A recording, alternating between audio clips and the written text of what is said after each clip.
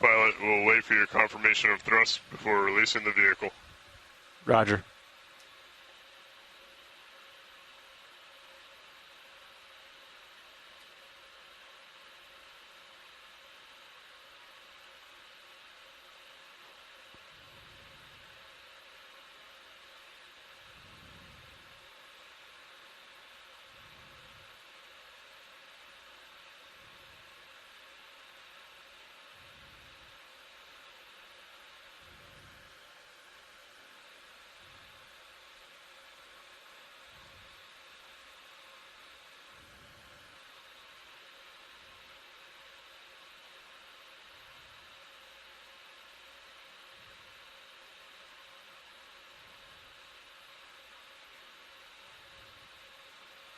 I have control. Pull the pin. You go.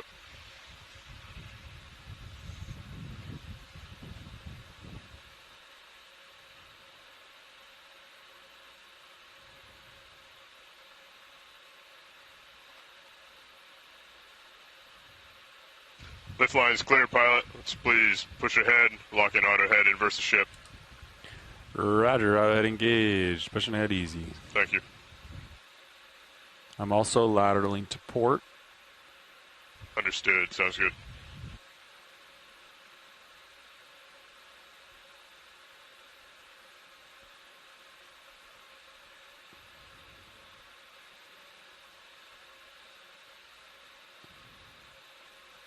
I'm lateraling to port, but I'm not making much ground. Copy that, pilot. We're walking you over. Pete's gonna come here. Sorry, John.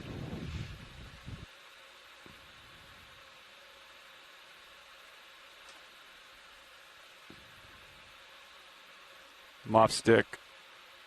Copy that, pilot.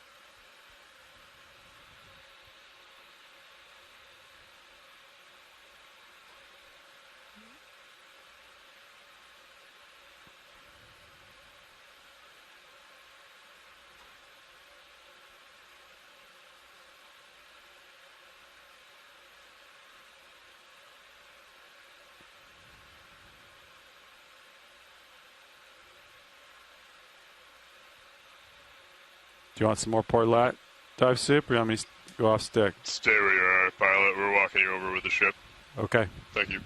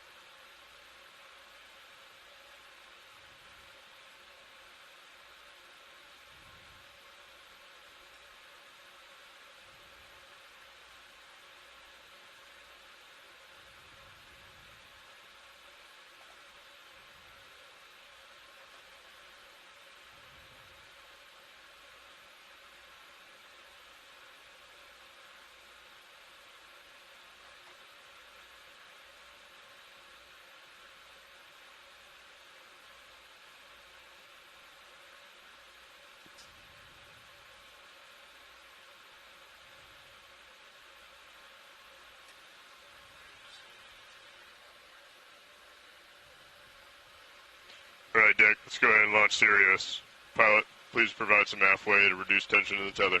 Roger, provide some slack.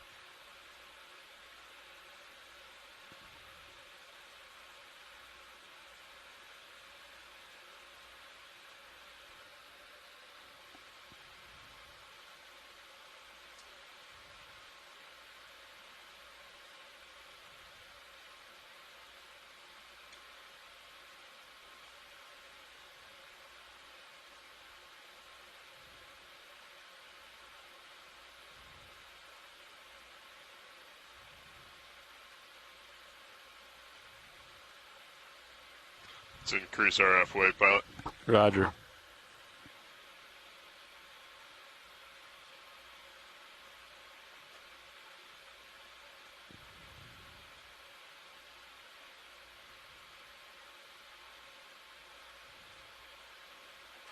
It's looking good. Let's maintain that. Copy.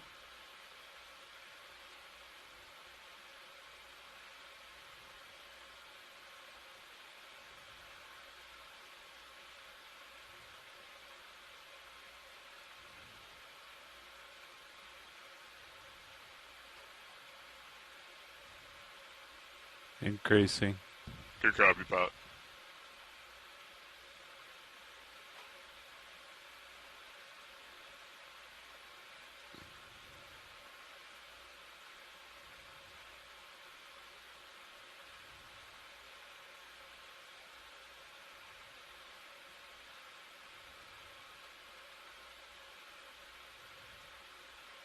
I'm off stick at the moment. Copy, pilot. Modulating. Understood.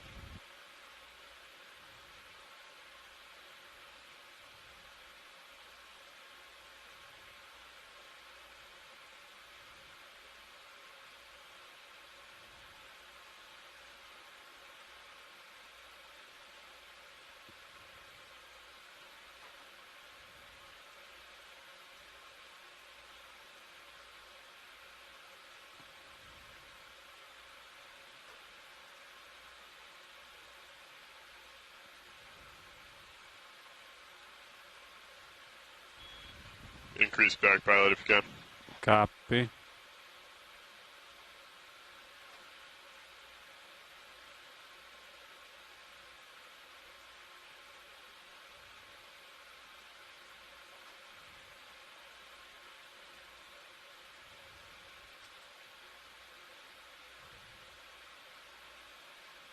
Winch 0.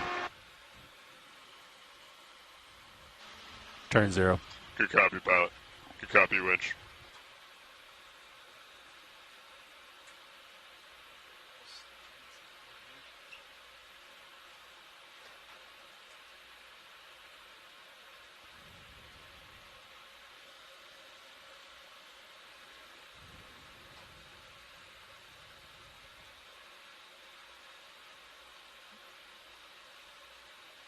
Right, pilot. Tugger lines are clear. Let's go ahead and descend down to 50 meters, 15 meters per minute. Calling out every 10, which will do the same.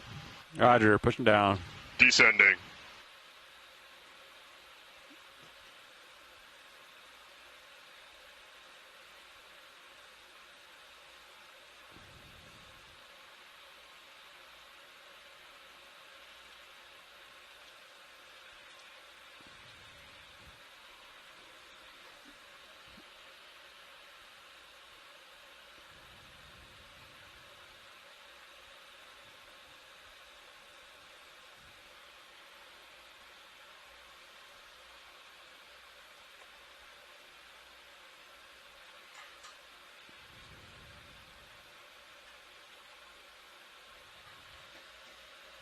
One 0 meters, wire out.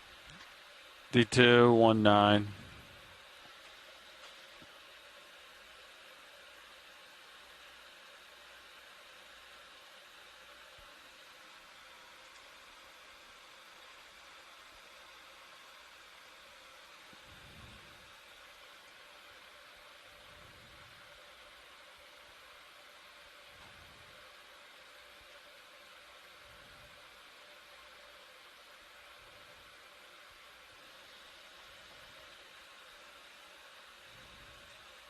Two 0 meters, wire out.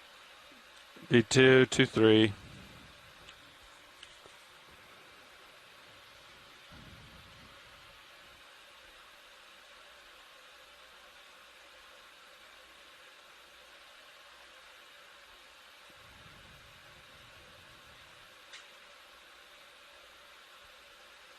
Dive soup now, be advised, good tracking both vehicles. Copy that now, thank you.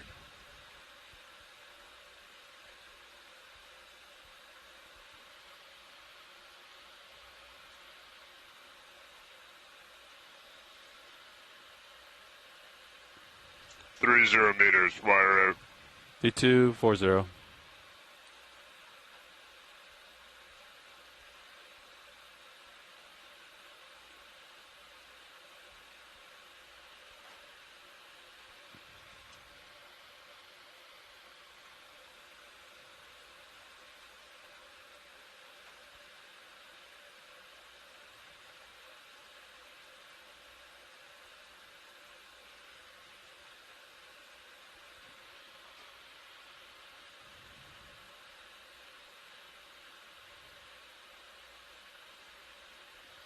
.40 meters, wire out. D254 auto depth.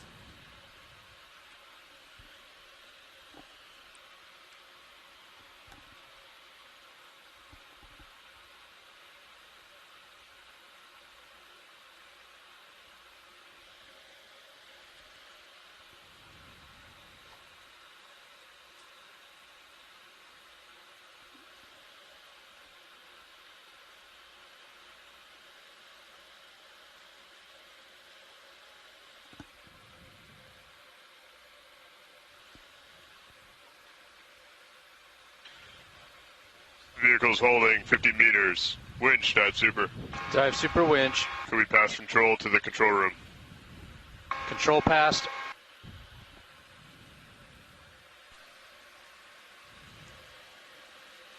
Co-pilot confirms winch control. Copy that, co-pilot, thank you. Nav, dive super. Go dive soup. How's approach the bottom? Yeah, if we could stop our progress here, that would be great. Copy that. We'll come to an easy stop. Be advised that will include a 100-degree heading change. Good copy all. Thank you, dive soup. All right, we'll start that now. Yep. Do you want to stay at 50 for that heat change, Andy? Or do you want to go down?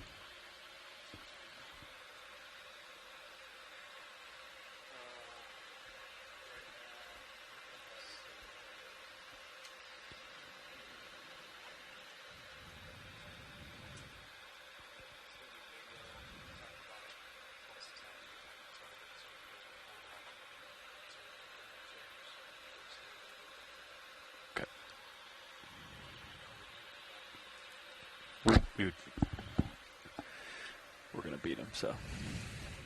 Okay, let's wait here then. Pilot, dive super. Go ahead. I think I heard your conversation, but you are free to continue if you would like, or stay at 50, depending on your comfortability. Yeah, I left my mic open. I think we're going to stay at 50, do the heading change, just because we're going to beat him anyway. So we'll get the heading change, get the ship moving, then we'll go down and we'll arrive at the bottom at the same time. Copy all, sounds good. All right.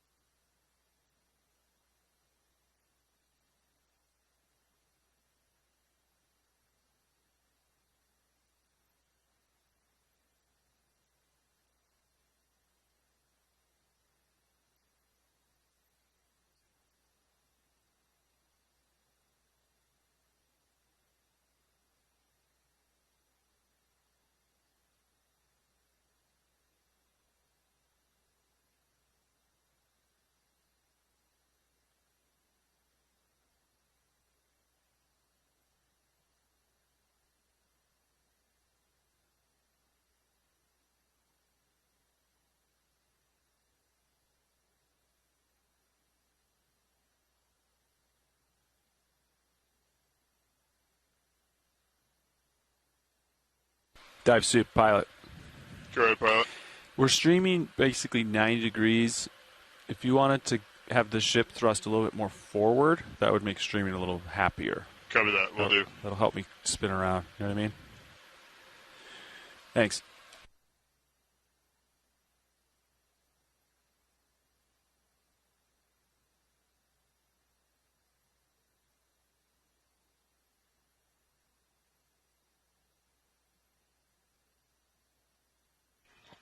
Okay, pilot, we're coming out of auto surge in order to give us a bump forward. Copy.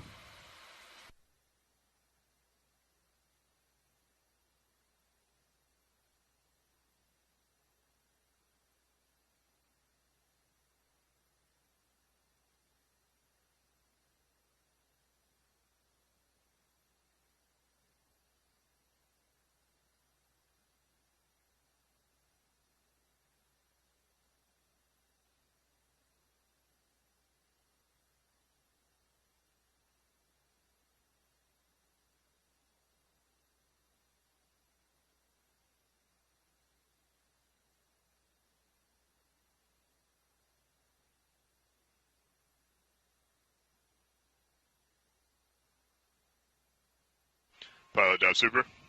Go ahead. We're going to focus on getting sway out first, leaving it in auto surge, giving you that forward way you're asking for. Okay. Thank you. Yeah, current's going westbound, so I kind of want to spin to the north there, like I'm starting to now. Thanks. Copy, pilot.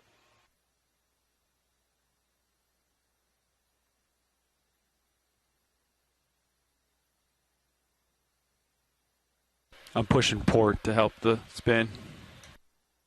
Copy.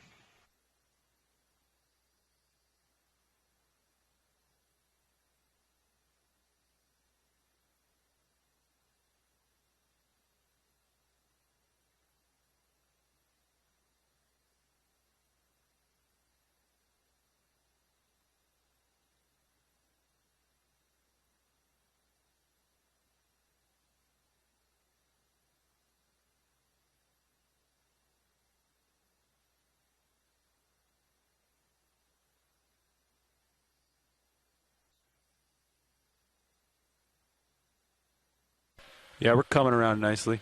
All right, so you're aware, pilot, we are in auto sway now. If streaming looks good, we'll go ahead and start coming in auto surge, full position. Yeah, it's a good idea. Are you streaming well? Yeah, we're looking good. Copy that. All right, we'll focus on surge now. Roger.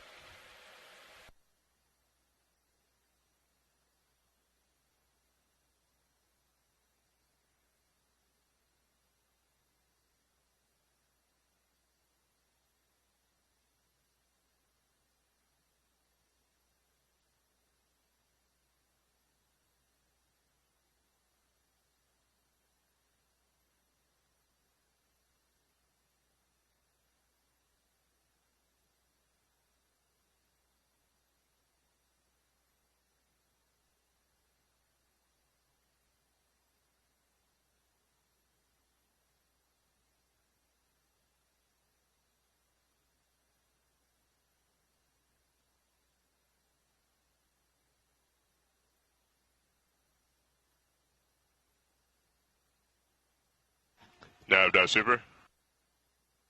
Go dive super. We are in full auto position. We're just waiting for that heading change to settle out, and then we'll pass control to the bridge.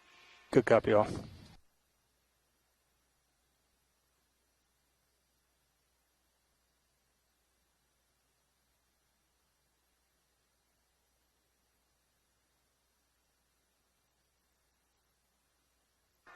Pilot winch. Go winch. I'd advise going down a few hundred meters. Let's increase static tension on the cable up here. Okay. Yeah, we're just talking about going down here too. Sounds good. Let's Yeah, get it. I agree. I just saw a bounce on the shiv. Understood. We're going down.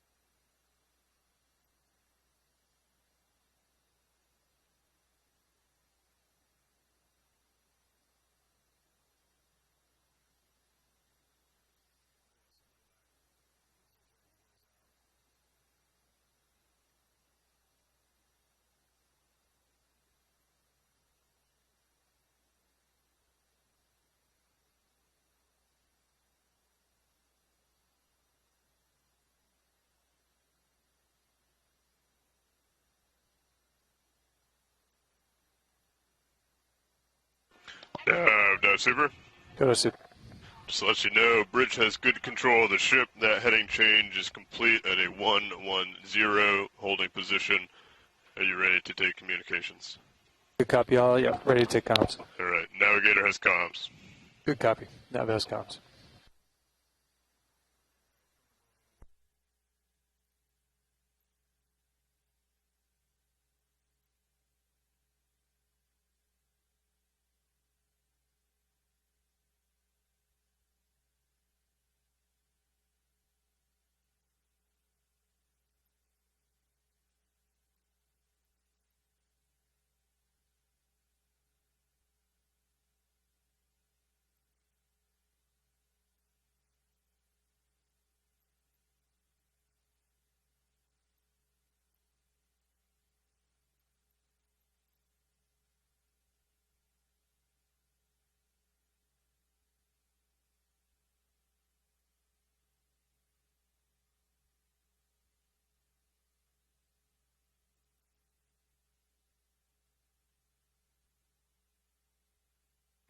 Nav winch. Go winch. Winch is all set up and ready. Everything's looking good here. Winch is going off comms to prepare for what I presume is a watch change. It's good copy, all. Yeah, Sean just came in here now, so we're doing watch shift now. Okay, I'll be up in a few minutes. Good copy. Thanks, Tom.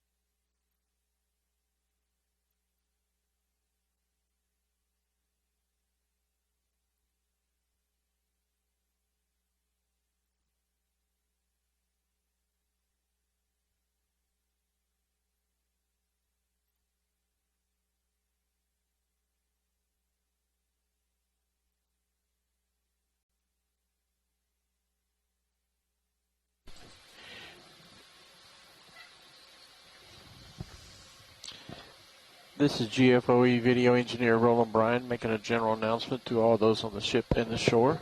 This is a reminder that all audio associated with this dive will be recorded with our archive video, as well as being streamed ashore via the satellite and the internet. Keep that in mind as we proceed with the dive today, and enjoy the dive. Thank you. And thank you, Roland. So hello, everybody, from the No Ship Okeanos Explorer. We are back out in the Gulf of Alaska, where we are very happy to be again after successfully, eventually, reaching bottom in Prince William Sound. We had some challenges yesterday with turbidity, with fishing gear, but we were able to get a quick dive in and see some interesting things. But since then, we've transited overnight back not too far from the dive before to a site that I think is pretty clear why we call Gumby Ridge. So it's this kind of lone ridge off of the slope just southwest of Middleton Island. So we're on the other side of Middleton Island that our last dive in the canyon was before we went into Prince William Sound. And the bathymetry revealed this ridge looking a bit like a Gumby character as we kind of toggle back and forth between the bathymetry and the underlying Google Earth. So what we're planning on doing today is coming up Gumby's Arm and traversing the top of that ridge to see what we get. We're approaching bottom now. The depth is about 1,850 meters, I believe, and we'll be ascending back up to about 100 meters and then traversing across the ridge. And with that, I will pass it over to the science leads aboard. Thank you, Sam, and good morning, everybody. I am the geology lead on this expedition. In real life, I'm a geologist with the U.S. Geological Survey at their Pacific Coastal and Marine Science Center in Santa Cruz, California. And as Sam mentioned, we're diving on a ridge out on the Aleutian Subduction Zone. We're at the kind of far eastern end of the subduction zone, which extends some 2,500 kilometers to the west of here. A few days ago, we dove about 150 kilometers east of here in a canyon where the geology was a little bit more complex, in an area where the continental fragment of the Yakutat terrain is colliding with North America. Here, the geology is a little bit simpler. We're in a spot where the Pacific plate is sliding underneath North America at a rate of about 55 millimeters per year. Although most of the plate does subduct, the superficial sediments, however, tend to get scraped off and pile up on what we refer to as the accretionary complex, where ocean sediments and other fragments, perhaps of oceanic crust or continental crust, or seamounts, may become eventually accreted to North America. This ridge we're diving on today has a little bit of a different appearance from many of the other ridges, but I think that's largely because it's in the process of being buried by the vast quantities of sediment that are pouring off the shelf, likely related to glacial processes here. We're just offshore Prince William Sound. There are active glaciers even now in the mountains of southern Alaska, and we see evidence of that on the slope up from us, where there's a lot of gullies, and there's a lot of sediments that appear to be ponded just downslope from us amidst these other ridges. And these ridges are likely folds or fault blocks which form as the accretionary complex is deformed by the subduction processes. We're probably diving on a fold. The arms of Gumby kind of suggest that, as well as some very low resolution sub-bottom seismic data I was able to scrape up.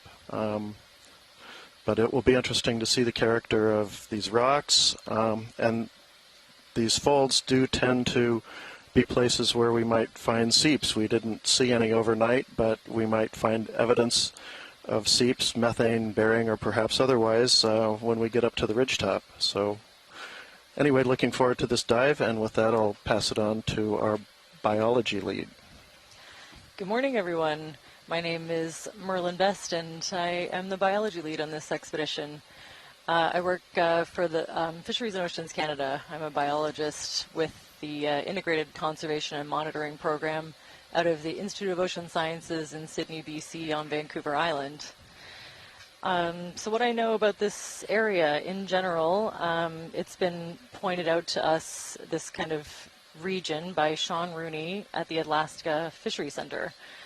Most of the data on benthic species here come from various trawl and longline surveys, which has historically been the main way we get information about habitat, by looking at the bycatch collected on those surveys. As I've mentioned before, the past few days, those fishing techniques can't generally be deployed in rocky habitat, and they're also limited in the depths they can go, so they max out at about 1,000 meters. That means that any data we collect over 1,000 meters or in rocky habitat will help us fill in that blank spot on the map. We're not too far from the dive we did on Middleton Canyon, where we saw some really impressive fields of bamboo coral a few days ago.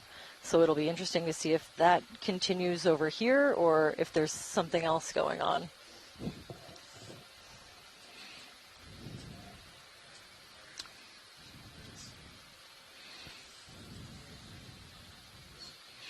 So we're at about 1,840 meters, maybe 20, 25 meters to go until we see the bottom. And we're kind of landing on one of those folds that you were talking about, is that right? We're this kind of we're horizontal. Out, I'm not sure. We're on a little bit of a flat, I think, right at the base of the ridge. Okay. Yeah, you see, we're seeing in the pilot's map view, it looks like a little kind of a roundish flat area we're coming down into, or perhaps a little depression.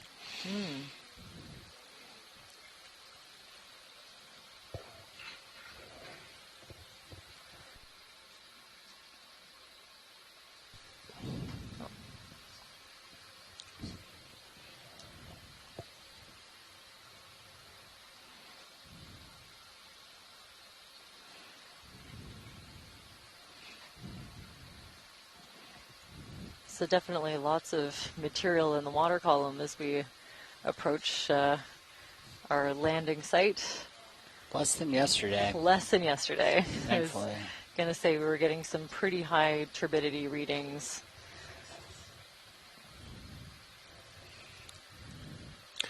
Yeah, back in Prince William Sound was certainly far more turbid than I imagined it would be.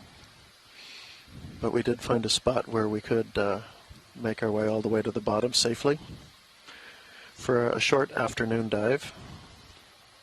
Yeah, I think the higher turbidity readings from our dives in the Alexander Archipelago were in the like 1.3s-ish. Or 1.5, 1.6 maybe. And then, yesterday it was in the 2s. I saw some 4s and 5s. Okay, Yes. okay, way above. So right now we're at, where are we, 0.9. Yeah. Nice and comfortable 0.9. Should be able to see quite well. When you can read the logo on D2 from Sirius, then you know you're doing all right. And I think we have bottom. Your eyes are better than mine. Wow, you have good eyes. Okay, it's not just me. I see it now. And yeah, we're at about 1860 meters. Oh, wow. And we've already landed on something really interesting. This soft bottom sediment seems to be home to quite a few sea pens. Oh, my. Yeah, once we get settled, we'll definitely want to take a look.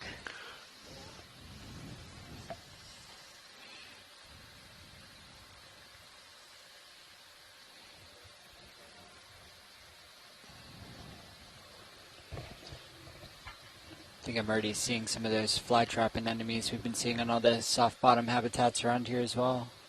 Yeah, so they must all be attached to a rock that's been obscured by the sediment, but there should be a rock underneath there somewhere. We're seeing a rat-tail fish as well, or a grenadier, probably in the genus Coryphaenoides. And the more I'm looking, the more brittle stars I'm seeing as well. Yes, I didn't even notice them at first.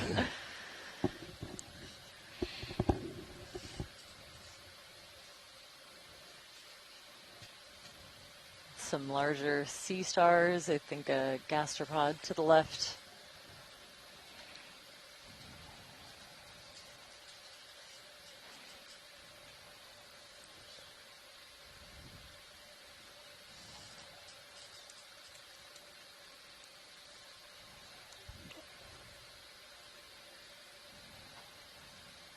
These sea pens are really interesting, especially when they're in kind of higher aggregations like we're seeing a little bit of. They can create some unique habitat on their own. Often you'll find different associated fauna on them. Some of the really long ones seem to be a preferred host for different kinds of brittle stars and snake stars.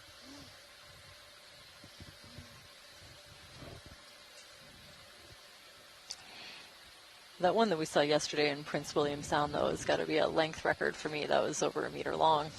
That was huge.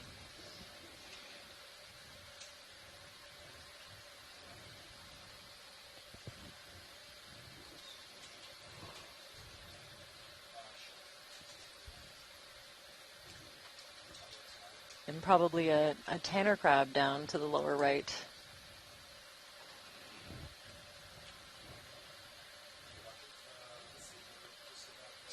Mm-hmm.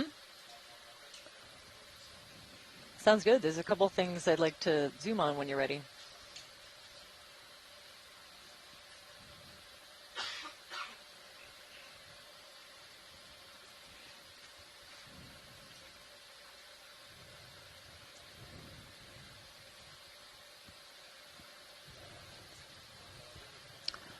Okay, so to the right, there's kind of a white sea pen or sponge sticking out and a couple beside it. I'd love to get a good look at the different species that we're seeing here.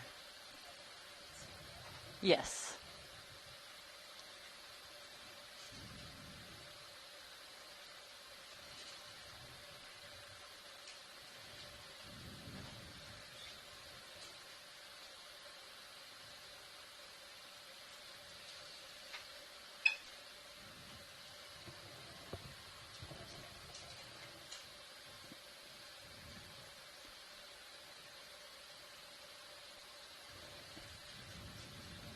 Okay, interesting. I think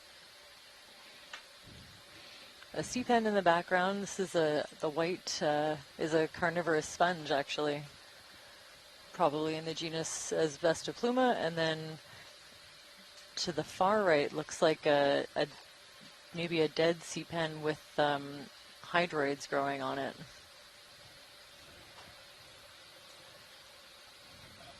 If we could also pan farther to the right to that bigger group of sea pens, just to see what species are there. And the more we zoom in, the more you can see there are just millions of these brittle stars, partly buried in the muds. Yes. If our echinoderm expert Chris Ma is tuning in, he might be able to help us gauge what kind of species they might be. Here's a really nice clump of those flytrap anemones. And the purple one is probably an Actinernus. Really large shrimp and kind of translucent sea cucumber in behind. Okay, so I think a lot of these are Balticina. And there's an example of one of those snake stars I was talking about that like to climb up high on these sea pens.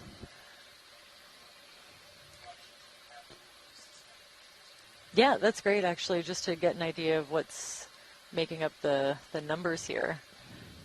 This is great.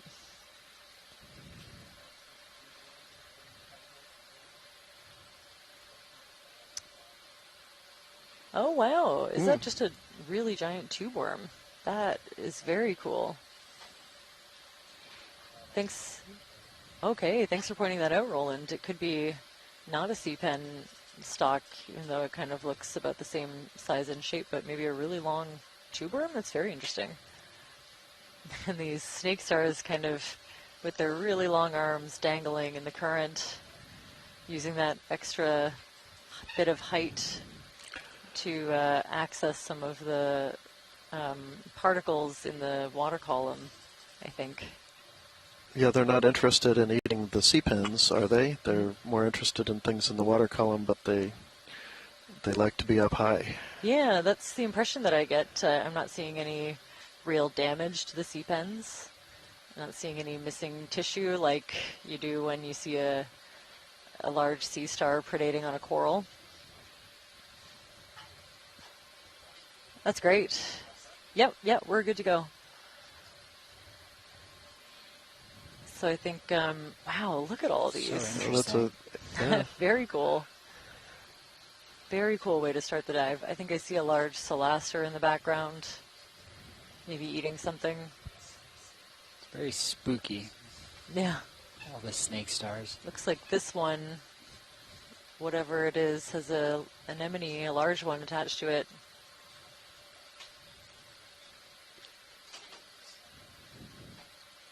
Yes, please. Oh. Yeah, so I was kind of interpreting these as a dead sea pen stock covered in hydroids, but of course we don't really know what's under there. And some kind of really large anemone growing on the top. Very cool. That's a pretty different species from a lot of the ones that we've been seeing recently. That's great. Thanks for that.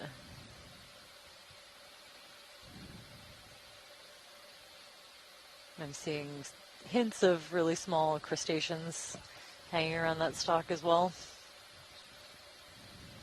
Oh, thank you. Yes, please. I think Great that'd be time great. for a Niskin.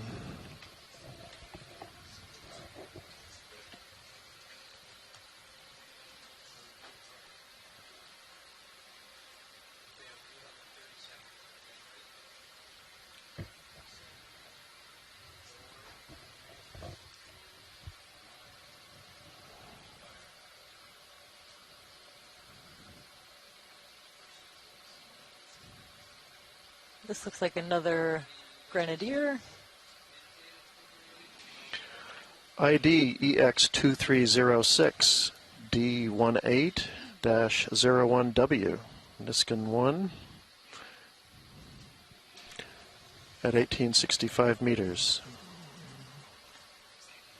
So there's another genus, Albatrossia, that this grenadier could be. It's kind of hard to see the exact shape, but it looks a little bit more rounded than the Coryphaenoides, possibly Albatrossia, but a grenadier of some kind.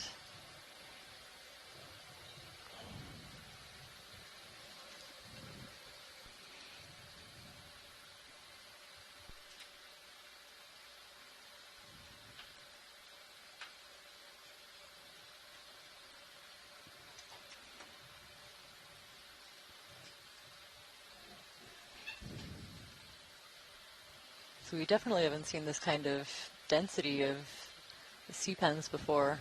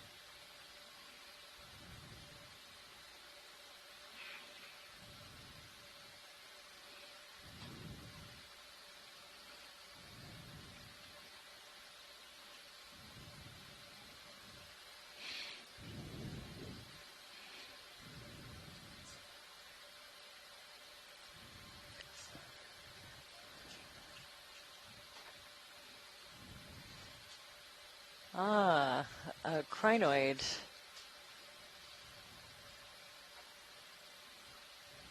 So often you see these associated with rocks. I wonder if there's not at least a small rock kind of just lightly covered by the sediment here.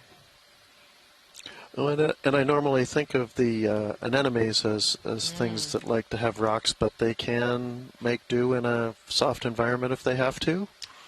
I think certain anemones can, but these ones, my impression is that they do need a hard substrate, so I would imagine that there's got to be a rock under there somewhere. It doesn't have to be a very big rock.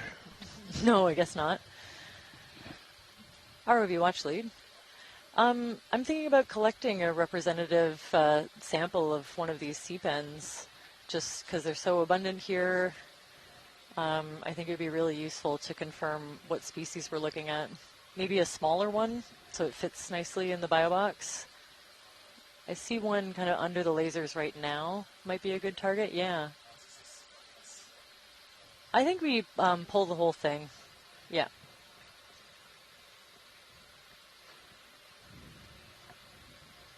So whichever one you think will fit.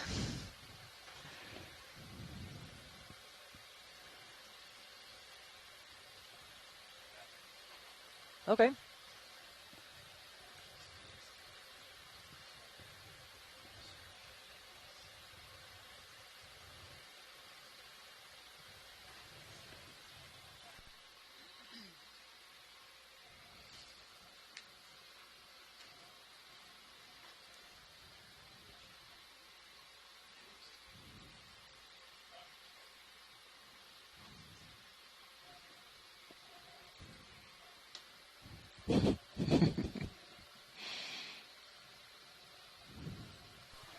Actually, can I tweak it when you're ready?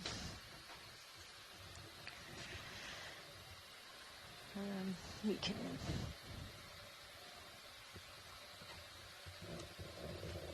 There.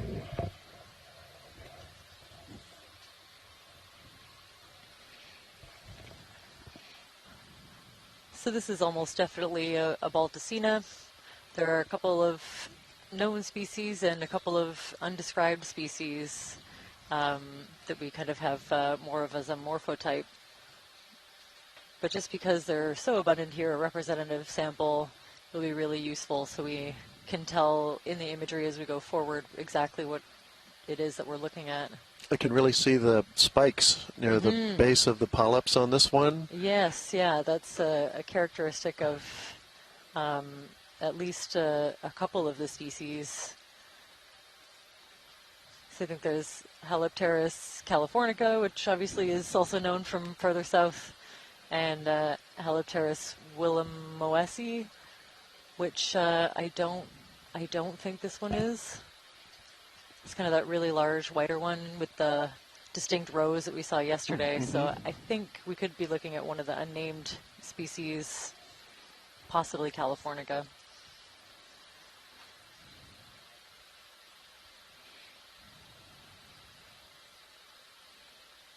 Oh, there is a really long tube worm there, so there's something interesting.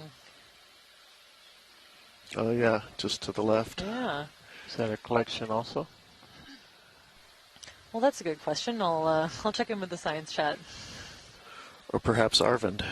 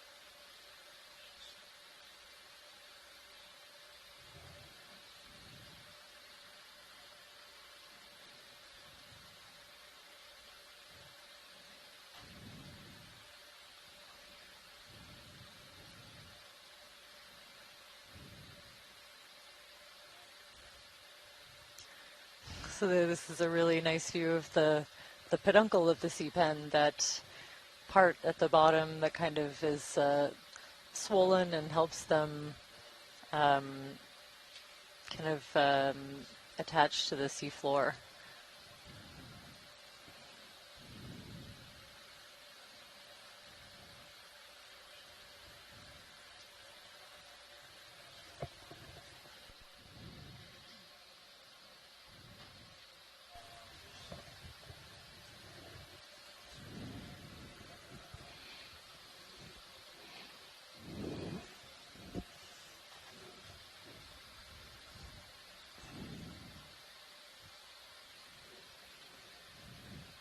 If you're tuning in from shore, you can watch stream number 3.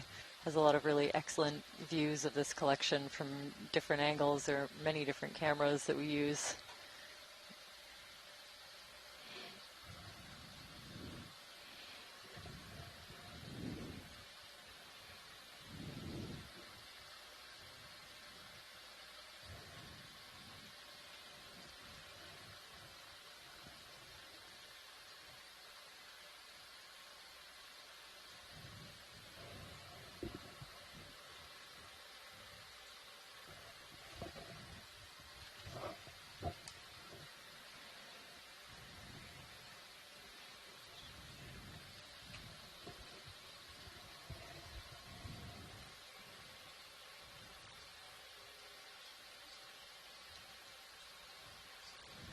Beautiful collection. Thank you for that.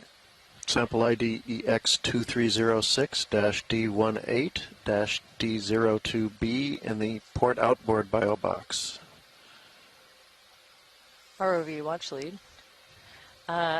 Whenever you're done and ready, I also have a zoom request right in this area.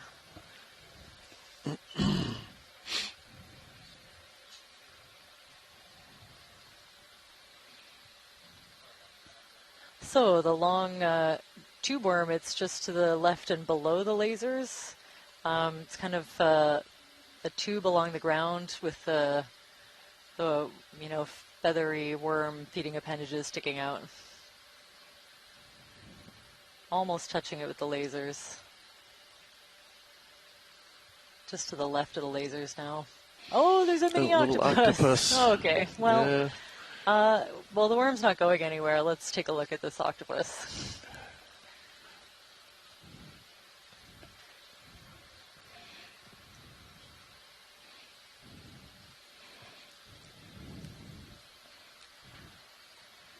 Wow. How else would we catch this if we didn't happen to be way zoomed in? Those laser dots that you just saw are exactly 10 centimeters apart, and this little tiny octopus fits in between them easily. Wow, so I think we're looking at a baby Granulodone boreopacifica, the deep sea octopus.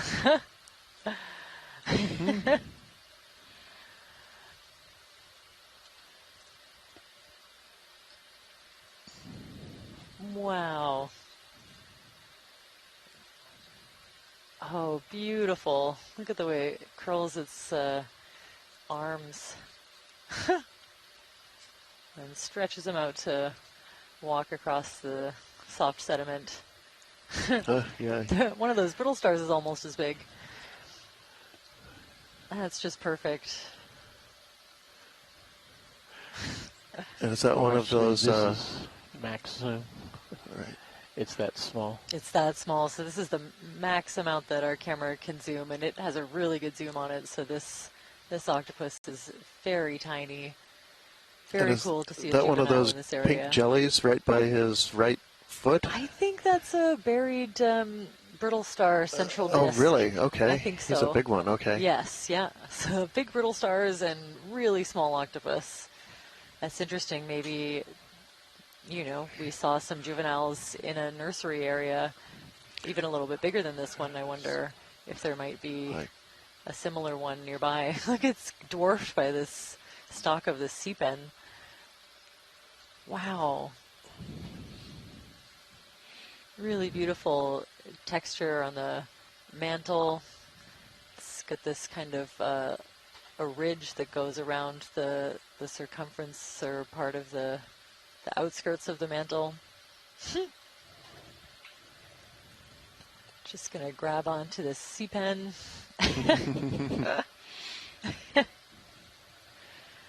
Oh.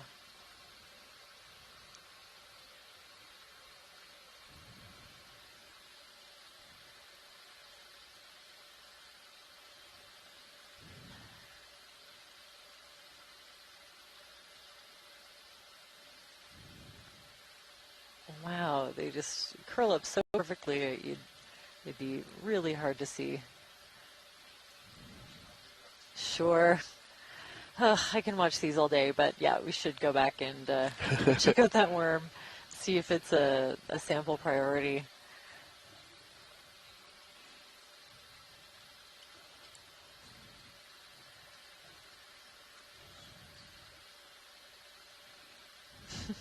Wow.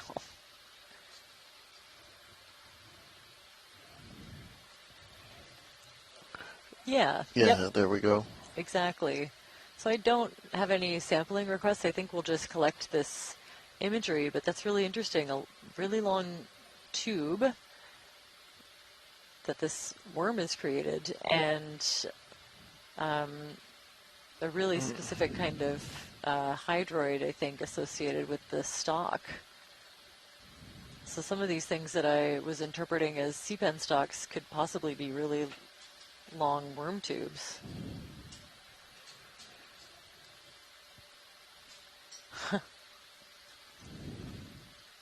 That's fantastic. I think we'll continue not hearing any collection requests. Thank you.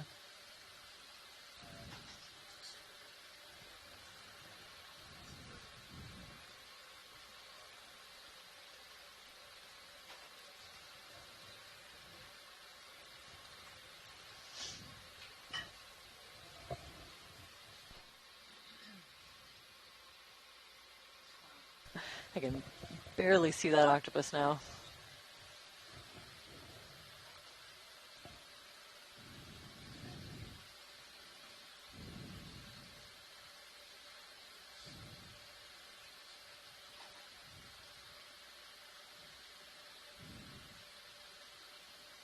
If we could get a snap zoom on that sea star up ahead, I think that would be appreciated.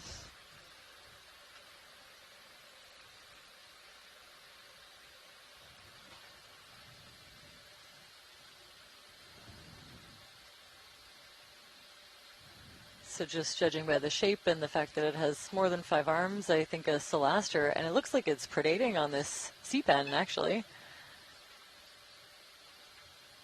Wow. Yeah, I would say this celaster has kind of knocked the sea pen over and is stripping it of tissue.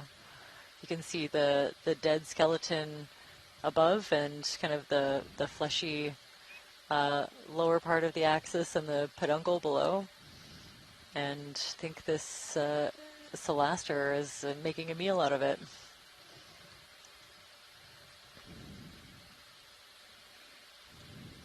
Very cool behavior to document.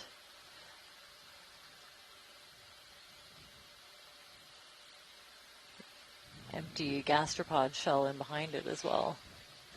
That's great, thank you.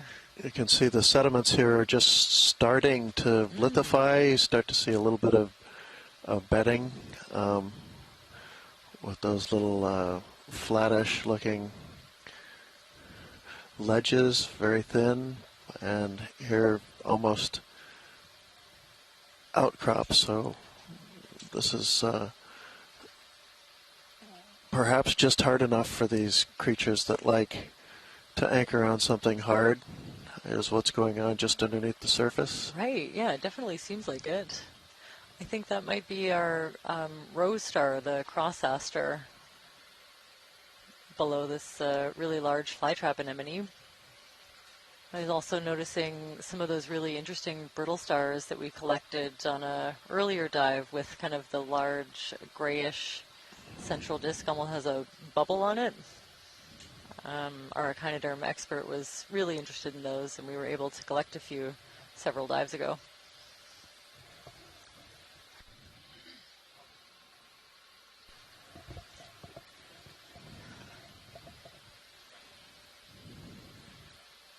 There's, I think, a blob sculpin up to the left.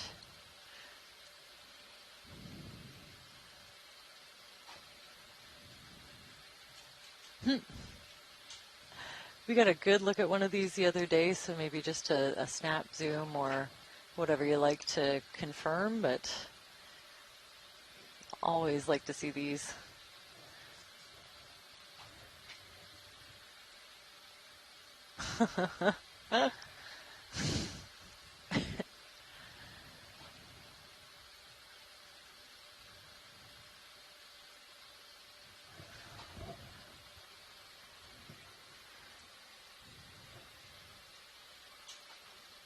Just looking if I can find the scientific name that we've associated with these.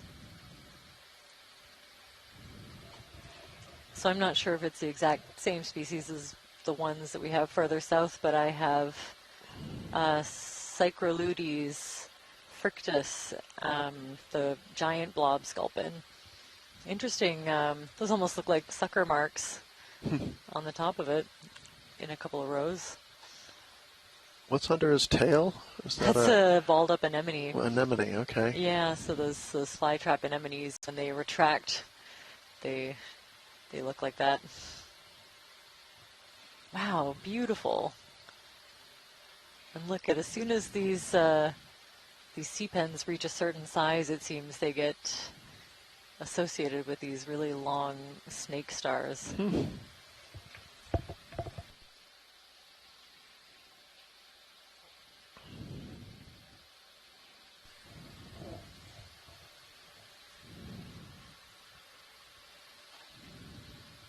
Can we zoom in on the white just close to the lasers now, to the right of them? It's like a white thing on a stalk. Yes, thanks. Just a snap. I think we're looking at a Cladorhiza, possibly Cladorhiza coronata, another carnivorous sponge. That's the second species in a different genus than the one that we saw in the beginning. Thanks for that.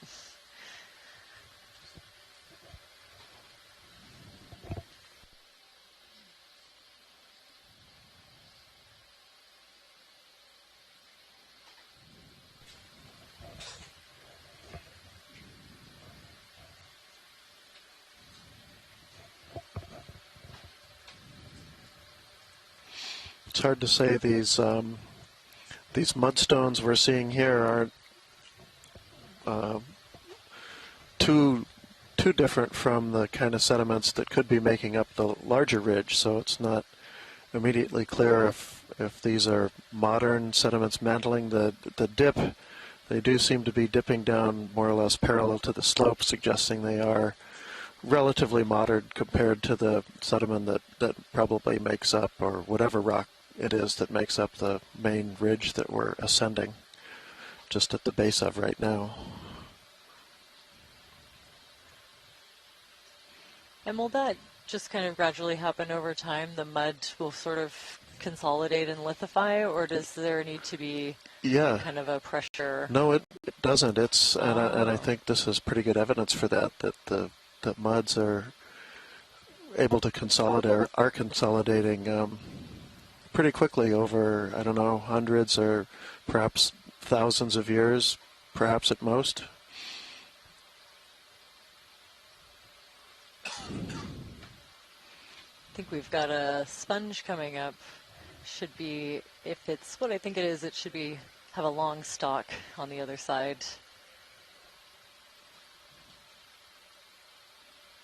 Oh, and a basket star kind of hanging out by itself.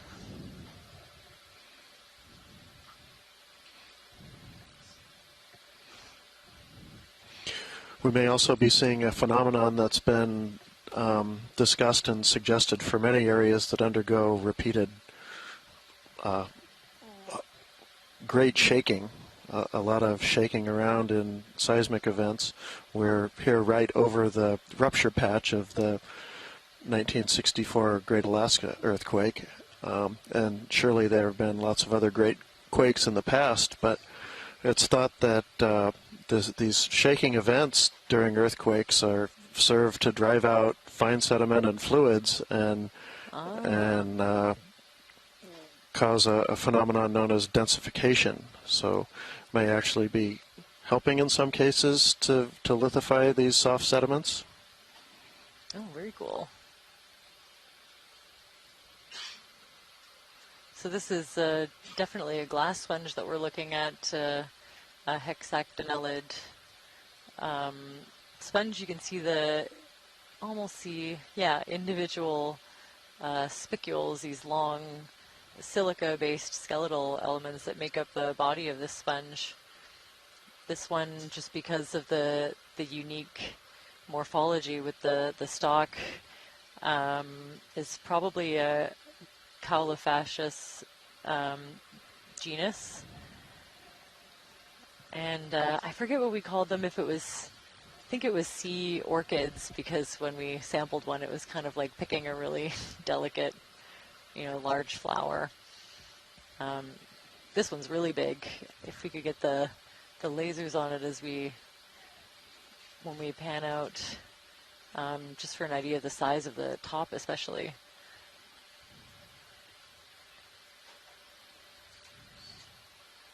Wow. So 20 centimeters across from top to bottom. Very cool. That's a really large one. That's great. Thanks for that. I just saw one of those really high, a basket star, kind of, related to these ophiuroids and some of the other sea stars that we're seeing. They have really highly branched arms, and in the genus Gorgonocephalus, I think. Could we take a look at those sea stars, please? Thanks.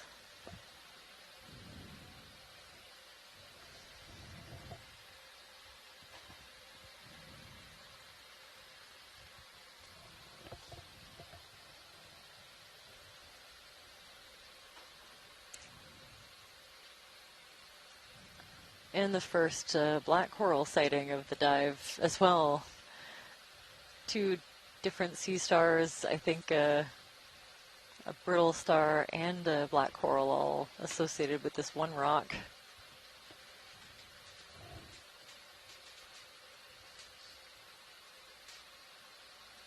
And a little sea cucumber, and I think some encrusting sponges. There's always lots going on every time there's some exposed hard substrate.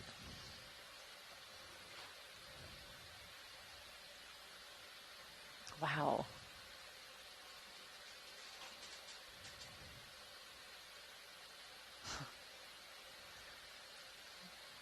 So with the capabilities of this camera, you can see some really amazing details on these sea stars, all of the spikes, presumably for a defensive purpose. You can see the small tube feet moving around below. And sort of the general morphology, the size and shape of the arms in the center, and the morphology of these different ornamentations can help us to identify what species they might be. And if we could pan over to this black coral too, just to get an idea of what it might be. I'm seeing 4 rows of pinnules, or those little branchlets coming off the main branches. So I think we're looking at a liliapathes.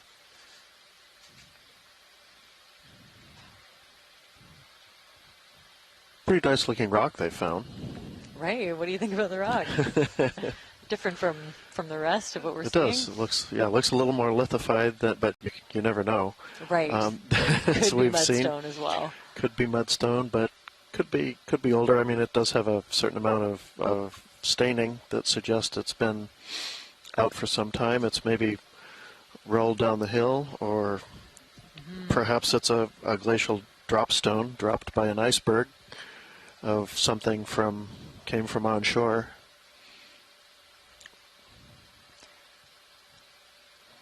That's great. That's a really amazing detail on this black coral. I think a species of liliapathes.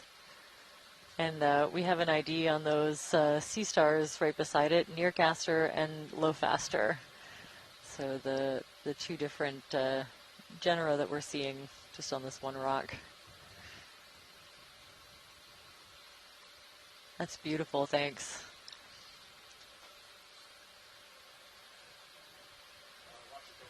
Yep, that's great, thank you.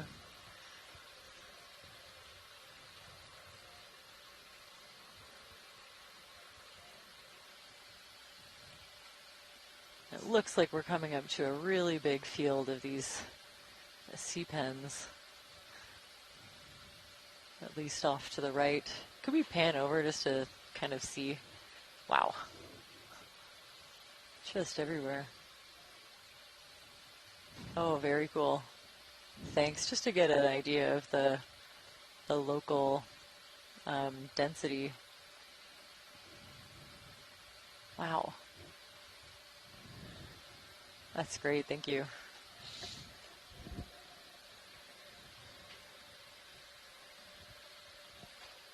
There was, yeah, also a small holothurian on the rock that we were just looking at.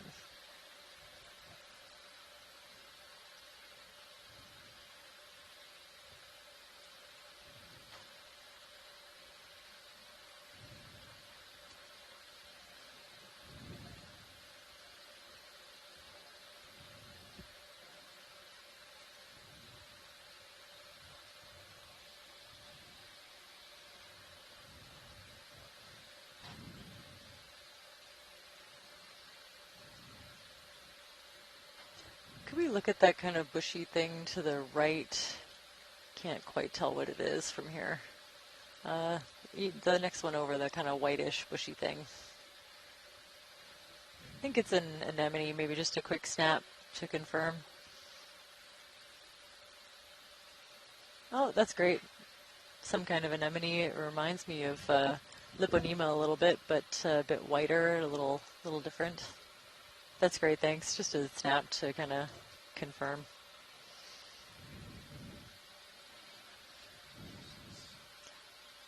And that long stick, I think, is the dead axis, or that single long skeleton of a sea pen.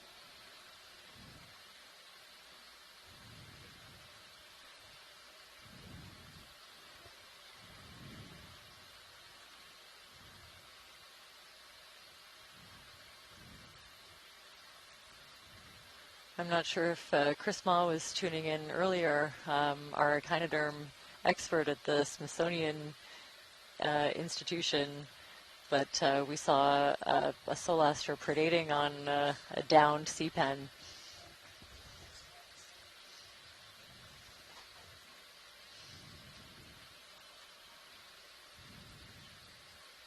Quite a few more of these flytrap anemones in this area. Some really cool snake star arms kind of hanging out in the water column beside us. I think they look wild. It can't be, it's interesting, yeah, the rock can't be that hard because you have these sea pens, Oh, yeah. I think, Uh-huh. that And like the soft sediment, although some of them could be worm tubes. Yeah, here's a, geez. Oh, wow. Kind of a face of mudstone.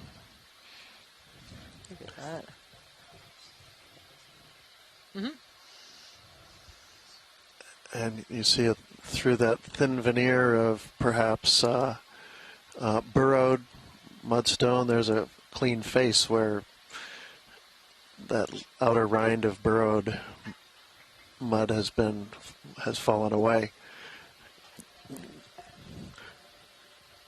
you have to look at kind of all these outcrops with a thought towards what it was like here in 1964.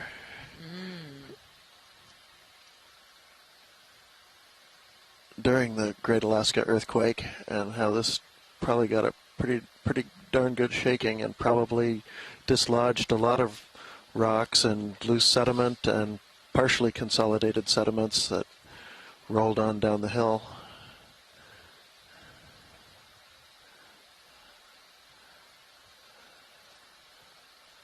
Very cool, zooming in on Yeah, nice view. those burrows in the veneer. There's, you know, little brittle star arms sticking out of them.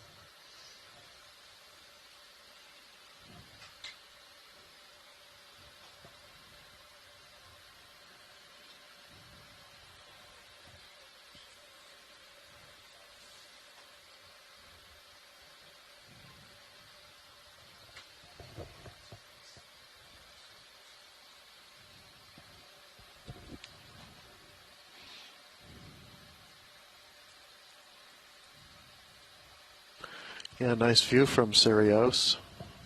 And here's a shattered boulder of mudstone. Guessing mudstone, I won't make the pilots try to pick it up without crushing it. But very, very fresh looking fractures that would suggest that that's a fairly recent occurrence. Just the judging freshness is, of course, an art, and I don't have much of an eye for it. I don't have much of an eye for it at looking at undersea rocks. But these have, you know, very sharp edges. There's very little encrusting organisms on them yet. Just a light dusting of the unconsolidated mud and rain that's falling out of the water column.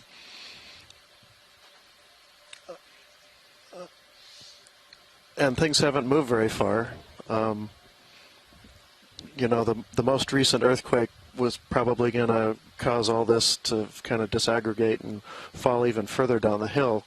And this kind of has the look of something from immediately uphill from us, falling off the face and landing here and kind of breaking open right in place. And the best guess for when that happened would be the 1964 earthquake. Magnitude 9.2, one of the 2 or 3 or 4 anyway, largest earthquakes that have ever been recorded. But certainly those have been happening over and over again in the past at some frequency on the order of hundreds of years.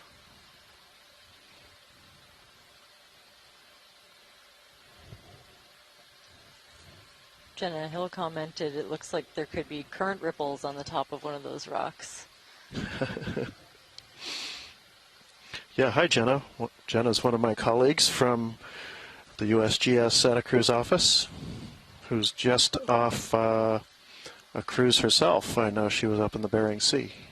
Oh, wow.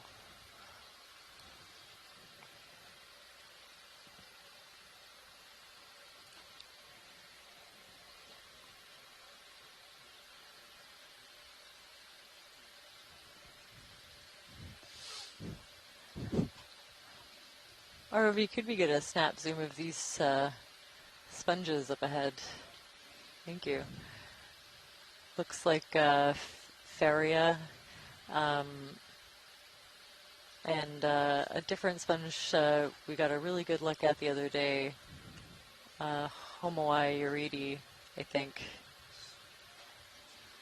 Maybe even something else along the bottom. Could even be a third species, but this looks like the one in the middle looks like Faria to me. It's got that really thin skeleton of kind of folded tubes. It's a larger one. It might even be Faria aka, which is kind of one of the larger species known from the area, but there are quite a few that it could potentially be. And this one here is a species we have samples of it, but it's as of yet undescribed. So we know that it's a new species, but there's no description of it as far as I know.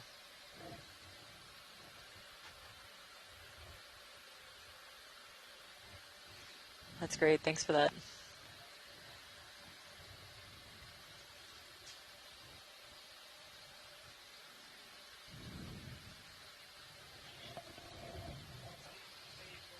Oh, and I think we'll get a request to look at that orange, the black coral up to the right. Yeah, there we go. Right, our science chat noticed it right away. So this is a different genus and species than the one that we just looked at. This is Bathypathes.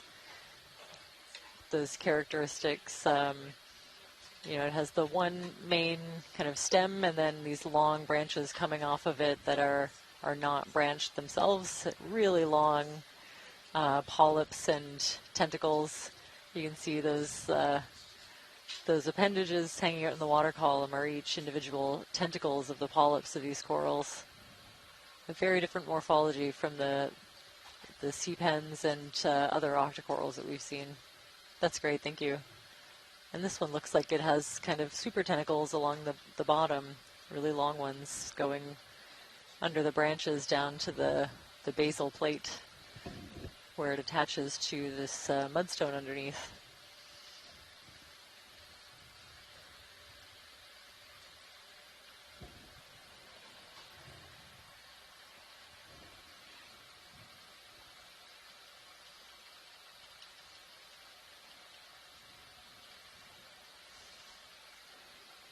Oh, that's interesting. There's a snake star there that's not associated with the sea pen.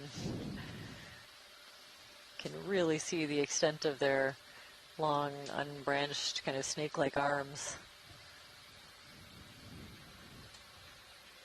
Wow. And Bersingid also on this vertical, almost vertical face. Looks like it's lost a few arms recently. Oh, I've had a request. Can you zoom on that snake star that's just sitting by itself? We just at the bottom now, you can see its arms.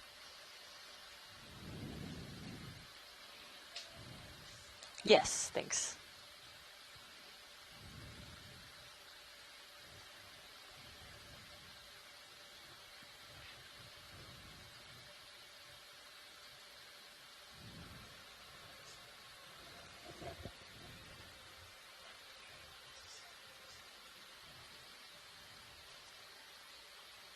Wow, okay, way in.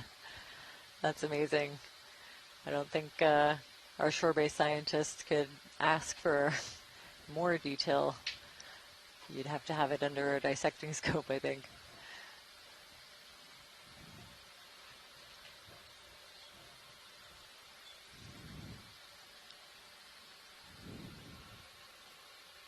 Wow, yes, I think that's great. Thanks for that.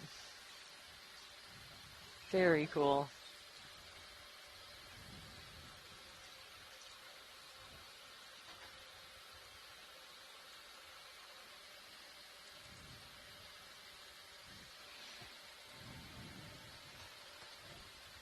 Well, that's good. Chris also thinks that it's weird, doesn't often see snake star or Asteronix loveni just hanging out like that, unassociated with a sea pen. I wonder if the one that it was on got predated on and it jumped ship. Mm-hmm.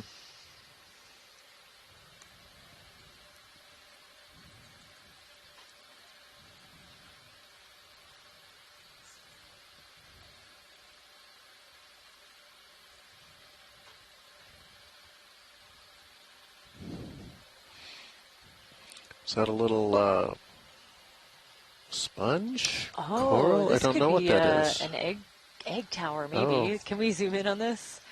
Yeah, so certain gastropods, if that's what I'm looking at, I'm not really used to this exact morphology and texture, but certain gastropods make these really elaborate egg towers. not sure if this is what it is. Maybe if anyone on the science chat recognizes this, please let me know. But yeah, definitely a good zoom from the bottom up would be helpful in identifying what it is that we're looking at. Wow. That's amazing.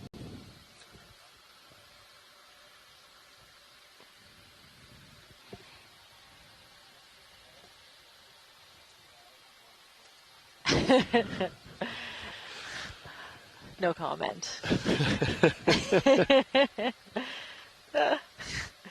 So someone thinks this has a neo-gastropod-ish look to it. We've seen snail towers like this in Cascadia around seeps, which is very interesting. So I think general consensus is that these are egg towers made by a gastropod, maybe Neptunia or Neogastropoda. Beautiful. Wow. Oh, and 3 of those little sea slugs. You can see the orange kind of circles to the right. We've actually maybe a snap zoom of these. They're very cool. On the little orange blobs, those sea slugs to the right. Sure, yeah. So I think these are sea slugs coming up, yeah, upper right, maybe related. There's a genus called Berthella that we think that these might belong to, but we've collected a few in previous dives. We haven't seen 3 together all at once.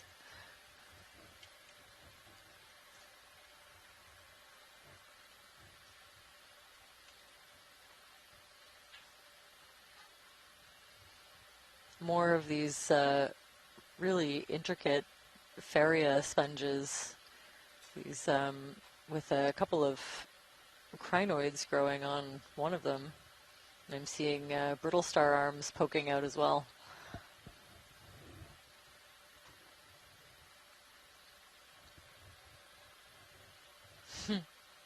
So yeah, I think there are 3 individual sea slugs this time. So we've been seeing them in mating pairs, and yeah, I think this is the first time we've seen 3 together. Ooh. Wow, this zoom is really incredible. You can see all sorts of different textures in the dermal layer. That's great. And could we possibly get a snap zoom of the black coral to the right as well?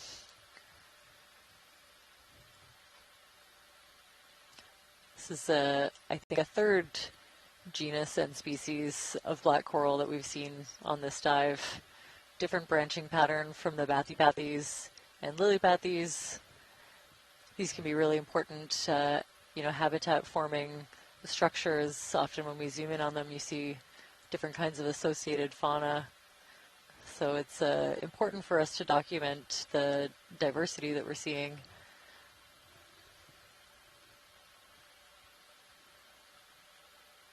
So lots of dense branching. It looks like there's some tissue missing near the bottom. I think several orders of branching and maybe just 2 rows of pinnules coming off. So we'll just collect this video, and then I think analyze it later. We can get an idea of what species we're looking at. That's great. Thank you. More of those very cool and unique carnivorous sponges, kind of little white stalked things that we can see.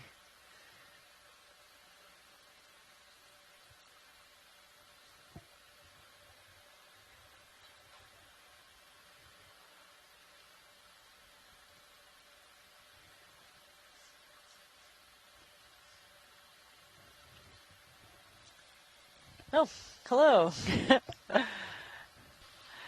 Welcome, Hi. Emily, sitting in for Jamie. Have you been watching from Oh, I the have dry been. lab? Yes. What do you think? Pretty cool. I haven't seen this density of sea pens yet on this survey. Oh, Yeah. could we zoom in on that? I think it's a sea pen, a different kind than we've been seeing. Right there, yep.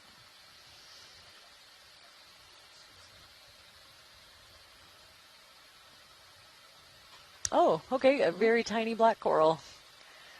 Cool, you can see the dark black skeleton through the almost like translucent tissue. Kind of looked like a little sea pen, but it'll be adhered to a rock under there, and that's great. Thanks just for confirmation. That's great. Oh, and one of those predatory tunicates. That's weird. It looks looking. like there's a polychaete, like a scale worm, on it or in it. I think we're looking at it from... Well, I don't know. Yeah, maybe on top. Other little, I don't know, round... That's so odd. round things attached to the Looks top like of a big it, too. smiley face. I know. They look like little Muppets or something. Yeah. Yeah. That's Often funny. thought so. But yeah, I think maybe the sea pen field has been replaced by whatever it is that these hydroids are colonizing, because they all have that kind of bushy look. So I suppose it could be anything that's kind of the right shape there. We've seen some worm tubes, we've seen some sea pen skeletons, and some carnivorous sponges. We were able to collect a sample a few dives ago, so we'll be able to take a closer look at what kinds of things are encrusting, but it could be a few different kinds of stalked species.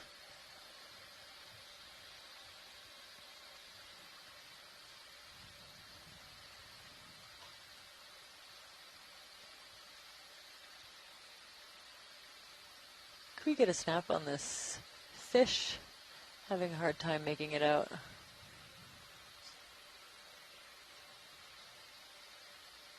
Oh, a little cute. snailfish. Yeah, it does look like a little snailfish. Yeah, hard to tell it from a grenadier from far away. That's great. Look at the little modified, I don't know if they're rays coming out from the base of the pectoral fins or from farther down, but probably some kind of sensory function.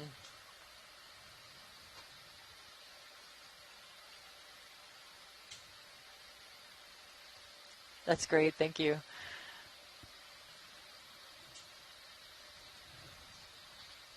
Wow, so already pretty different from what we were seeing in the Middleton Canyon area that we explored a few days ago.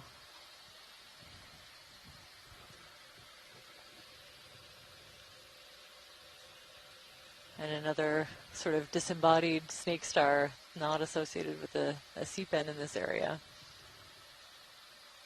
It seems to me that the sea pens need to be a certain size before the snake stars can use them for a leg up.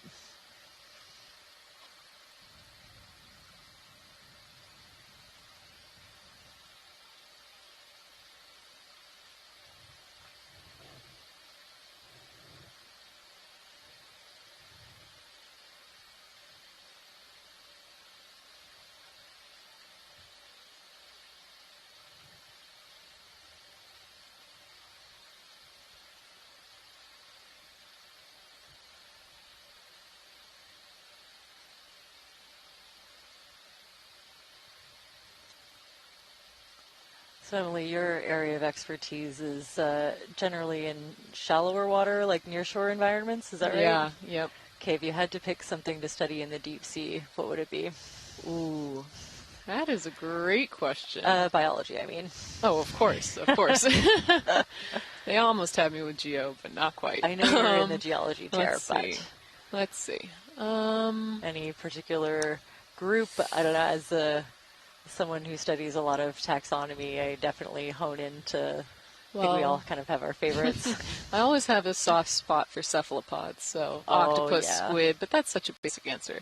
I also love them. Lived in Florida for so many years and being lucky enough to have dove on a bunch of coral reefs, Deep sea corals really fascinate me since they are not like the shallow ones that rely on sunlight. Mm-hmm. So I always find those fascinating, and they're slow growing, and they're just so interesting. Yeah, everything in the deep sea seems to be quite a bit slower, by an order of magnitude than what we see in shallow waters. Yes. I didn't even know that there were corals off of Canada until I was well into my time at university. So yeah, knowing that there are cold water corals that live in the deep sea, they lack those symbiotic phytoplankton. I think the zooxanthellae. Yes. And yeah, they just grow way more slowly in the absence of sunlight, and honestly so much more colorful, just beautiful. But that's my answer for now. But as I learn more and more about the deep sea, my answer is forever changing. Yeah. Someone asked me yesterday or the day before what my favorite animal was that we've seen so far. Ooh, and honestly, the pluribranchs that we've been seeing. Oh, like really? Those ones in pairs. I just saw three of them together. I don't know what it is about them, but I really like those. They're so adorable. Well, I'd be really grateful if you decided to study those, because I have samples. Sign me up. Yeah, I have samples from a deep sea survey we did off of BC in 2018 that still are unidentified. But probably something similar to the Berthella-like sea slugs that we're seeing here. Yes. I think we'd always appreciate a snap zoom on a sea star. This is probably a Celaster as well, which we've got now video evidence of them predating on sea pens in this area.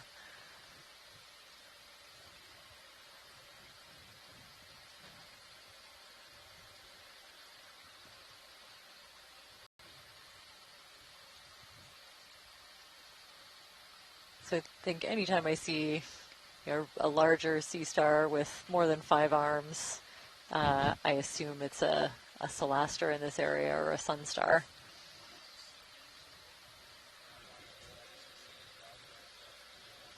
Sure, sounds good. So we're going to hang out here for a moment while we switch over pilots. Give us a chance to take a good long look at some of the fauna that's around.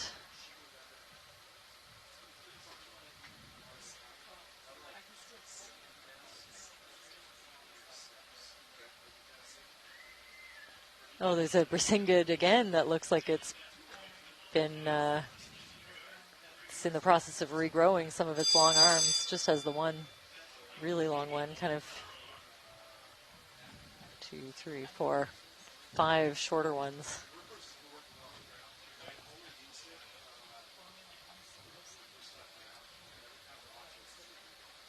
I think that you should consider carnivorous sponges also. Have you seen the close-ups of these? They're pretty spectacular. Also so intricate. Yeah. Also like a relatively, new discovery. I think it's in the past, 30 or 40 years now, but I think 30 years that the process of carnivory in sea sponges was first described. That's interesting. Yeah, they're up to way more than you think they are. There's also I'll take your word for it. Well, this one blew my mind. There's also a sponge, a glass sponge, documented from Antarctica that had evidence of leaving spicule trails as it moved. Oh. So some of them actually somehow, through a process that I do not understand, knowing what I know about their morphology, some of them can move and leave long spicule trails behind. Interesting. Yeah. Wow. Yeah, I've never seen evidence of that in any of my work, but I guess I haven't really been keeping an eye out for it until now. I wonder what they move for. Like what they're headed to, where they're going. That's an excellent question. What do they have on their to-do list? Right, where are they going?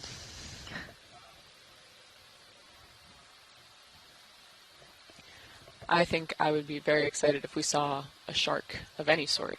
Oh, yes. I very much enjoy shark biology. That would be cool. I have never seen one through an ROV lens. Just at the surface. I think we had one sighting earlier on in this survey. We think, yeah, a potential one.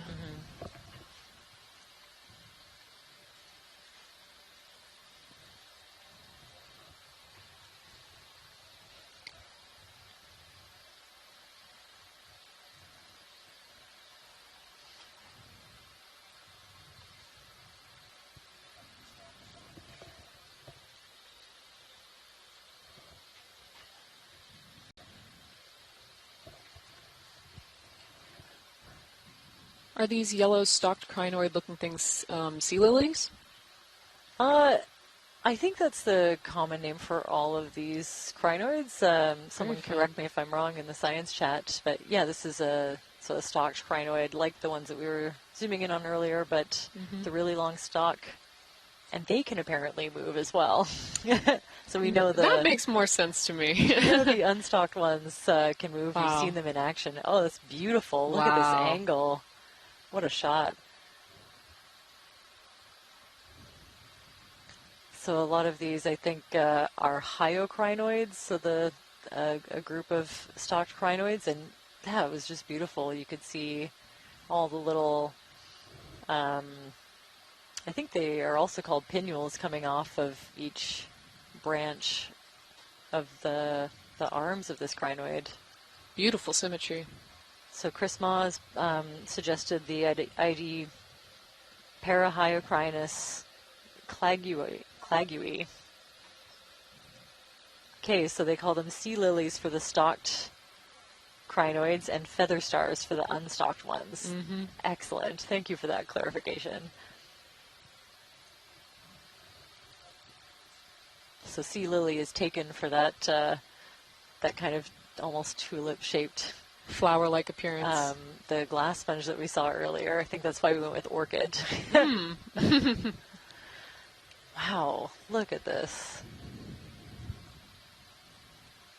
This is incredible, this to get this angle and this close to one of these Parahyocrinus sea lilies is amazing. You can see kind of the patterns on the central disc as well, I think, those kinds of features, and where the individual arms attach are all places we look for identifying features. Named for Dave Clegg at Mbari.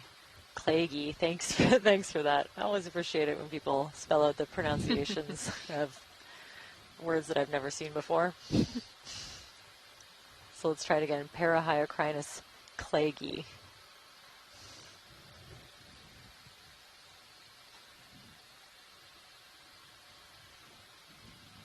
Beautiful. You can see that down at the bottom, that attachment point, looks like there's a little rock, or maybe this mudstone is consolidated enough for it to attach to something hard. Really cool. Very abundant carnivorous sponges in this area. You can see all those little white stalks with the balls at the end just lighting up in the background. Oh, a skate. Nice. If we could... Yep. I don't need to... Wow.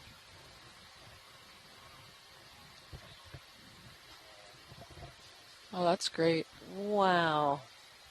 I feel like you don't usually get imagery of the underside of them since they're No. usually right on the bottom. That's awesome. Yeah, I think you can see Wow. almost see the mouth underneath. So there's, let's see if we can see the patterns on the top and the spines going along the back to the tail, and the fins on the tail. All of these things can kind of help us to identify this one.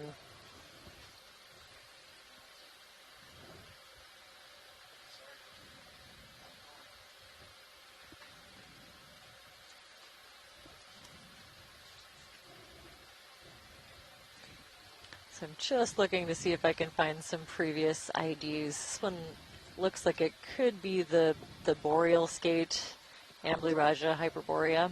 Mm-hmm. But there are a couple of other species in this area that I'm sure it could be. So this is just a quick look at my ID guide. If any scientists in the chat happen to have expertise in this area, please let me know.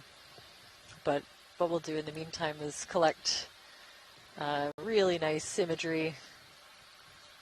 You could count the individual spines if you wanted to in this. And somebody might want to. I don't know. Maybe I will for fun. Well, now there's my Alaska brink fix for the day. There you go. Yeah. Not quite a shark, but very cool. Wow, look at that. Wow. Okay. Look at this. You can count the individual rays on this this appendage. See the texture of the eye. Mm-hmm. Wow.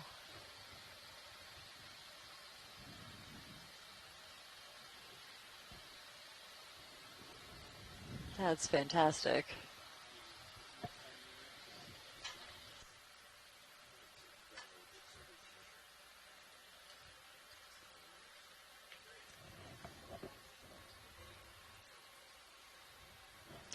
We have another suggestion, possibly Amblyraja badia, the broad skate.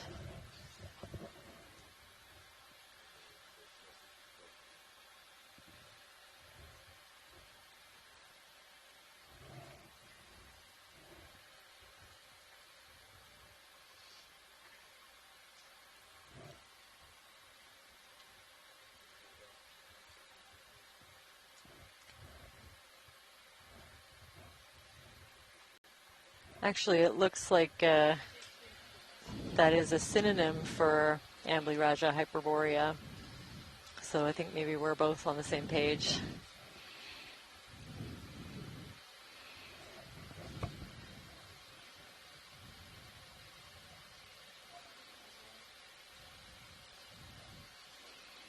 Wow, fantastic. And Lars will be happy.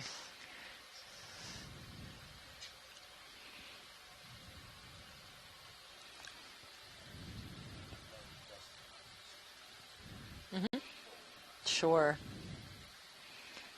There are a couple, I'm starting to see more branching corals, these white ones, so if up a little bit we happen to find one to zoom in on, they seem like the bubblegum corals, similar to what we were seeing on an earlier dive, but it's the first time we're seeing them on this one.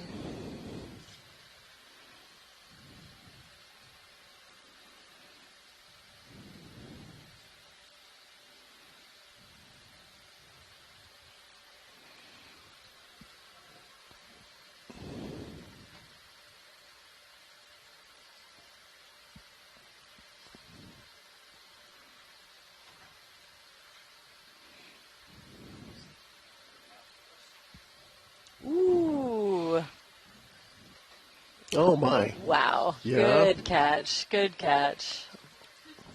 Wow, another really small one.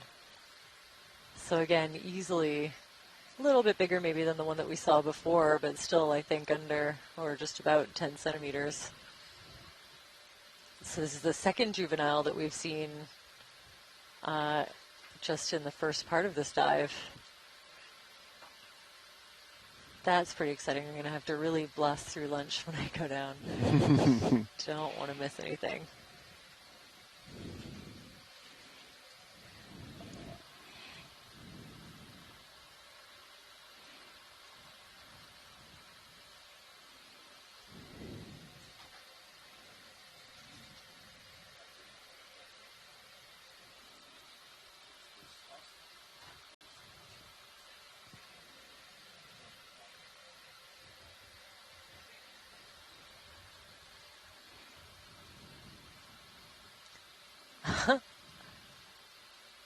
so I think another juvenile deep-sea octopus, Granulodone boreopacifica. Again, the second one we've seen just in the first part of this dive, so it's very exciting. There's definitely, kind of local abundance. Seeing two in a short period of time is pretty rare.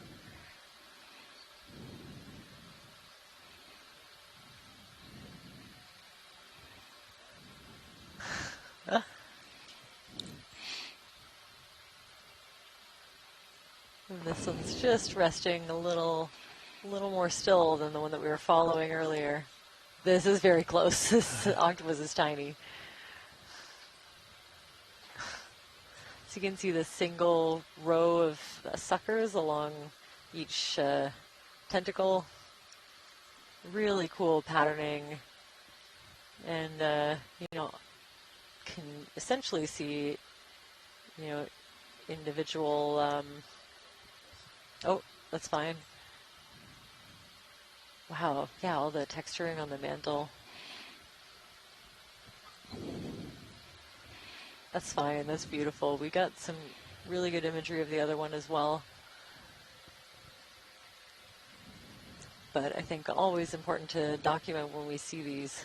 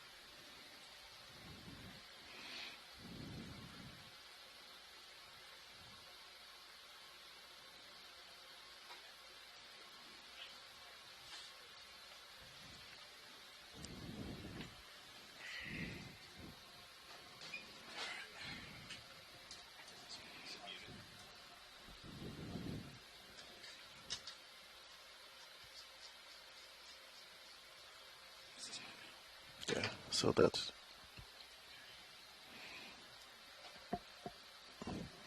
So push that one down to talk.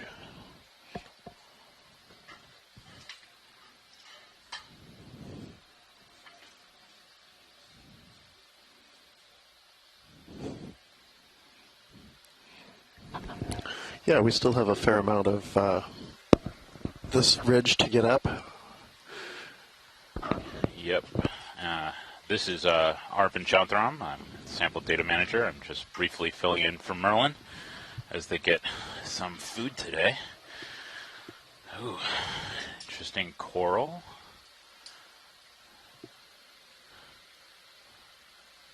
Potentially some kind of bamboo coral with an interesting anemone at the base.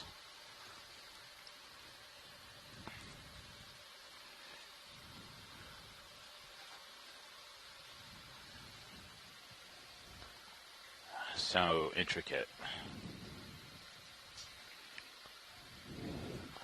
They never look like that when you bring them back on deck. Yeah, that's why these views we get are so valuable. Even though it's important to have a look at these in the lab, you really, it's a whole different thing to see them in their environment and as they look before they get brought up to the ship. Absolutely.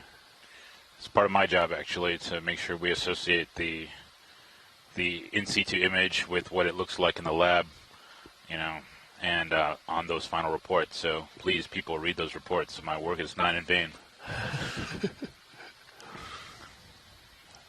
Another octopus. Ooh. This one much larger.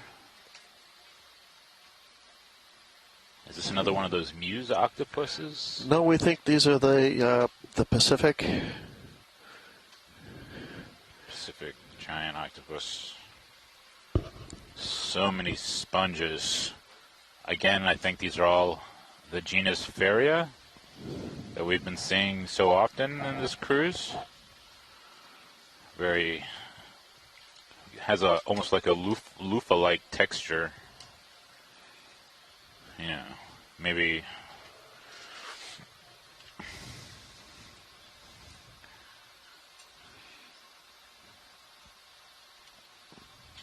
some fly trapping enemies.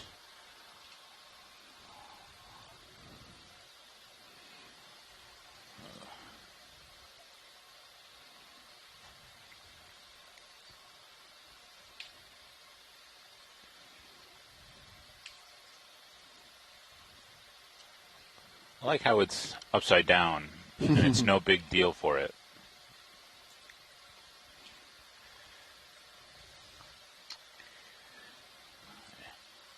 Yeah, so we're seeing a lot of Anthomastus here, according to the science chat.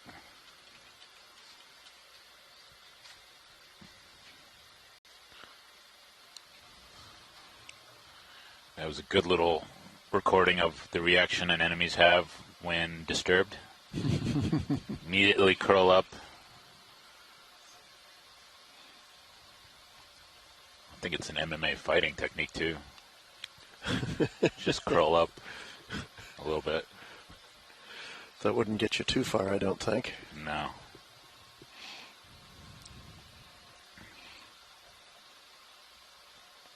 Ooh, it's got eggs.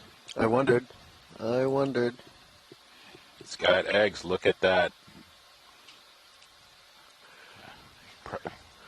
You know, when I saw the head is kind of collapsed, I wondered if it hasn't been sitting here a while and perhaps brooding.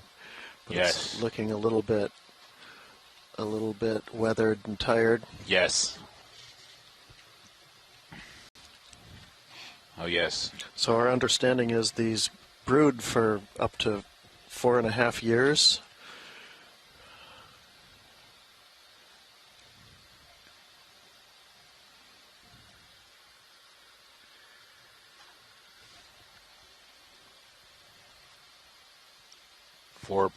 And I believe that study said, or the study is just that's like the minimum time. Like, it could be much longer. Wow.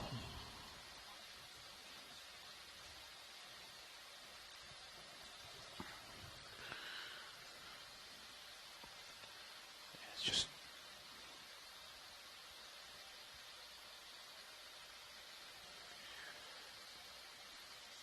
looks like some of the sponges we also saw on the wall are carnivorous sponges of the species Cladorhiza corona.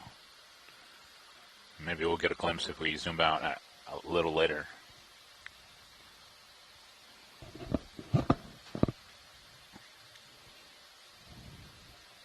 So yeah, when we saw those, 2 or 3, maybe more. I might have missed one. The very small octopus. I wondered. That would suggest that the hatching area is perhaps pretty nearby, and here's evidence of that. Oh yes. Looks like there's a good healthy population just around.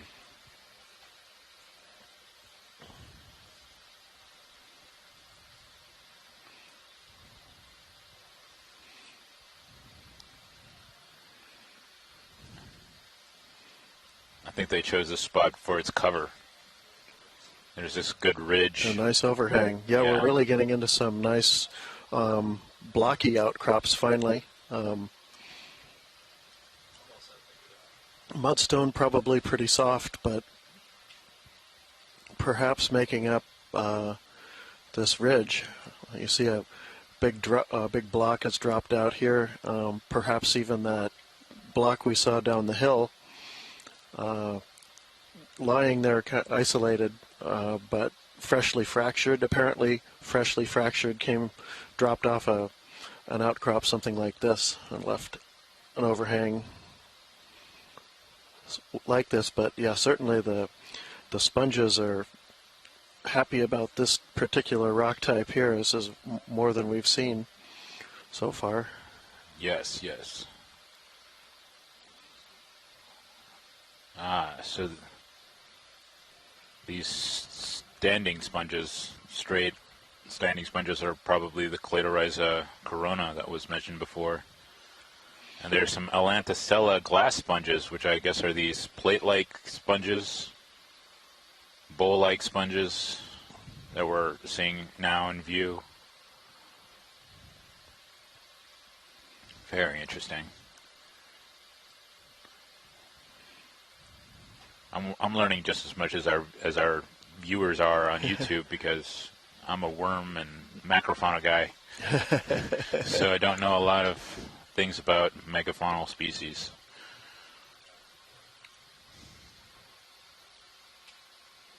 Wow.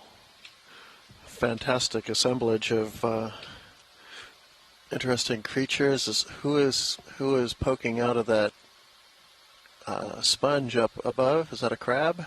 Looks like it. Oh, neat. We'll have to look at him. Yeah, maybe we could get a zoom in on that crab. How do we...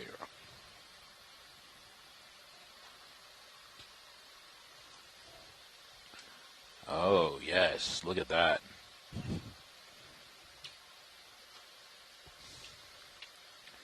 Now, I don't know crabs very well, but it doesn't look like a squat lobster or other typical deep sea, sponge or coral ground inhabitant.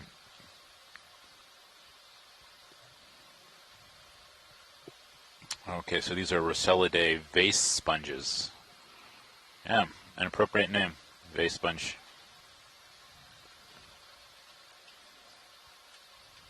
Maybe it's another one of those tanner crabs that we've been seeing.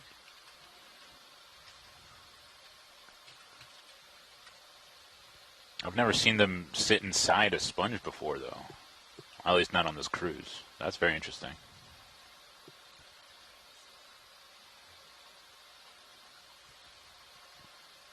I wonder if this is typical behavior. Maybe for the little ones. Yes. I don't think he's real large. I didn't catch the lasers as we came in, so I'm not positive, but I wouldn't think he's too large. Oh. If he's been able to get into this sponge without pulling the sponge down anyway. Ooh, there's some caprellid amphipods just hanging off on this larger crab. Look at that. Now, which are those? That's right there. Oh, right. Yeah, near his mouth parts. Yeah. Must be opportunistic feeders. Whenever it eats, whenever the larger tanner crab eats. So there are the lasers. We're just over 10 centimeters, so not a terribly big crab. But no. And hardly seems to bother the sponge as also. I mean, that sponge.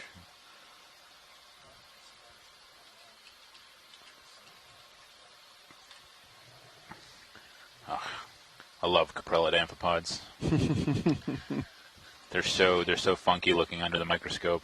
So many hooked appendages. They just. I would guess both for feeding and for holding on. Yep. And they sort of just, as soon as they latch down somewhere and metamorphose, they sort of live there their whole lives. Very common in seagrass beds.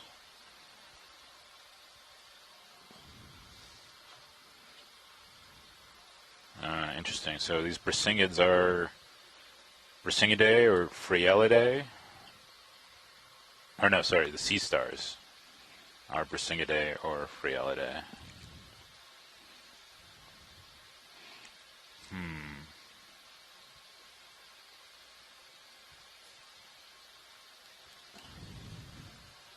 And these are another kind of coral.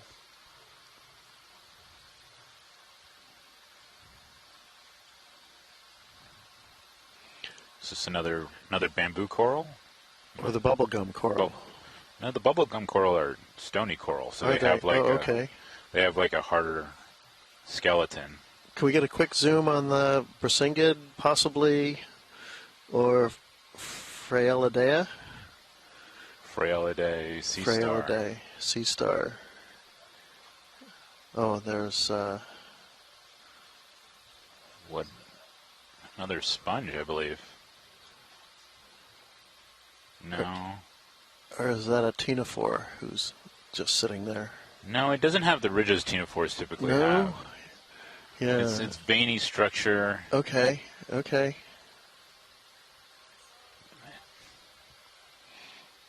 Maybe it's a...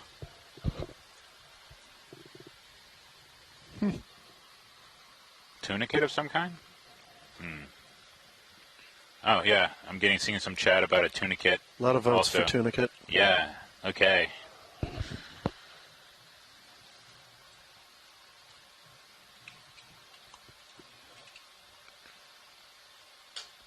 My guess was a little bit of a stab in the dark there. Oh, it's interesting. Look at that veiny structure. Yeah, I think this is the second siphon, so that pretty much confirms, I think. I see. There's a crinoid next to this this tunicate here. There's one of the crinoid arms. Yep.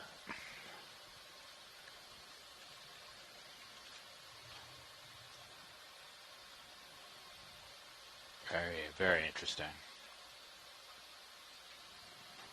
It's like almost gossamer or... Wow, that's neat. Lace.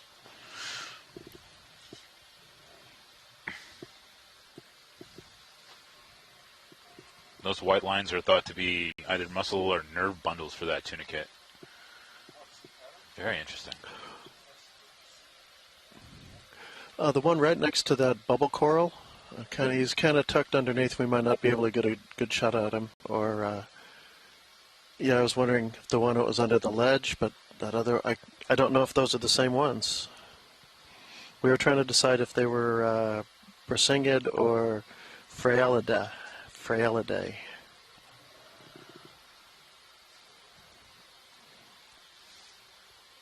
Wow. Yeah. Definitely pretty sure it's a Brisingid. Yeah, it looks very similar to the orange, another individual lower down. Yeah. All right. I think that's a good look. Oh, yeah. We're going to get a better look. Here Even better.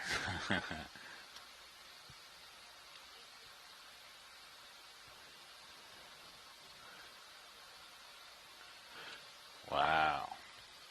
Even see the texture on his central disc and arms.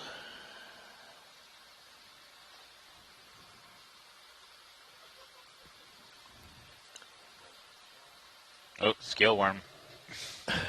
Sorry, I have to point that out. And Robert Kearney on the chat noticed that the crab has left the sponge we were looking at, so... Oh, wow. I wonder if we did that or it was like time to move on.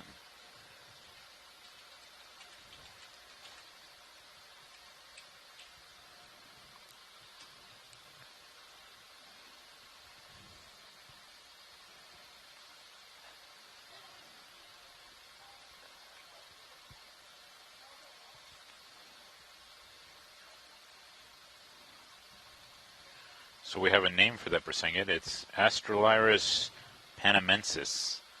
So in the Brisingidae family. Very nice.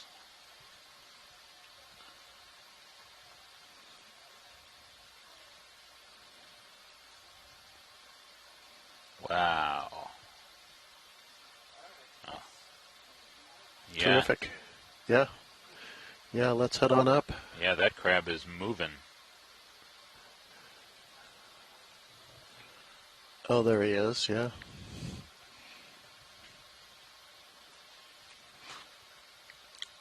A nice little square burrow there for somebody. Nice place to live. Yeah. Now, do these are these is this like rocky structure still undergoing lithification, or has it sort of ceased because it's on the surface?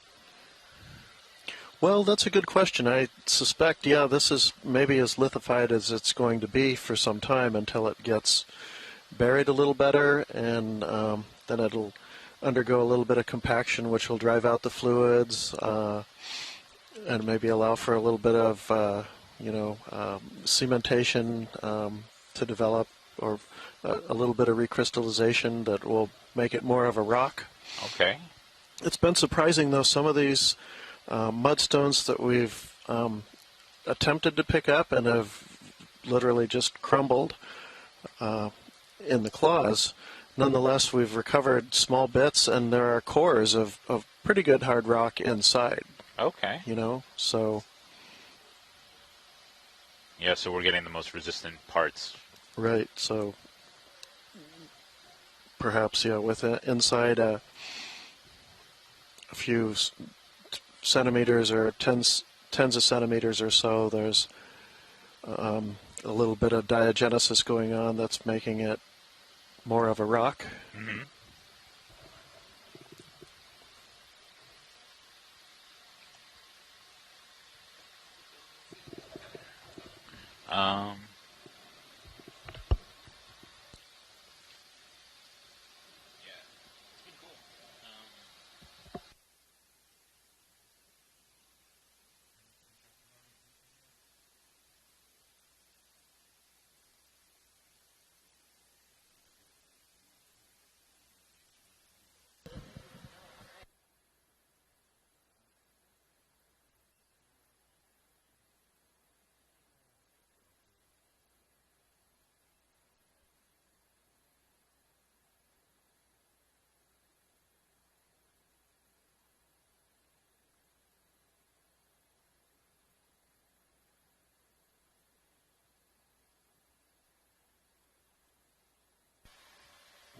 Here? Is that me? Oh, I can't believe I missed that. That's okay. The screen was blank downstairs and I couldn't figure out how to turn it on, so that's amazing. So we saw juvenile octopus and then mother brooding over more eggs. Amazing. I can't wait to rewind and take a look.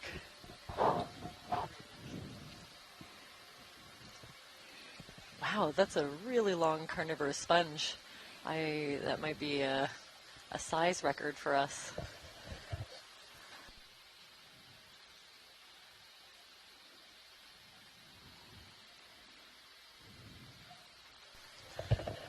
Thanks to Arvin for taking over the mic while I grabbed a quick lunch. Nobody misses Taco Tuesday. No, it's always a little bit of a longer one, too. Which means that I missed another octopus mom. That's too bad. So I've noticed a bit more coral diversity. Some of those bamboo corals. There's a big stalked sponge, the Caulophascius. There's a nice translucent holothurian or sea cucumber, probably Panikia or something like it. Pretty quiet.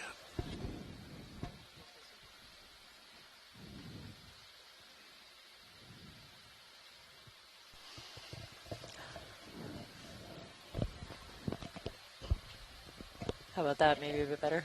Sounds better. Great, thanks.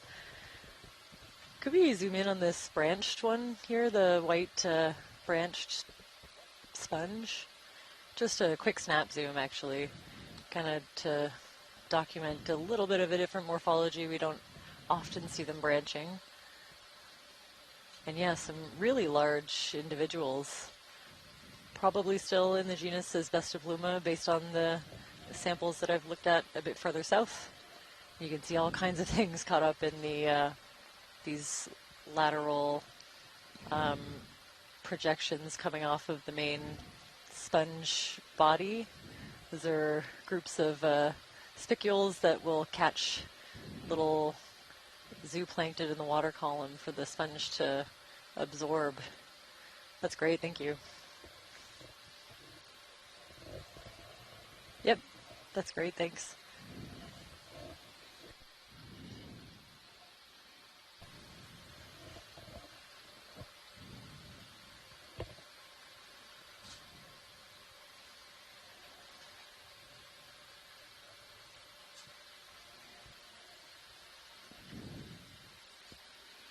There's a large gastropod. I was just talking to Mitch over lunch about that giant egg tower possibly that we saw earlier, and how we haven't been seeing a lot of gastropods that could be responsible, but there's a larger one down there.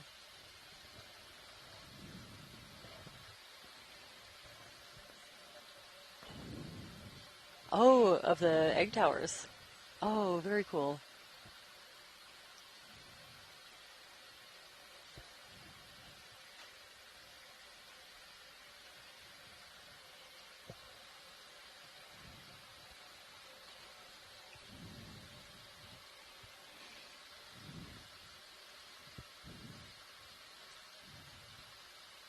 Can we get a zoom on that branching coral up in the back? It's missing some tissue. It might be easier to see the skeleton and how it's branching. I'm not sure if we got one earlier while I was out.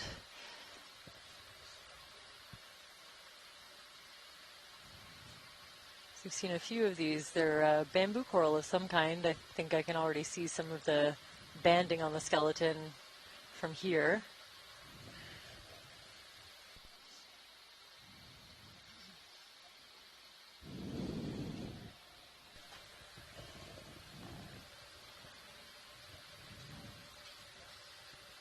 Wow, and a really large anemone attached to this skeleton.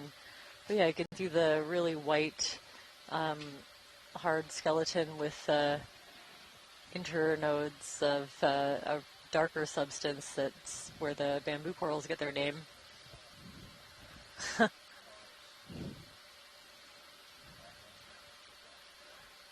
So you can see some really nice open polyps. If you were to count the tentacles on these, there should be 8 of them. They're an octocoral. And you can almost see really small sclerites, that hard calcium carbonate skeletal elements that are embedded in some of these soft polyps. And this can kind of help us to assign it to at least a morphotype, probably not a specific species. Many of the bamboo corals in this area are undergoing revision. But in the past, I would have called this a keratoisis based on the branching pattern.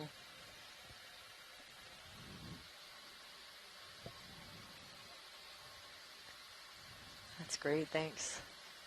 And you can see more of those very cool, different kind of carnivorous sponge, the Cladorhiza, probably Cladorhiza corona.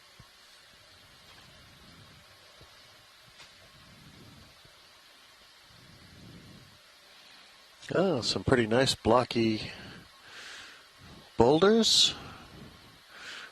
Seem a little bit out of place here. It looks like they have to have rolled down at least a little bit from up the hill.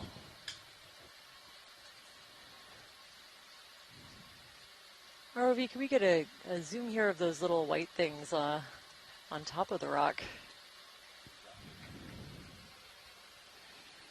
Possibly really small versions of the Cladorhizas, or a different species.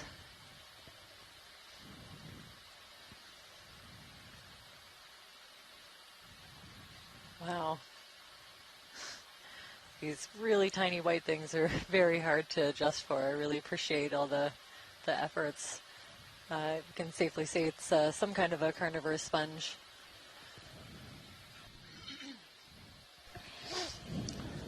Whether it's a smaller version of the larger Cladorhizas we're seeing, or if it's a different species that stays this size, is hard to tell. And definitely some other, maybe the Asbestopluma in there as well, and a really nice scale worm. Mm-hmm. You can see the overlapping kind of circular scales, which I now know are called elytra, thanks to Arvind for that term. You can see a really small brittle star at the base of some of those carnivorous sponges as well. That's beautiful. Thanks for that zoom. And if we could pan over, I think there's one of those purplish sea anemones. I've had a request to zoom in on those. Yeah, Jenna's noticing that interesting star pattern. Absolutely. Wonder if that's maybe some sort of impact Yeah, feature, that one too, or right? I don't know. Maybe somebody's got other ideas. So we'll just take a moment. I think this is a similar species to what we've been seeing in earlier dives, but I'm not sure if we got a good close look at this one. It's probably, it most resembles Actinernus nobilis. It would be hard to tell if it's that exact species, but definitely something like it.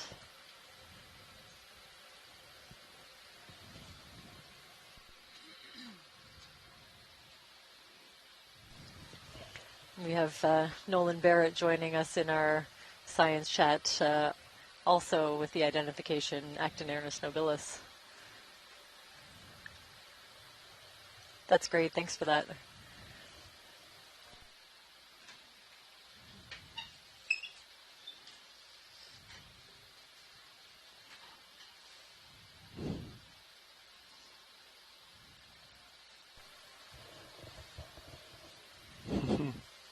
Ooh.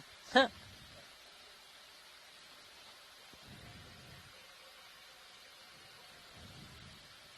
It's a really nice Syrianthid anemone, I think, a tube-dwelling anemone beside it. It's a great view from another angle, showing the really distinct kind of elongated mouth on this species.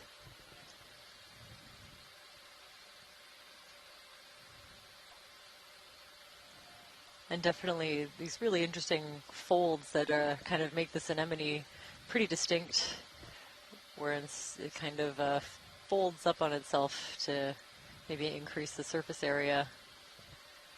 See Nolan in the chat is also appreciating it. Oh, wow. And here we go. A big clean face that looks like recently sloughed off outer shell of burrowed, softer material.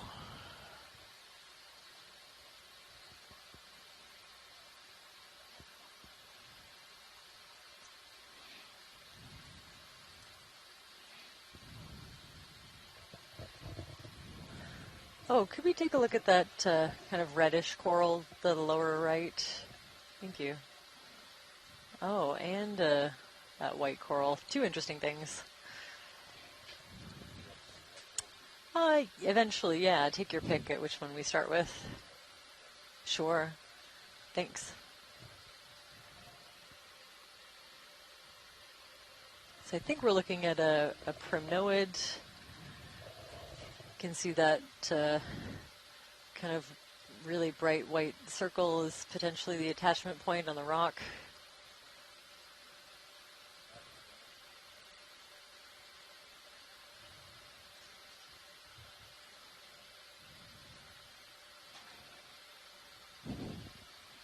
Okay, wow, there's a lot going on. Looks like there's like the holdfast of the carnivorous sponge inside that glass sponge that we're seeing. And yeah, I'm seeing kind of characteristic, really armored polyps on that, this white coral over here, the primnoid, probably in the genus Peristinella. Could maybe almost tell what species it is from this zoom. You kind of look at the overall morphology of each of these individual polyps. And in the lab, we would take a look at the individual sclerites, those hard skeletal structures that kind of armor these polyps. And obviously, you can see that these brittle stars are really enjoying the extra complexity and the habitat that this coral is creating. I think we're seeing some of those amphipod tubes, these kind of tubes made out of mud that have little, you can see little antennae sticking out of them.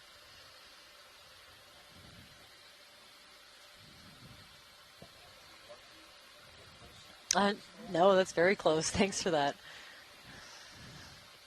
Any closer and it'd be under a microscope, I think.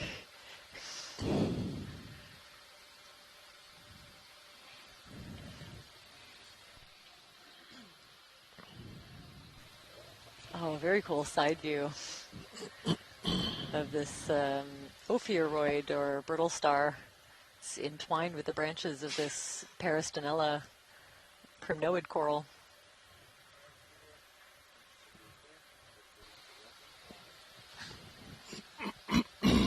Oh, I didn't even see that white squat lobster behind.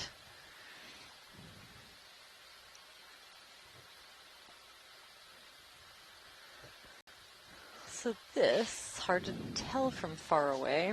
I was thinking maybe a Swiftia, but the branches are really thick. It could be a really red variant of the Paragorgid, kind of a lighter pink coral that we've seen on earlier dives. Feels like a long time ago now. And it does look a lot more like a bubblegum coral to me.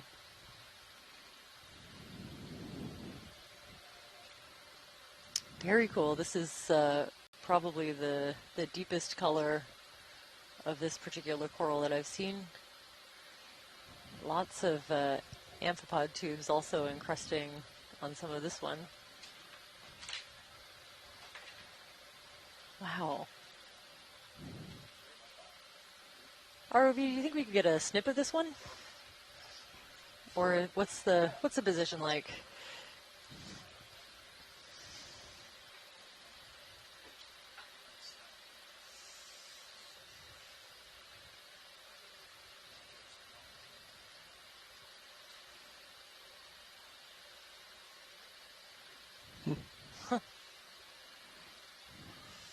So just the way that the polyps are all aggregated on the one side of this coral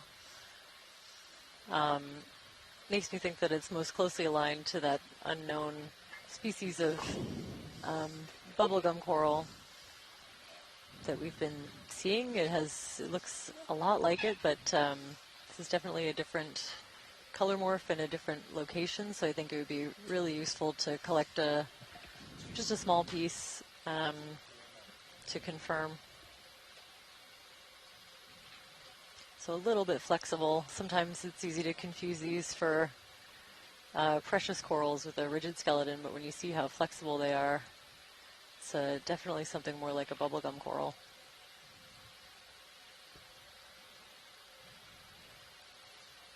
Whew, beautiful.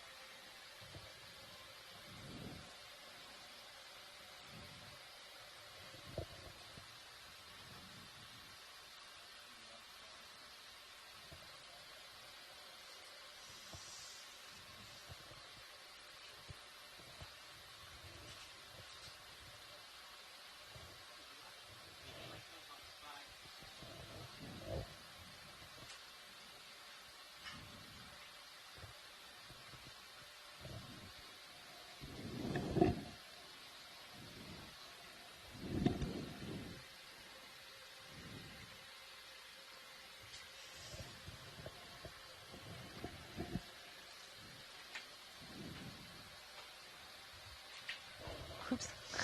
Sorry.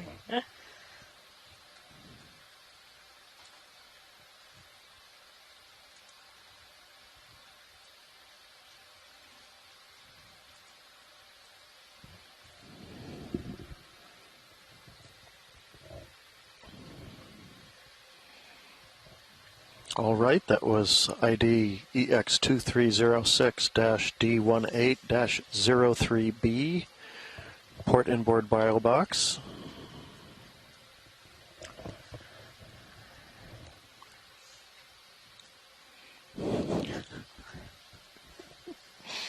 ROV watch lead. I was wondering about a Niskin in this area as well. Are we set up for it? All right, take your time.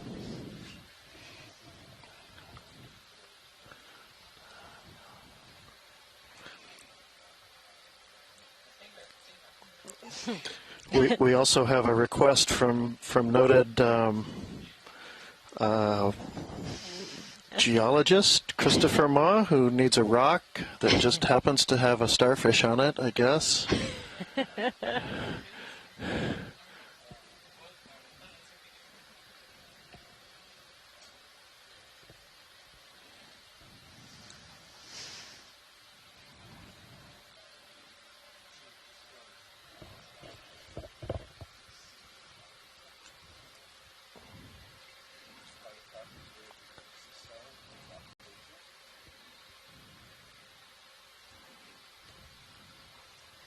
See, it's just in the middle there, a really small one.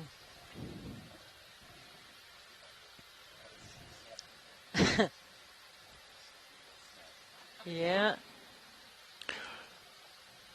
That Niskin was ID EX2306-D18-04W. Niskin Bottle 2.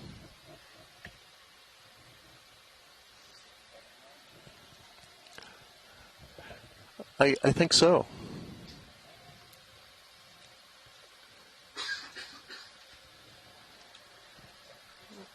We also had Mary Wixton tuning in, identifying that white squat lobster is probably in the genus Munidopsis.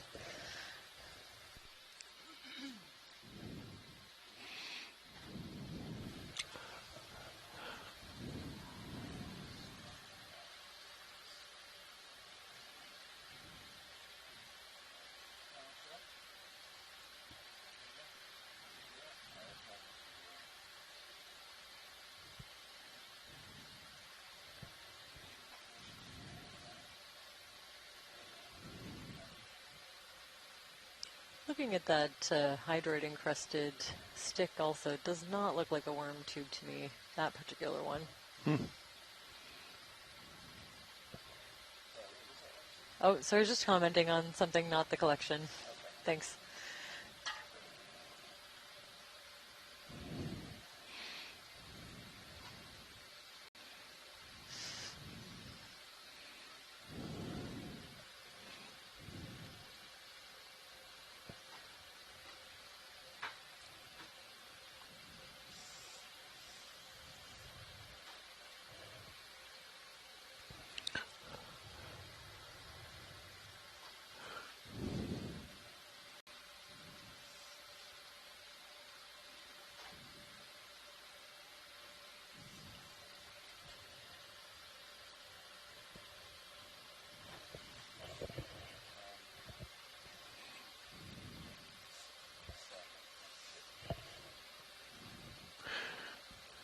Yeah, we might want to slurp him if you think he's going to get away.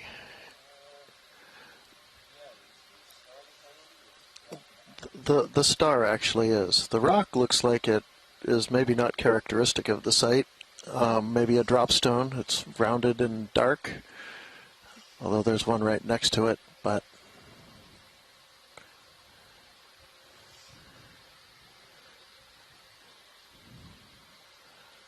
a slurp would be fine.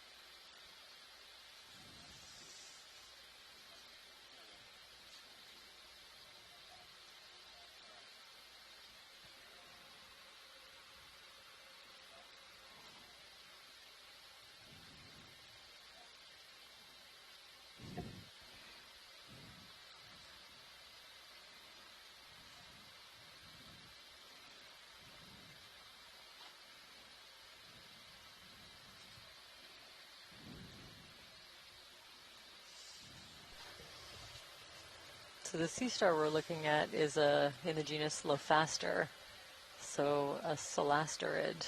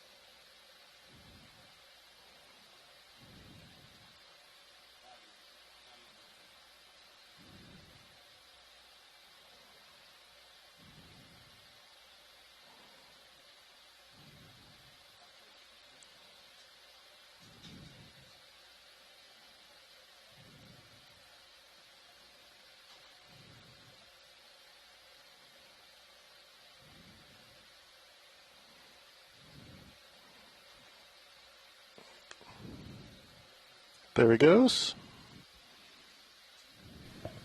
Okay, all eyes on jar number 1. There it is, confirmed.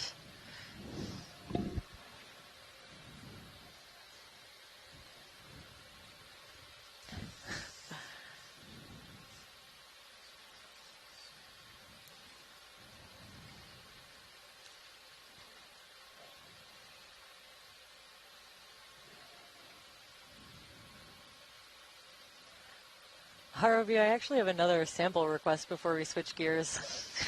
So these white sticks, the carnivorous sponges with the kind of the branches at the end, can we pick one of those? Yes, I think so. You might be able to pull the whole thing, but with the arm either way. Thank you.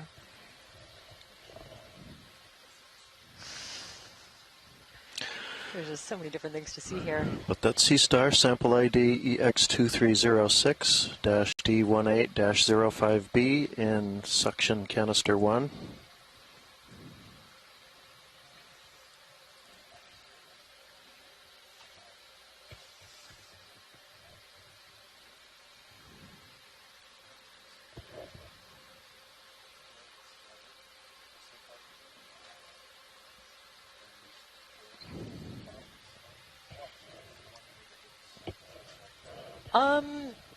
Not really. Take your pick. Maybe any of the.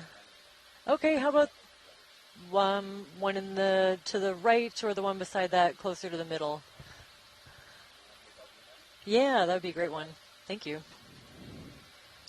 So you might be able to grab a hold of it and kind of pull the whole thing, and I don't think they're super strongly attached. Yeah, maybe try to pull the whole thing, and then we might get a bit of that basal attachment.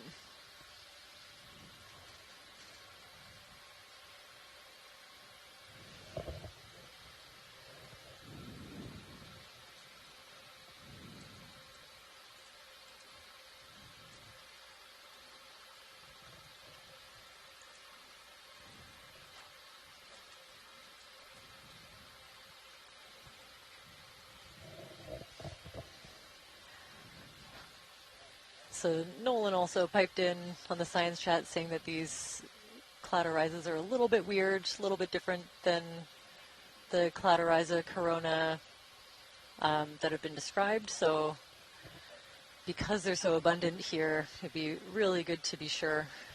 So we'll take a representative sample for analysis.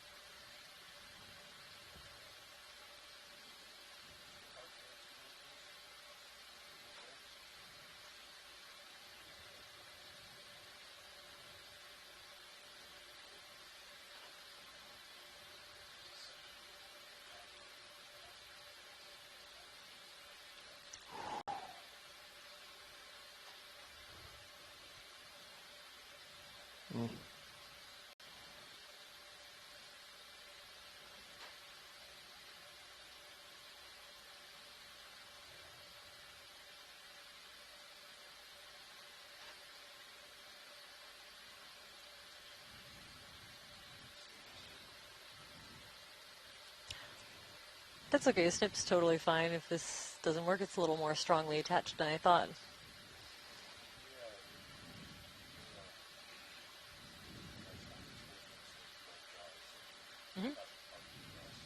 Yeah, that sounds great.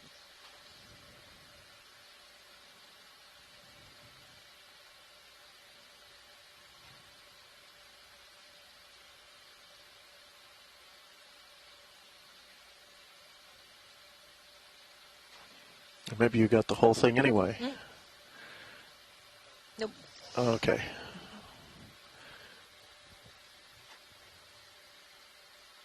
An enemy? He'll find a new place to sit.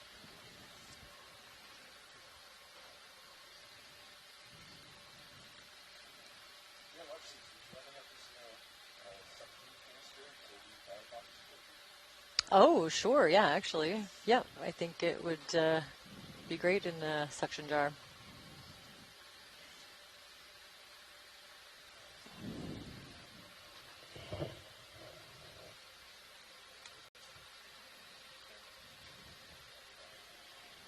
It could also double up with any of the corals if that's easier. Okay. Yeah.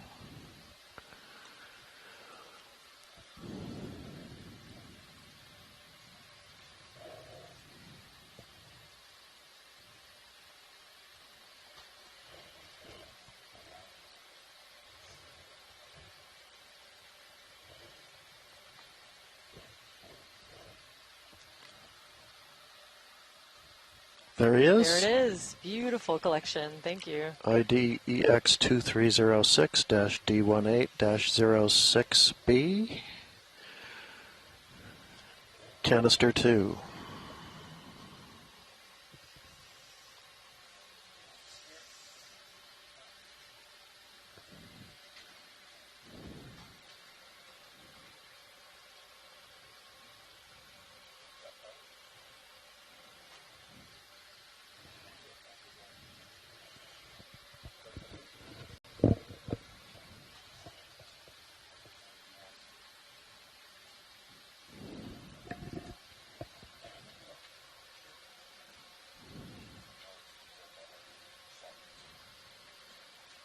So we'll just take a brief moment to reset.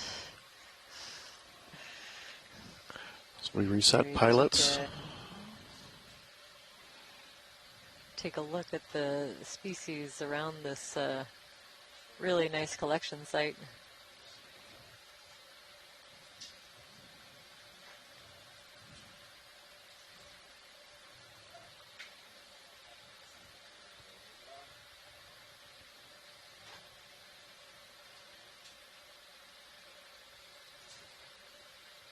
Really nice large Resingid, a crab we just flew by.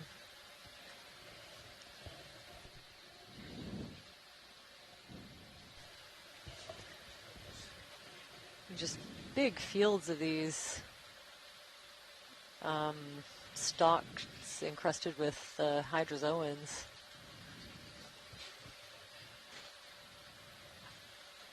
I'll have to take a closer look at what the stalk is made out of on the sample that we have on board.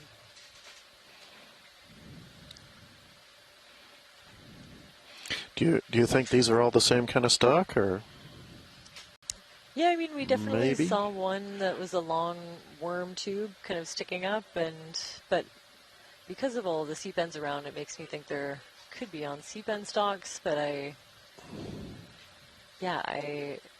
definitely want to take a look at our sample now. So now I'm less sure. There's only one or two of these that aren't apparently encrusted with Oh, and another octopus. Oh my, Yeah. good eye. You could just get These are little a guys. snap zoom of one of these juveniles. We've had a couple of really nice close-ups of them, and apparently I missed a brooding octopus mom guarding her eggs. So I think safe to say there's an active nursery site in the area. Wow.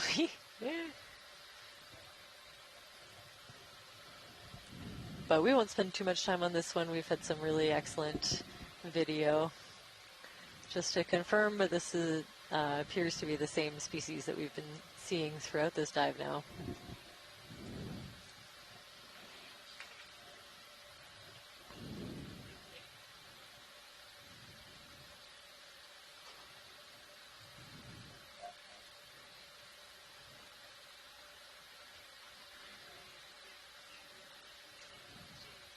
Another really dense stand of these Balticina seapens.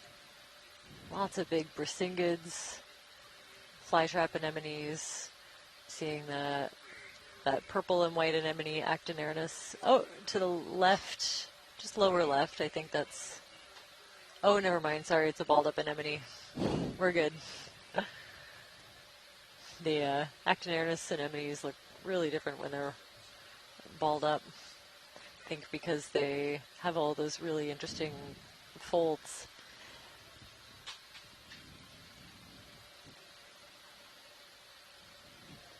Oh, this is cool. This stalked, maybe a stalked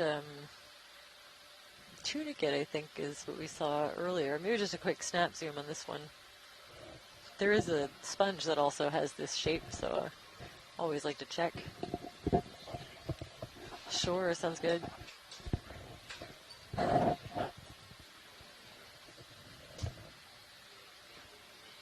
there's a couple of them here.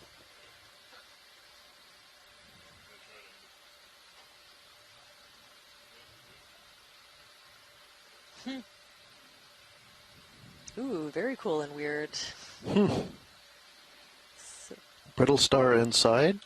yeah, it does look like it. And maybe a little bit of the feeding appendages of worms near the base.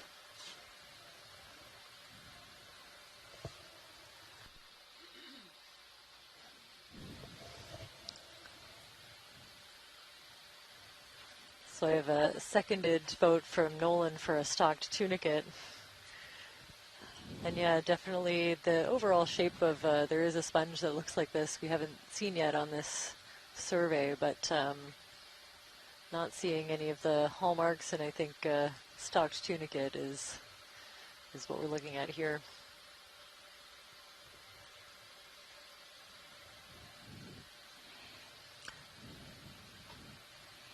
Another opportunistic view of the hydroid encrusted stalks or sticks that we're seeing too. That's great.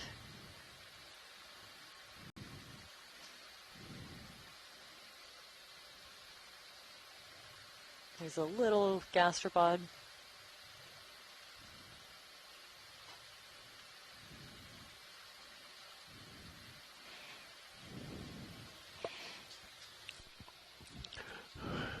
Really cool view of this rocky, well, mud rocky face that it almost looks like the bedding is pretty much parallel and coincident to the slope that we're going up, and so we're seeing all these little they leave sort of curved ledges on the upside, making little mini ledges a centimeter or so high. Oh, here's a nice big rock. Yeah, and here's a rock.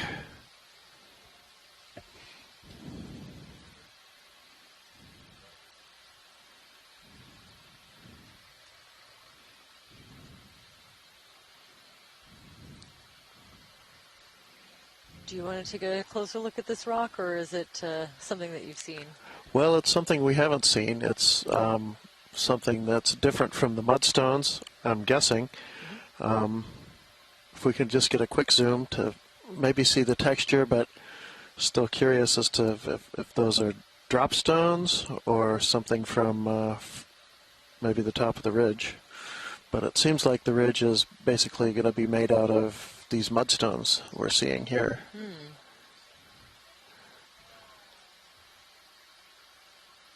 Now, do you think that's true of the whole Gumby figure, or just this area? No, I think this could be a ridge of muddy seafloor sediment that's been accreted and now faulted and folded, and we're coming up the side of one of the arms of the fold.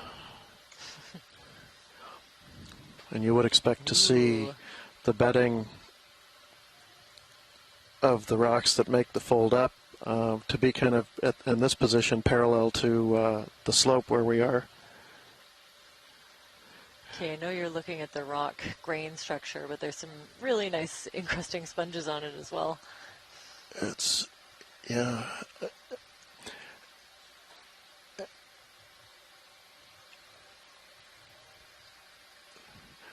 It's pretty hard to see the rock, but, well, here just to the right is something that's almost illuminated. There we go, bumped up the lights a little bit. Seeing little patches of encrusting bryozoa as well. And of course these really long resinged arms. Tiny abundant forams on the rock. Oh, okay. Are those like that really one to the right and one center bottom, maybe? I'm seeing encrusting sponges and not picking out forams myself. Maybe what I read as bryozoa were those.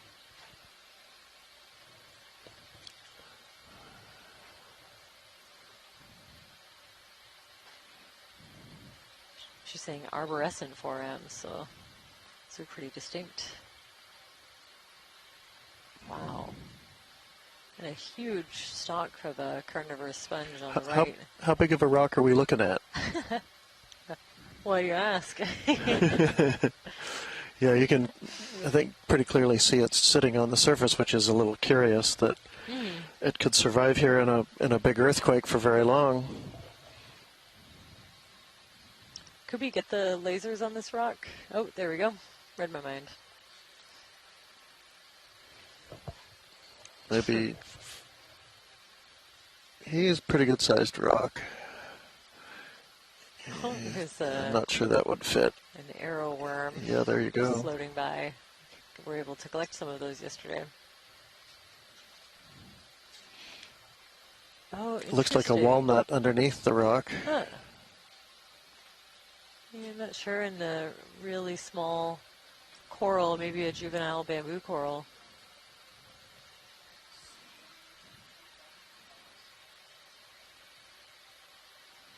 I think so. Yeah, I think I see a couple of darker bands through the tissue. Trying to make it the skeleton, and definitely some really long lines of sclerites coming up in between each tentacle. And of course, the sharp eyes of our shore-based science team noticing the serianthid, a couple of them surrounding this bamboo coral.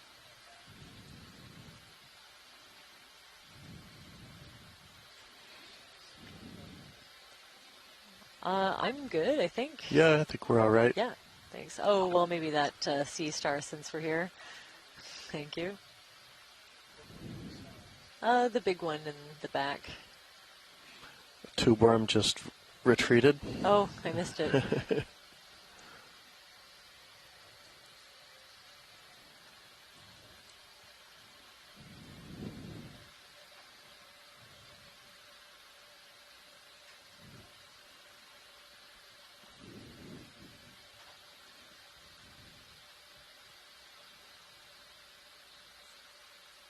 Wow, and a bonus, very cool view of that Cladorizid. But really excellent focus and zoom on this this sea star. Reminds me of one that we saw earlier in the dive, Nearcaster. Thanks, Chris. And if we could also pan left to the black coral that's here, just while we're in a good position, just for a confirmation. It's kind of in front of us to the left, right there, the bottom of the screen.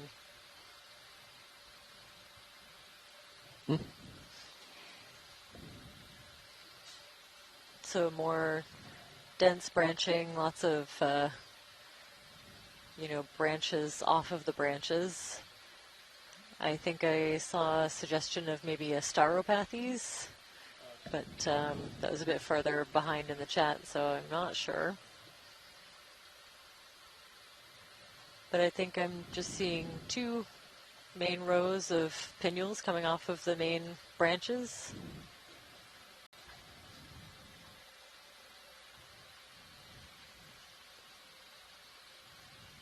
And none of the big long super tentacles at the base like we've been seeing, but some interesting texture. This is actually great. We don't often get this kind of focus on the basal plate where these black corals attach to a hard substrate like a mudstone beneath. And you can see the dark brown or black skeleton underneath of the tissue. That's great. Thanks for that.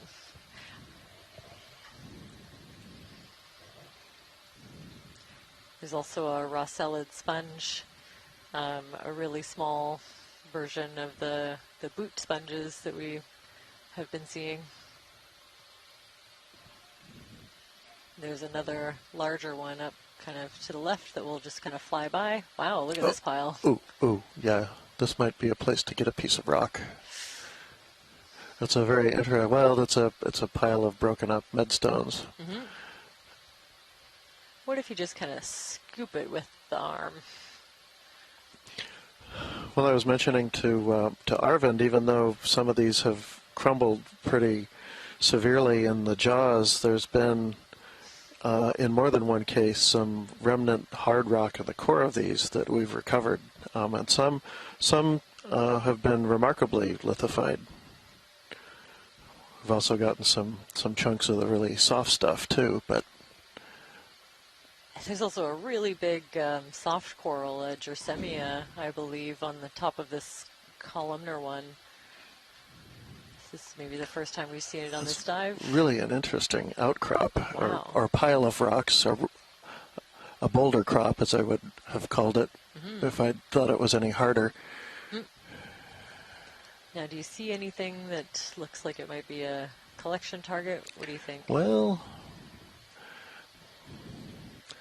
it's hard to say until you actually try to grab them. I think let's maybe make some more tracks up the side of this. Yeah, that'd be great. Yeah.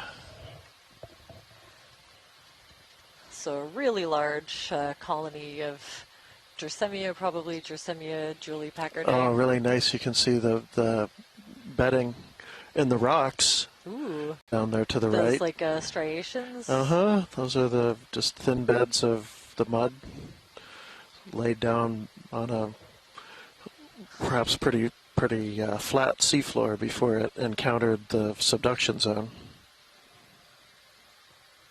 Wow, I really appreciate the lighting adjustments that you're doing, video. It's just making these polyps and the little internal structures pop.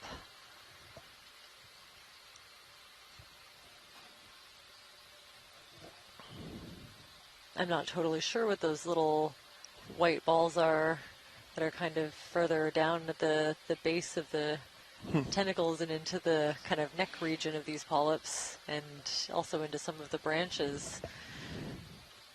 Usually when I see little white balls, I think that it might be something reproductive in nature, but I'm not sure about these. But you can see really beautiful, 8 tentacled polyps. These corals don't have that hard skeleton like the bamboo corals and the primnoids that we have. It's why they're called soft corals. Most of them do have some small sclerites, those little skeletal structures embedded in the tissue. I think that might be some of the darker pink that we're seeing in these polyps is very beautiful. These are called carnation corals, I think, sometimes, is maybe the common name for them.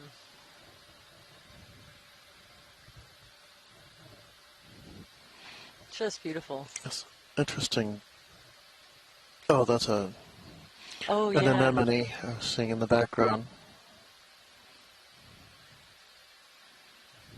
Wow, thanks for that. This is some of the nicest imagery I've seen. The soft coral is just huge.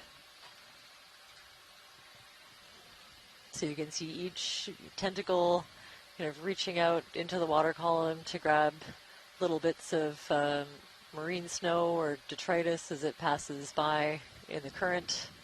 It's a kind of a lighter current. And every now and then you see a tentacle kind of reach into the mouth so to kind of clean off what it caught, I think.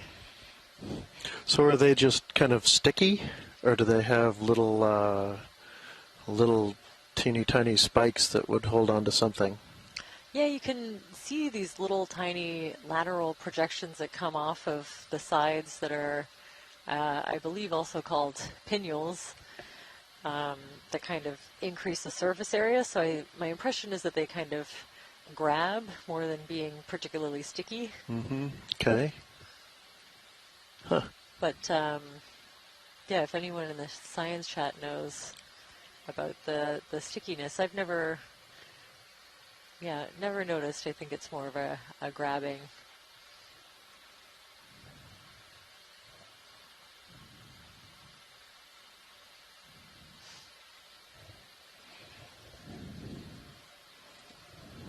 And very abundant, like you only see a few sparse sea pens now. Most of what we're seeing are these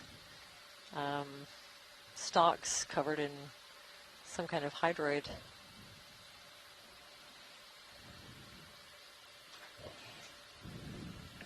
Lots of these large flytrap anemones. I believe in the family Hormathidae. Seeing a couple of sparsely branched, those white bamboo corals. Lots of these purple and white Actinernus, possibly Actinernus nobilis, or closely related species. Big shrimp every now and then. Oh, thanks to Nolan for pointing out the pinnules also have nematocysts on them, so stinging cells. Okay. Similar to Wow. jellyfish.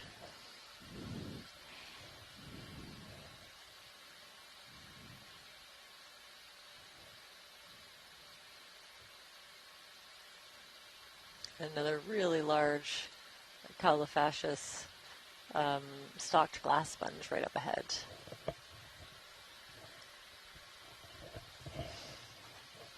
And again, because the name sea lily is taken, I think we were calling these sea orchids. When we collected one with a different platform, it was just like picking a really large, flower. And a large gastropod shell, I think, too, that we're passing over.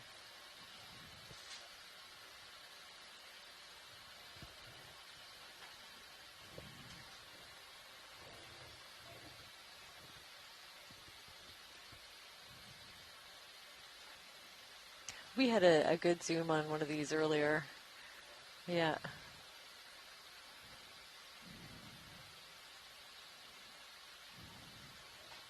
Thanks for that. We'll just kind of watch it and fly by as we continue our way up. Looks like we're approaching the top of this ridge, which is great. Oh, I think we're, maybe about halfway, a little more than halfway. All right. Come up, I think, about,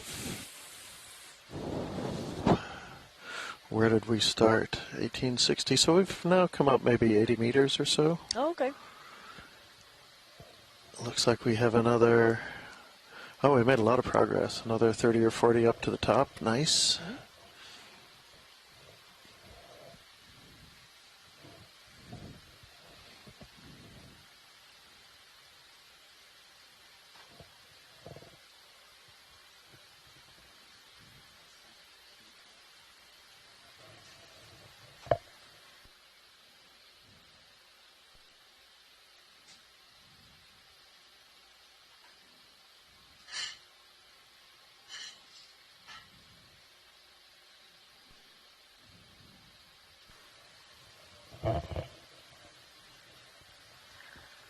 think there's a rose star across Aster that we had a nice zoom on earlier.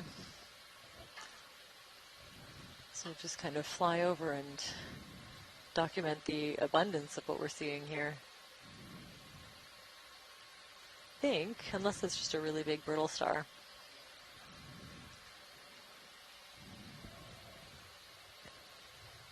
Now large Brisingid to the right. Seeing more of these sparsely branched bamboo corals.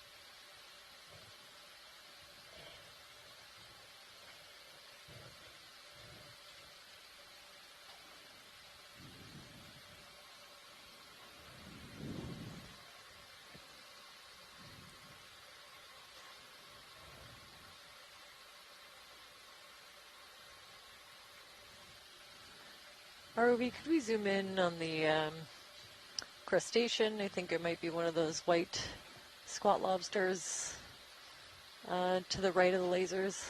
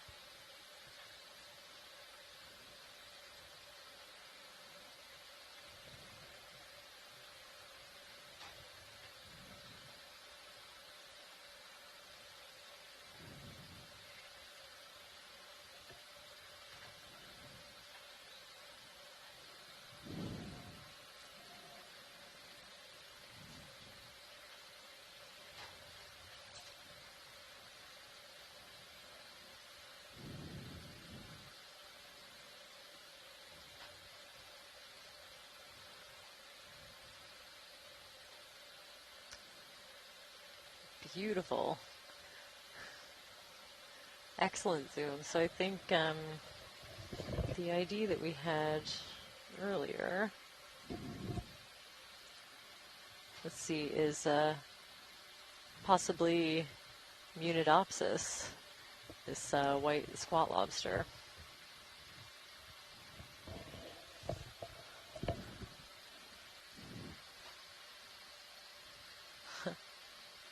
That's great, thanks for that. And maybe just a quick zoom above of there's a small black coral.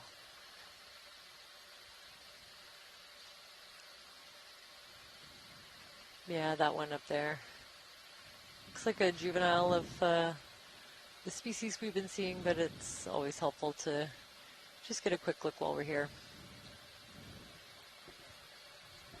Yes, yep. And just a snap is great.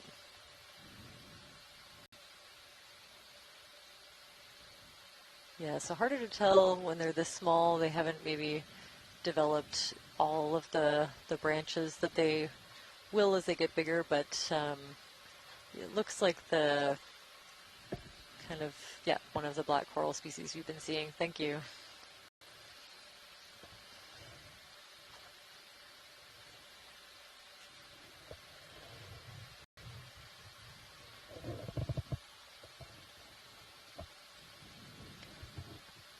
Lots of these Cladorhiza carnivorous sponges. More of these flytrap anemones that have also been with us pretty much the whole dive.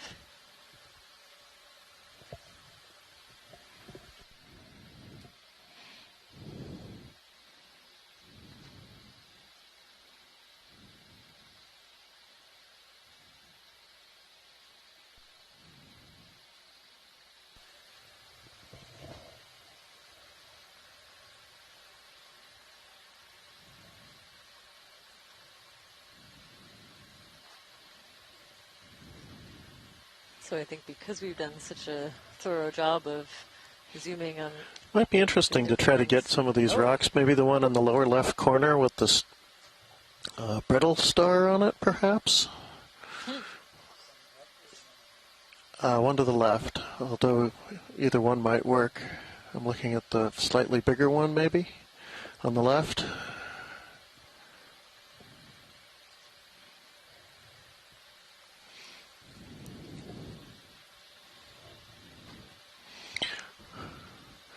When I see the dark colors on them, I often imagine that they're a little more lithified and harder, but that's not necessarily the case, I've learned.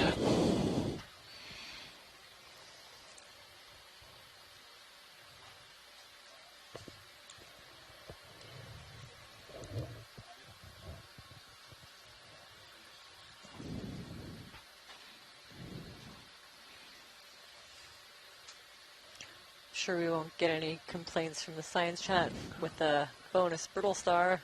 Looks like there's also a bonus juvenile cladorhiza on there. Yeah. At least a couple. Well, let's give it a try. See if we can get it. And those little tiny scallop shells just closed.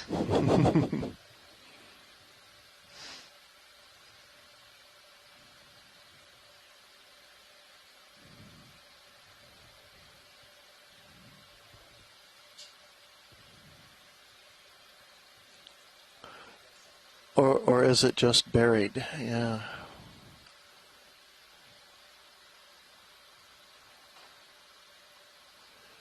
Yeah, okay, he's in there. Maybe one of those two over on the right. Then.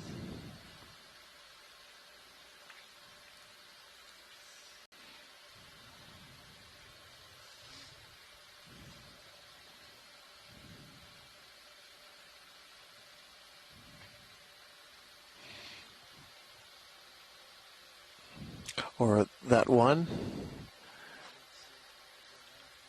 Yeah, just on the right of the screen, right now, right of the lasers. Yeah.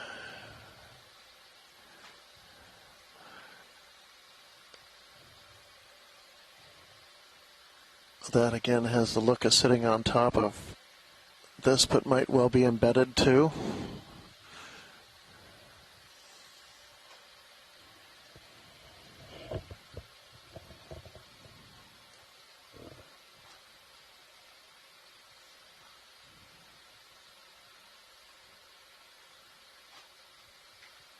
Nope. Wow.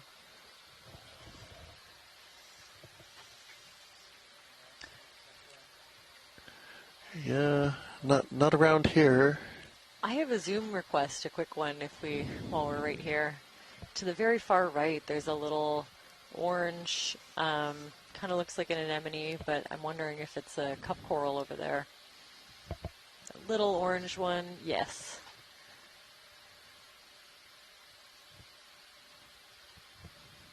Yeah, that. Just seeing a bit of a stalk. And yeah, it is a little cup coral. I assume that rock is also probably very firmly attached, so I don't think we'll have any luck with a collection, but really important to document these when we see them. Can make some deductions based on the overall shape of the cup and the little divisions that kind of go through the tissue there. That's great, thanks.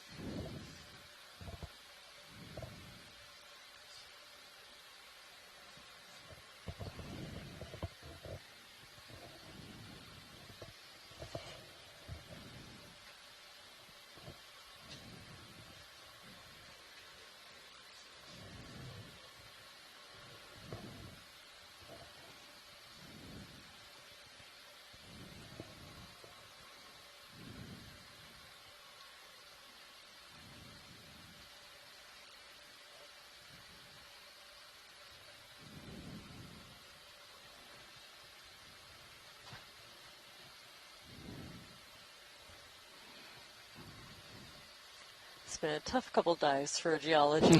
Either it's been a rock that's just completely Yeah, didn't that happen the other day? It Yeah. did, yeah. I'm getting deja vu. Either it doesn't move anywhere and kind of pushes the ROV back when we try to move it, or it completely crumbles into dust. Either extreme doesn't really work. We got one little fist-sized chunk. Or maybe smaller than fist-sized, but... So worthwhile attempting if we see a good outcrop of mudstone. Looks like there's a piece just right of center that slipped away fairly recently and left some bare underlying unburrowed stone. Something is working on that. There are little burrows that looks like they're starting to form, or maybe really deep ones from previous activity. It got pretty steep all of a sudden. Got quite steep all of a sudden.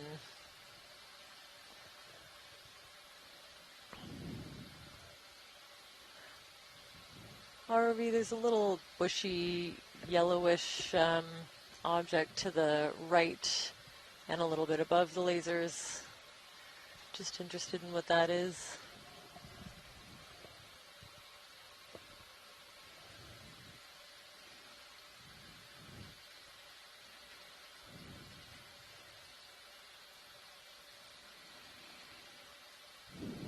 Oh, there's a loose something. Oh, yeah. Yeah, I'd see if we could grab that. That's better than nothing. Did I find a rock in my journey for this unknown branched specimen over here? Yeah, you can touch it first when it comes up, if we get it.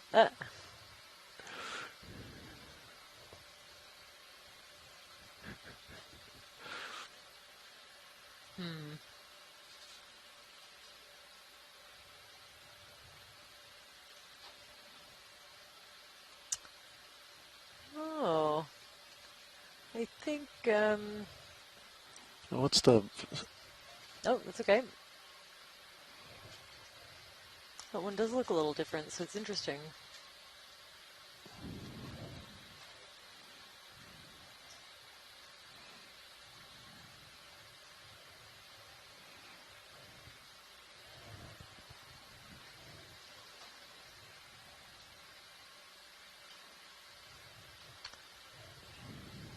Huh.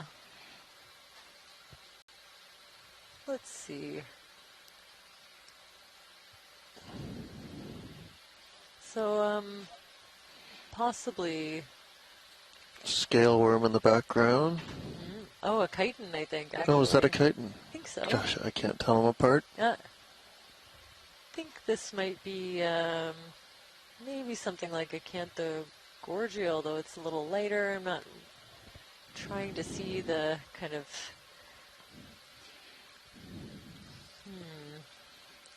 the sclerites that I would like to see around the base of the tentacles to kind of let me know. Maybe if any of the soil scientists are looking. Like there's some kind of black encrusting on that upper left corner. I don't know what that is. The dirt, I think, amphipod tubes and these interesting anemones. Actually, I think we might request a collection of this if it's possible. The other coral biologists in the chat are also not sure about what we're looking at. And I know Jamie was interested in that rock, so maybe we can settle. Oh, look at this. This one is a really big tube worm, so some of them definitely are. Uh-oh. Wow. Okay, maybe maybe worth a collection as well. So we have either starboard.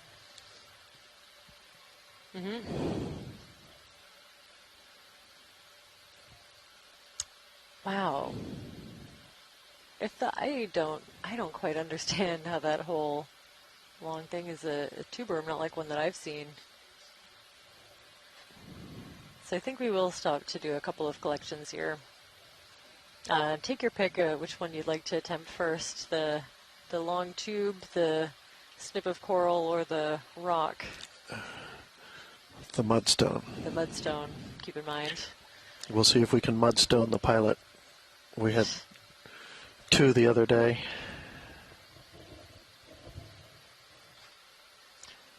Sure, and I think a snip, and I think I heard you suggest a suction afterwards. But however you'd like to set it up. It does, yeah. Oh, co-pilot, sure.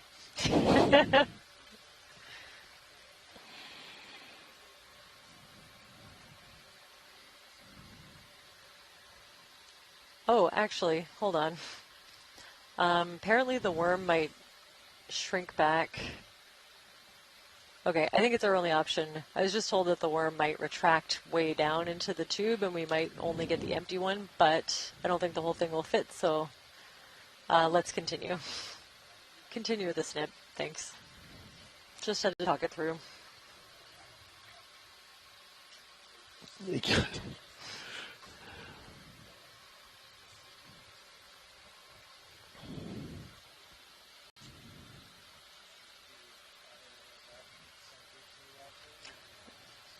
Sorry, I missed, yeah.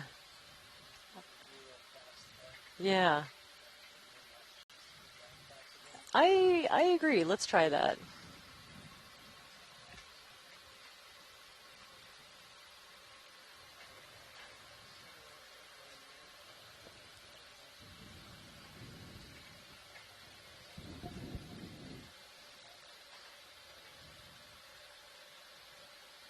And we'll get as big of a piece as you think can fit.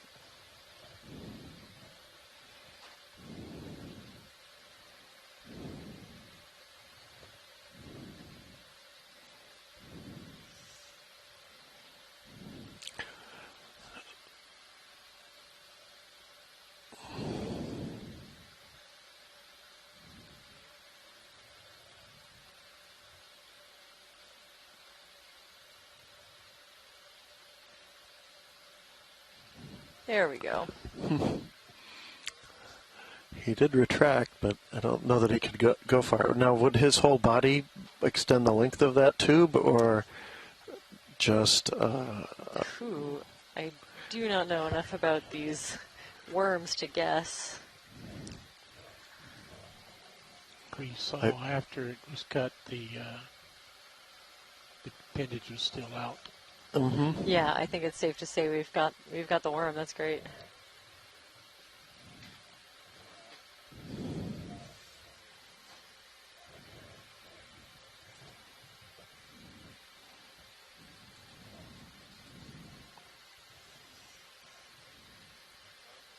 According to Arvind, it would not extend the full length of the tube, but certainly a good chunk of it.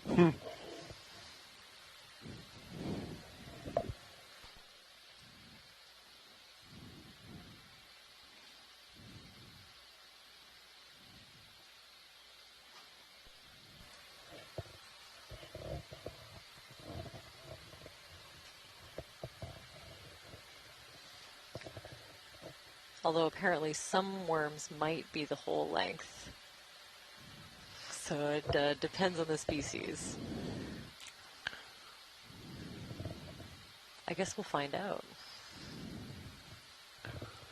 Exploration.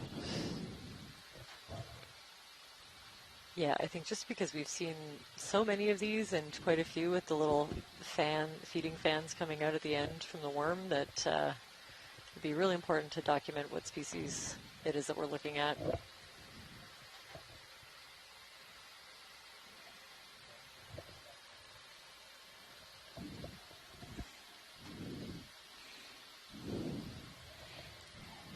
you guys get the bio number? All right, yeah, that was ID EX2306-D18-07B and the starboard inboard bio box.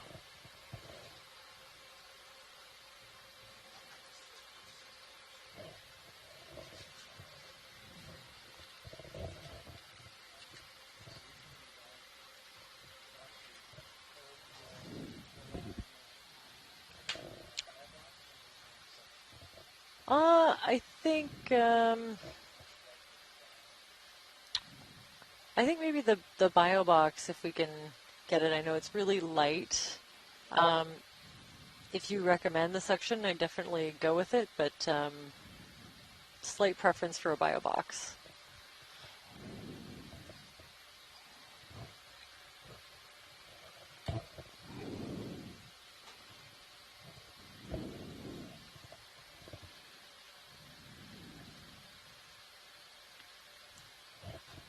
And just a representative snip, I think, if we can get a branch.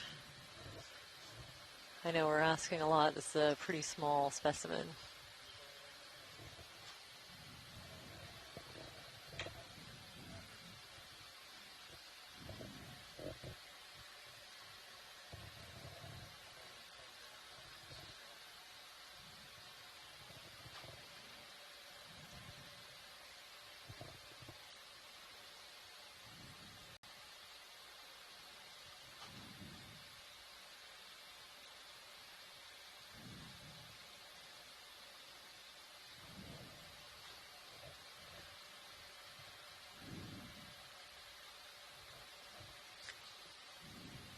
I think we got a bonus anemone as well.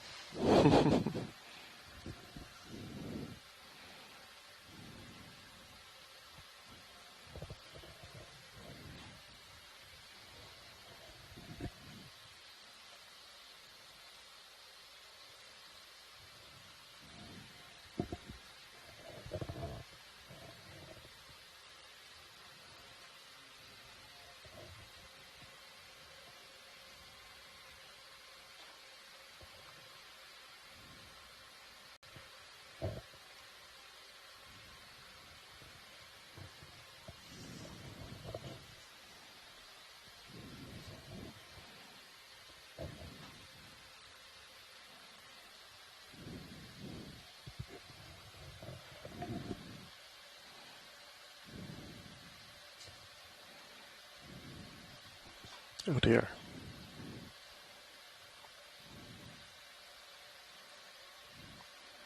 Nicely done. Whew. EX Amazing. ID EX2306-D18-08B and starboard outboard bio box.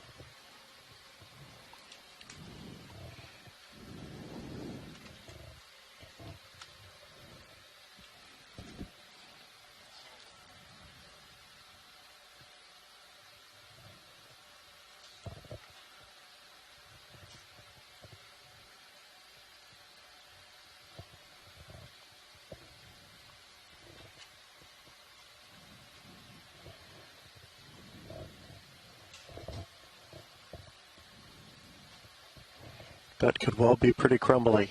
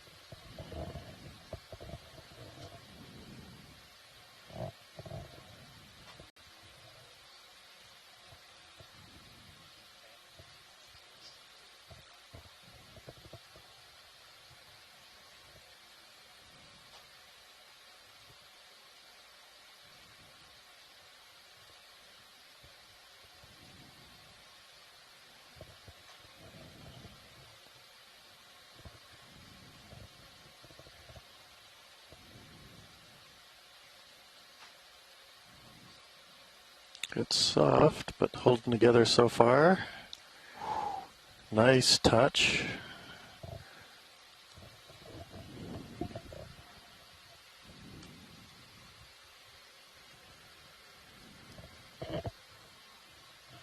Wow. Thank you. Beautiful.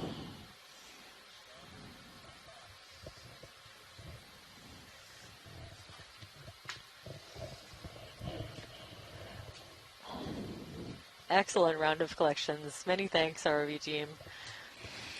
That one was ID EX2306-D18-09G in the starboard forward rock box. All right, well, our work is almost done. We've got one more box to fill. Well, you can double up if they're really different. All right. Fair enough. Still And we've got a lot more to see, a lot more time. Can we look at that? I think that's one of those dark nudibranchs coming up on the left. Yeah, dark purple left and under it now. Yeah. We saw one of these, one of the earlier dives. I think this is only the second sighting, so very cool one.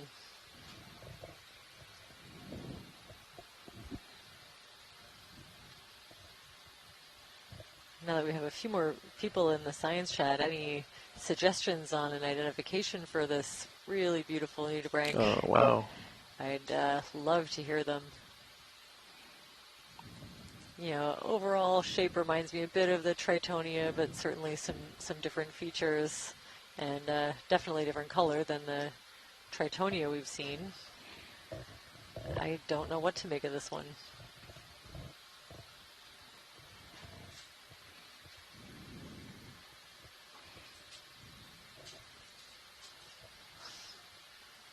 So because we're not totally sure, we'll collect this really beautiful detailed imagery. We should be able to use some of the identifying features you can see to at least broadly group this nudibranch. Looks like the sediments are pretty extensively pelleted. Oh, yeah. Or maybe they just tend to be colloidal.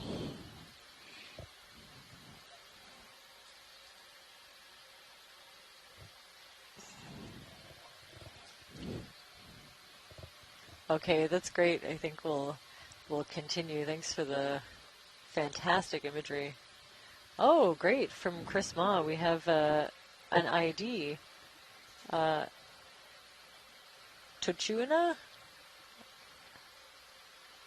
Nigra tigris. Never sure how to pronounce those, especially if it's my first time ever seeing one.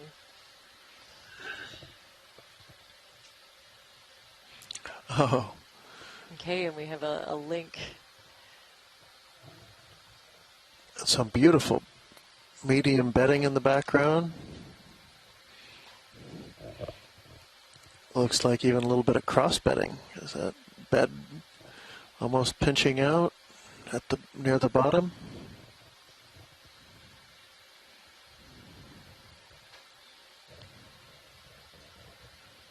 So apparently that species of Tochuina, the nudibranch we just saw, is a tritonid, only just described in 2018, so a relatively new species. Very cool. And we definitely have one more sighting of it early in an earlier dive.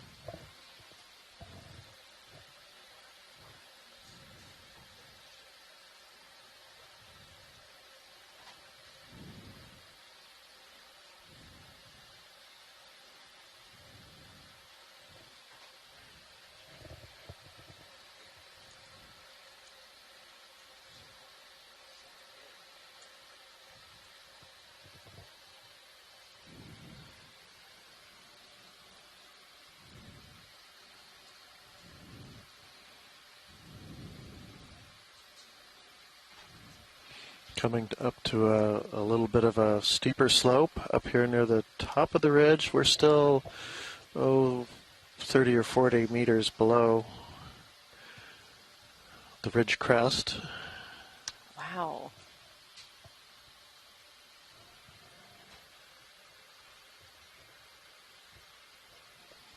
Very cool rock formations. We're also seeing, I think, a lot more of these sponges, Faria, kind of in the background. It looks very steep up there.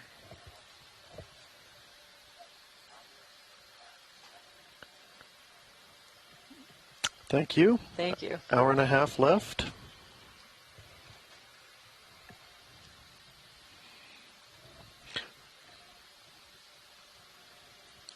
That should allow us to make the crest, considering we can't sit and... Oh my goodness, look at this wall of sponge. 2 octopus. Okay. 2 octopus, all right. Well, we might be delayed after all. Wow, and they're hanging out in a way that makes me think they might be brooding over some eggs. I know you all saw this earlier, but I missed it, so I would love to spend some time and look at these 2.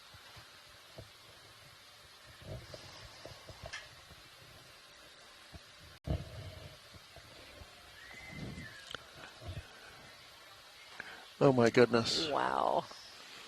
So great. Oh, so they're using this like almost vertical rock face.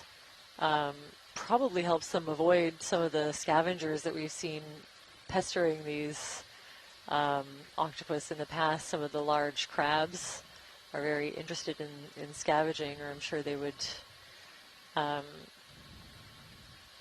probably be interested in the eggs if these octopus let them get anywhere close. Wow. And also just really beautiful encrusting fauna near here too.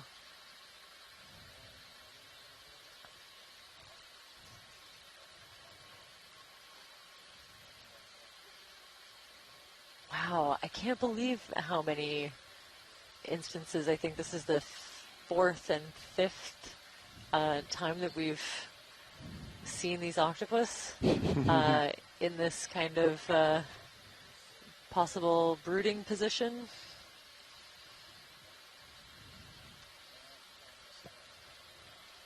So I don't know if we talked about it earlier when I was out, but... Beautiful view from Sirius, by the way. Oh, yeah. For those that are tuning in, if you want to look at stream number 2, we have an excellent view of D2 from above as it's kind of moving closer to these octopus to document what we're seeing. So researchers have come back to sites like this one where they've seen an octopus guarding or brooding over their eggs, and have come back year after year. On record says I think 4 years in total or something approaching that. I can just barely see an egg under the arm of the far one. Mm-hmm. And so that information really blew my mind that these deep sea octopus, oh, be careful. Oh, let's not get too close. Yeah, no. Yeah, can we give him a little more space, please?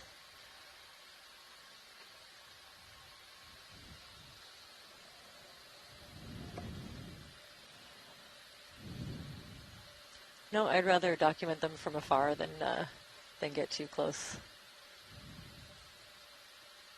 Yeah, we've had some really excellent imagery, so we don't really need it.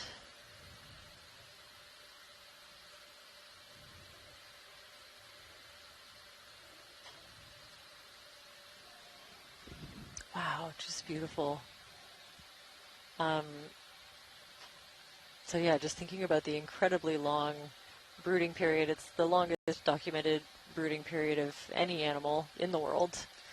And that might be a low number. So some octopus seem to like to do this near venting activity of some kind, whether it's a cold seep that just releases and produces water that's like a little bit warmer than the surrounding water, that can actually increase the gestation time or the brooding time. And it's been estimated that in the colder waters, the brooding period could be as long as 7 years. 7 years, yeah. This is an estimate kind of based on a few different calculations, but documented at 4 years, which is on its own the longest of any animal. So I'm always just floored when I see these and think about what I was doing, 2 to 4 years ago at least, when these octopus were starting this process. And I'm looking at the rocks here. It looks like there's a real interesting, if we could zoom back in underneath that layer that the octopus were on, looks like a pebble conglomerate layer interbedded with these mudstones, which is a indication that there's a little bit of more active sedimentation going on near something able to generate enough of a turbidite flow to bring at least pebbles out to these rocks we're looking at, perhaps kind of a distal fan kind of environment. Do you think we could go like laterally along this wall just to kind of see more for a little bit? Yeah, because I think I'm seeing they might be juvenile bubblegum corals along the top, and there's so much going on in this Are those depth bubblegums band. at the top? I think they might be, so I'd like to kind of go laterally a little bit just to see.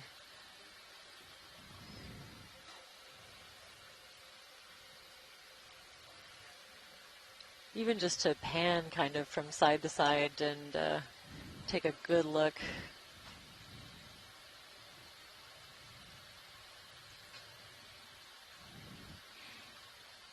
Wow. That's an interesting That's little very cave interesting. too, yeah.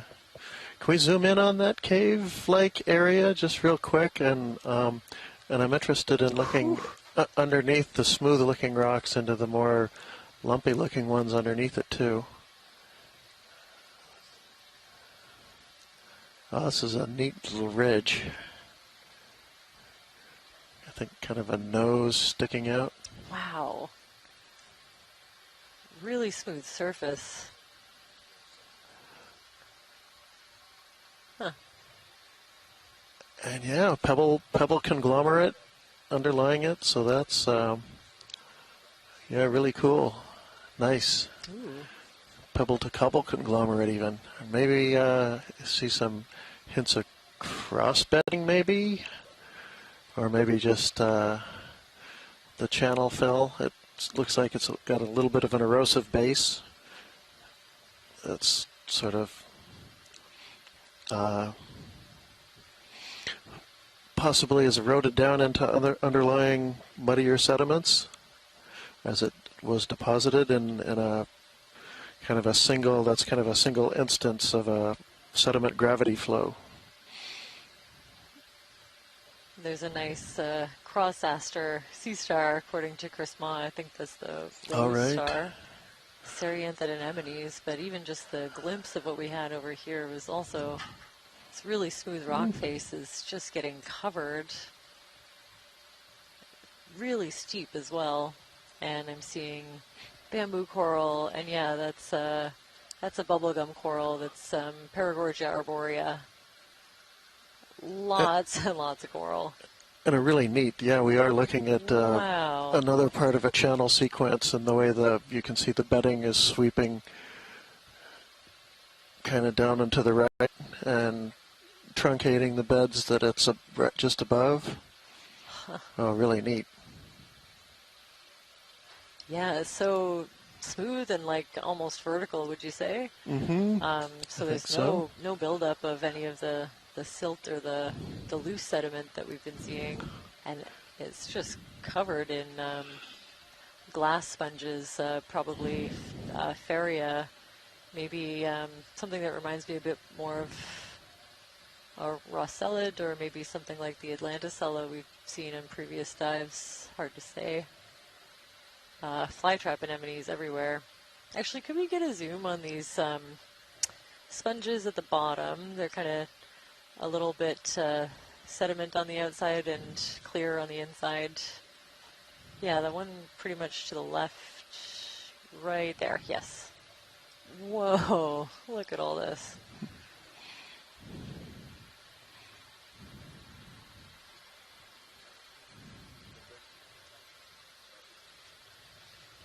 I'm seeing a couple of mushroom corals for the first time.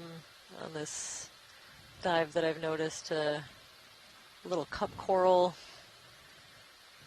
And yeah, I think I'd say a rosellid sponge. I'm not sure which kind. Definitely different from any of the boot sponges we've been seeing. It's kind of more of a, a cone shape, or a couple of them is a really steep feature, so it's hard to say. Hard to say exactly what these ones are.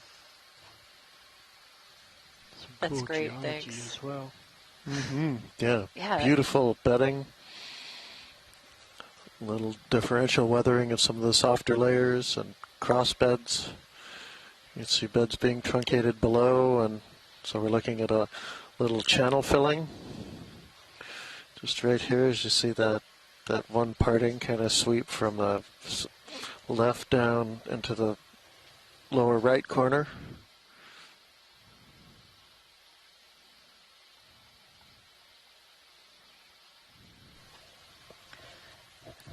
And I know that we're limited in how far we can move, but yeah, I really appreciate this pan out to the left. You can see that this just continues around the side of this pretty much vertical face that we are seeing. I'm happy if we want to slowly come back to where we need to be. Oh, okay. Does that mean we can go farther this way? Ooh, okay. Amazing. Maybe a zoom on the bubblegum coral, the reddish pink towards Up. the left. There's one with a nice basket star on it, actually.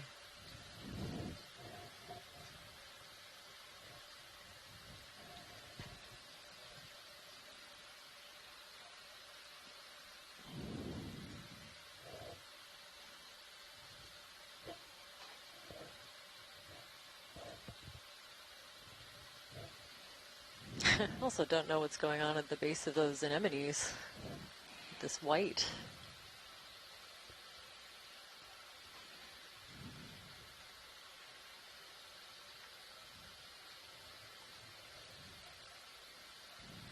Huh. That's some Interesting. coral anchor, sponge anchor. It does look like the base of an old coral, but it's oh, it looks really strange. I guess it's hard to make out the structure with the anemones. If so, it's a really Is that the broken large off one. stalk on the right, or is that I can't quite maybe make it not? out. I mean, it's a huge basal area if that's what it is. I was thinking it could almost be like a mat of some other kind of encrusting growth.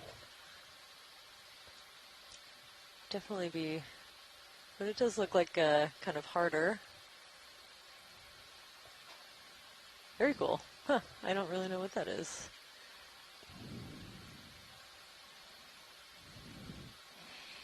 It's very bright. It looks like it hasn't been, colonized by anything besides those large anemones.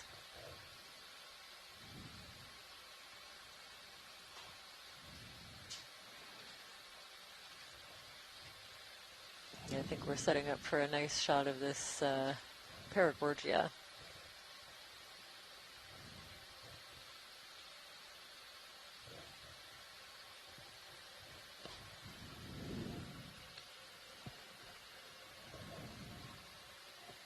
It's a really big basket star, the Gorgonocephalus genus that's highly branched arms, kind of intertwining the coral branches.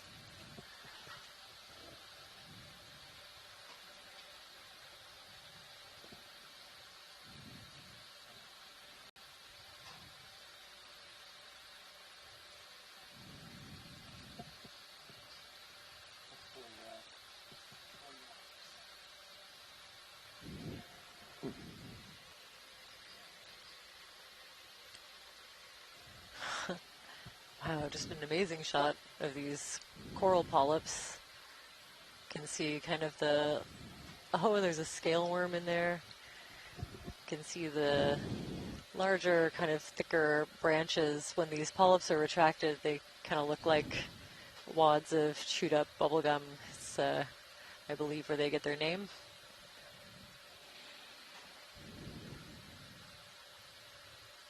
And yeah, these polyps can completely retract into the tissue, a little bit different from some of the other corals that we've seen.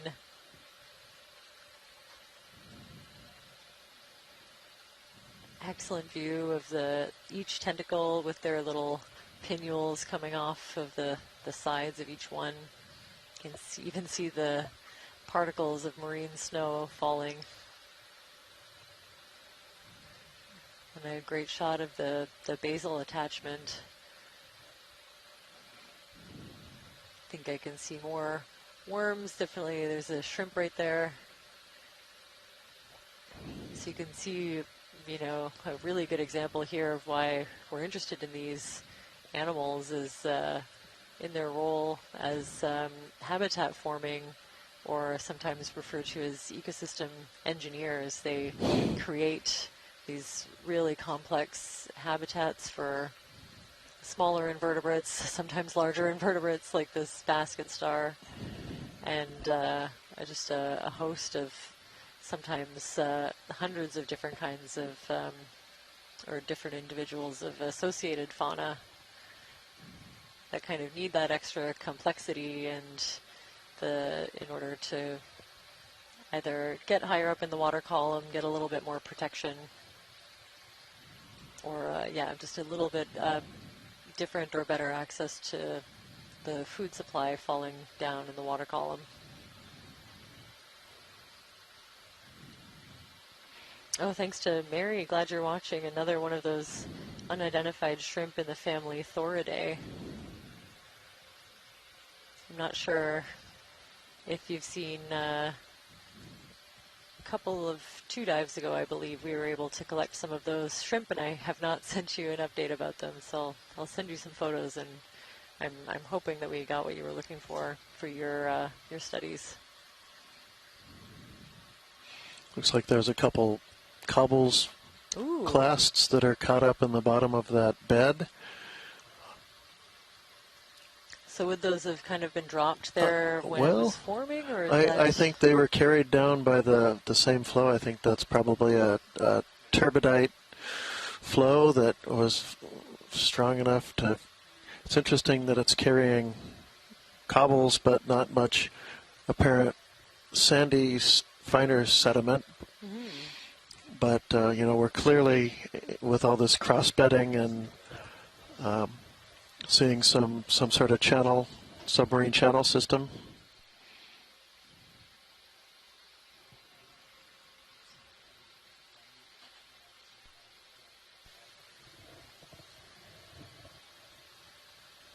You see all these just wonderful cross-bedding. Wow.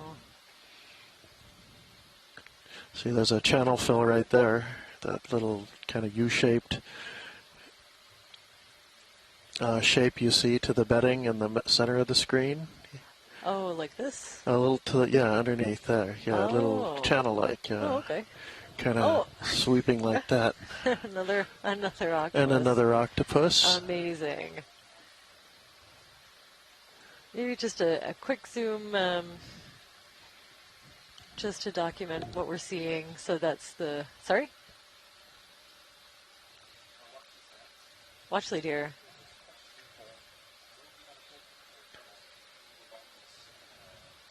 Mm-hmm. Jamie, do you have a preference? I'd like actually to keep going and see how much further this sort of stuff goes. If we've gotten a pretty representative view of the creatures that are living here. If we could get the lasers for a quick measurement of those eggs. Yes, uphill? Yeah. Okay, these look like smaller eggs than the ones that we were seeing, so maybe oh my. This one hasn't been brooding for quite as long as some of the others. And certainly, compared to some that we saw in Noise Canyon, I would say they don't look quite as pale or droopy as some of the the octopus that we saw And he's with larger eggs. clinging to a nice Wow. graded bed. You see the pebbles and cobbles and at the bottom of that flow, we're the first to drop out of the deposit, out of the turbidite flow.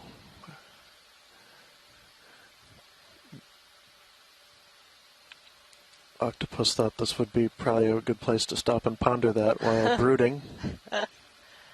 I mean, they certainly have a good long while to do so.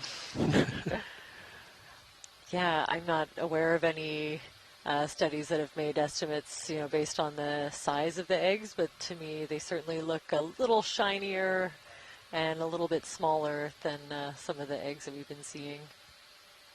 And I think there were estimates done based on the remnants of eggs. You can kind of see their attachment points after this process is over and the eggs have hatched. And I think it was over 100, the count that this octopus might be brooding over. Sure.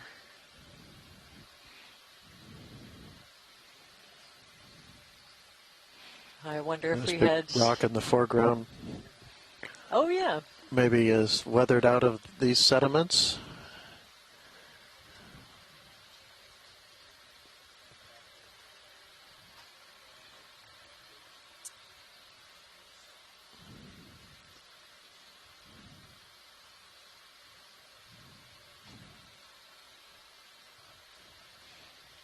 Just some great structures. You see two channels there, one on the left and one on the right. This kind of flow here, and then maybe. I see one on the left side and one on the right, and they're that have kind of cut into the sediments in between, pre-existing sediments that then got reworked. Oh, and some beautiful cross beds over on the right, coming in lower right. This kind of. Oh, okay. I love that there's something for both of us.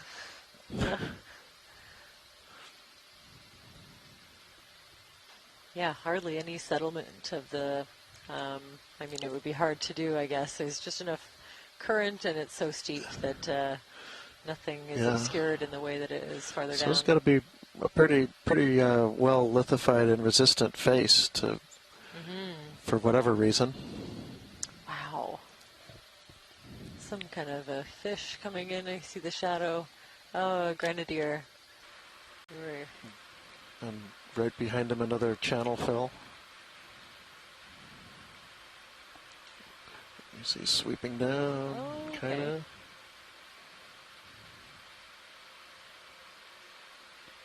It looks like a ledge here, and then like another sharp face with white dots on it, too. Back in there. Just I'm not quite amazing. lined up So with I it yet. think, these look to me. Actually, if we could get a snap on the bamboo coral, this, it's kind of the biggest kind of yellowy coral that you see to the just to the right and below. Even just a quick snap just to confirm, but I think we're looking at the same going video. morphotype as the bamboo corals we saw in Middleton Canyon.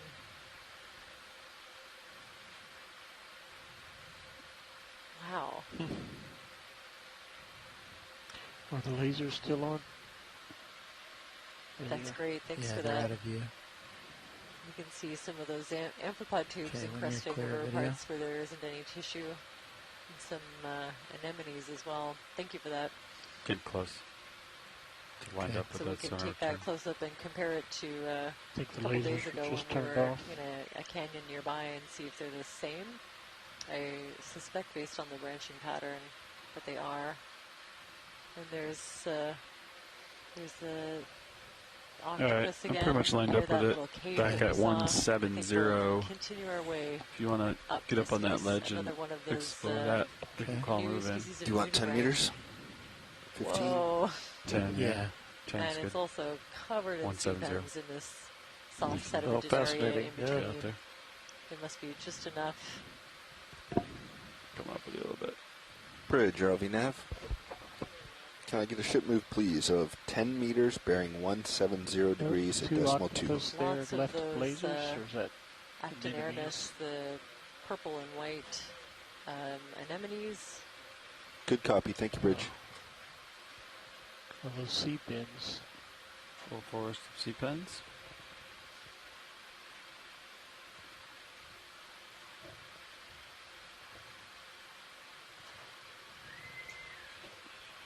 And one of those kind of dark purple nudibranchs, the Tochuina nigra tigris. That was a cool wall. For sure. Just stunning.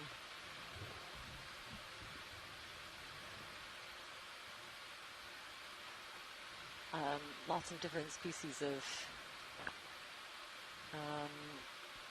wow, just a little bit of everything. Bamboo corals and black corals and flytrap anemones, lots of these snake stars associated with this really dense stand of probably Balticina sea pens. I'll just look over at this a little bit and then I'll cut back up the hill. Or did you want me to pop up to look with this sonar? Copilot? I'm okay now. The hardest return I have is straight ahead of me. So right there, it's just that wall I'm looking at. I also highly recommend checking out the view from Sirius on stream 2. We're totally good here. Just to get a sense of the scale of the density of what we're seeing here. So you're quite a bit D2 exploring above the bathymetry. And kind of lit up from above. Curious what the future has in store for us. Fantastic. Although it'll be the next shift. Delta was 5 reported. So when they first got to bottom. So lots of sort of delta of downed. But now we're seeing closer to 20. Just so you know, and the CTD on Sirius is reading 44, 43, and I'm reading 47. So the Paro is 3 meters below. Covered in hydroids so you know. and that's lots around of what I would think. Balticina, like 2, 3. sea pens with the Asteronyx. Go ahead, Bridge. Roger. So this delta reads attached. 7, but I'm really at like 10. Does that make sense, Bobby? So you know, for your awareness. It's just an extremely dense patch of them here. This is. Is that your mic was closed, I think? There must be, Couldn't just hear you. enough of a little It's a dip nice that's view on filled still in cam, with this Andy. soft sediment to it create is the cool. It's right like a habitat forest. for these sea pens to You're thrive. shooting video right now. Really Keep love it it smooth. here. Keep it smooth. You want me to direct you? You're going to slow pan left. Number of shrimp hanging out on the, down at their base. Oh, really big ones too. Nice Yes. big ones. Yes. Lots of those Very nice, flytrap Andy. anemones. Shoot the video. Formathidae Caitlin's back there. family. No pressure. I feel like she should, when she starts recording, she should say action. You know? And then when she's done, cut.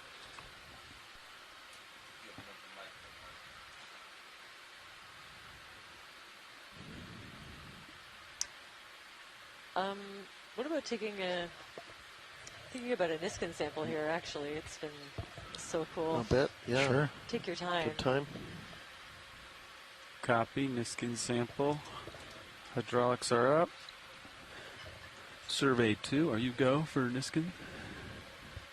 Can you hear me, Survey 2? Okay, Survey 2 is go. Nav, I got a thumbs up. Here we go. Resetting Niskin and firing Niskin. Bang. Number 3 has been closed. ROV depth 1756. Current start date 2229. All right. Niskin sample ID EX2306-D18-10W. Niskin bottle 3 at 1756 meters depth.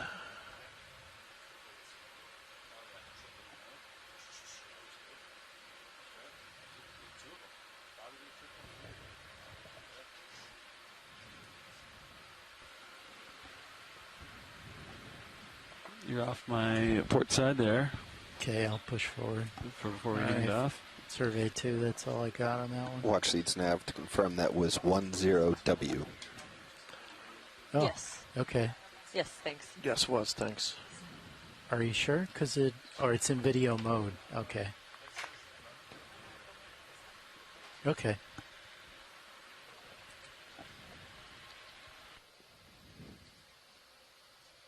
Well, you can see that big cliff over to the right. That really is a vertical drop. Yeah, wow.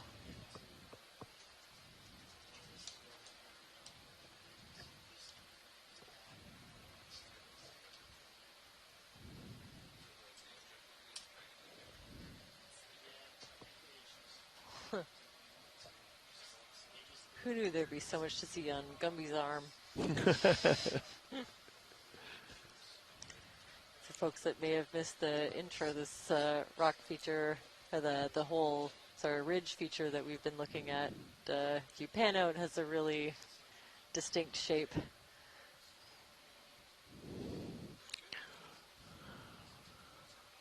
Looking kind of like Gumby, but other people thought maybe more like Groot. Right, or Woody. Or Woody, yeah, so. Go pilot. Thank you. Pushing out. Or maybe we've just all been at sea too long. Well.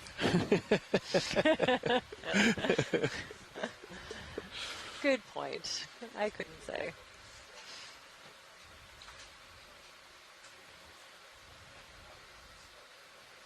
Look down at ROV's view in the lower right. Yeah. Very dense. Wow, incredibly dense on this the vertical face, and also right ahead of us. And a great view from Sirius too. You really get a sense of that head wall, yeah. which looks like I'm guessing is likely what makes me happy. Just center up. A head wall to a slide that exposed that Looking big good. face as kind of a vertical moving right face. I Nicely think it cleaned stopped, off. but it's tough to say it's just sat down. Roger. Looks like this Check upper him one out. Yeah, is when he just gets settled. covered with Ship is Some stopped. still- sponges. Take your time Yeah, on this still wall some face that ledgy you're coming outcrops to. above us. Yeah, a couple maybe. Yeah, I see at least two or three. Wow. Yeah, it seems like it's kind of really steepened up at the top of this ridge, which I don't get a sense of from the contours on the pilots. Oh, there's another juvenile octopus down at the bottom. Yep, looks like you got a nice steep, another I think, step in front of you. We've seen quite a few of Roger. them, but Kinda a seen these all snap day. zoom is always appreciated. Lasers across Copy, the watch sleep. octopus. Coming down. Stand by. So definitely a really Go ahead and successful take the snap. nursery area. We've seen 3 octopus brooding over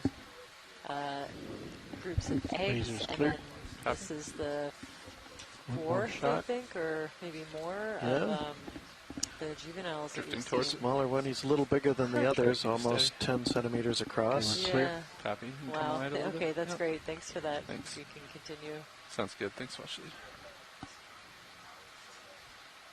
Definitely want to see what's up here. Roger that. I was told we just found a pretty exciting wall here. Yeah. The last one had 3 octopus guarding. They were brooding over their eggs.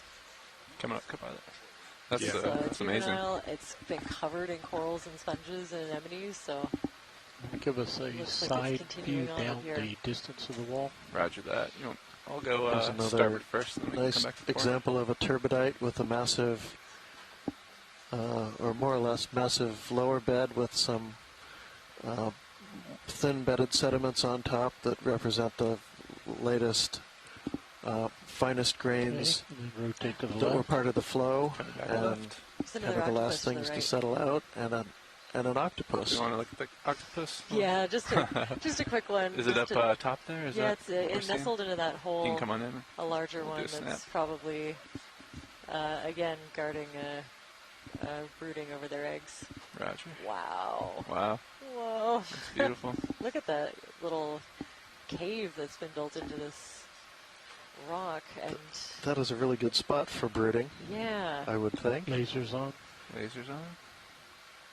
Lasers clear. Oh, just amazing. Yeah, so I Is there think another one to the left? Yeah, I I see think a- so. there's Yeah, some sponge. sponge material. Is that a sponge? It's, Yeah, I mean, if we Okay. could nudge over there and get a look into Yeah. the cave, I wouldn't Sure. say no. We can do looked that. like the right color, but Mm. Priorities have shifted now that we found this guy. just a little like, don't need to spend too much time. Bridge or OVNAV? Oh, Hi, Bridge. and We've had a again, watch if, change. Just want to confirm what you our have bailout time to direction check is. out stream number 2, looking down from Sirius, Come on up a the little bit. geology and the biology 315 here is good. just really amazing to see in Thank you, that Bridge. broader context. It made me nervous at first to see D2 right on the edge of that cliff. But I guess we're not in any danger of going down There's it. another one up above, though. I see that. What's the priority? Did you want to find you said a sponge? Just a quick look in here to see. Roger that. And then we'll continue up. Yeah, it's looking more spongy now. You can come on in slowly, Roland. I think this one is Wanna push alone towards in it? this little cave. It seems like What a the great little perfect home. spot. So really protected from predators. I don't see any way that one of those crab scavengers could kind of make their way in here unless they flew in somehow. Bring it up a little higher for Just the still beautiful. camera also. Roger. So this one looks a And little push in a more little bit too. Yep. awake and aware. We'll make sure to give them lots of space. Bringing up the rotator. Bringing up. Oh, a different kind of glass sponge, actually. Good to know. Okay. Yeah, I think just generally keep a nice, safe distance, and we'll use this excellent Lower zoom to left take a look, but we corner. can continue up from here. Roger that. Thank See you. the black rock in a curve So with that's the enemy on it? 2, 3, Slowly panning left. 4. We saw. Fourth? I missed a 5th, and so this one up here is a 6th. There's a big crab up there. Oh, yeah. So, I mean, that crab I think can Let's go try. for the crab real quick, Roland. Oh, another. We've often seen these. It's above me a Another little bit, octopus but- up top. Yeah, they saw that one a yeah. minute ago. Possibly one of the Might king work our way crabs. up I know to it. there's a scarlet king crab. This one looks like it's missing a Lost the claw. And I've now a few times seen them in the vicinity of these octopus broods, looking for scavenging opportunities, I think. But I don't think this one is going to be able to make it. I mean, I could be wrong, but it seems pretty steep to me. So if they're after octopus eggs, I don't think they're going to find what they're looking for. Yeah.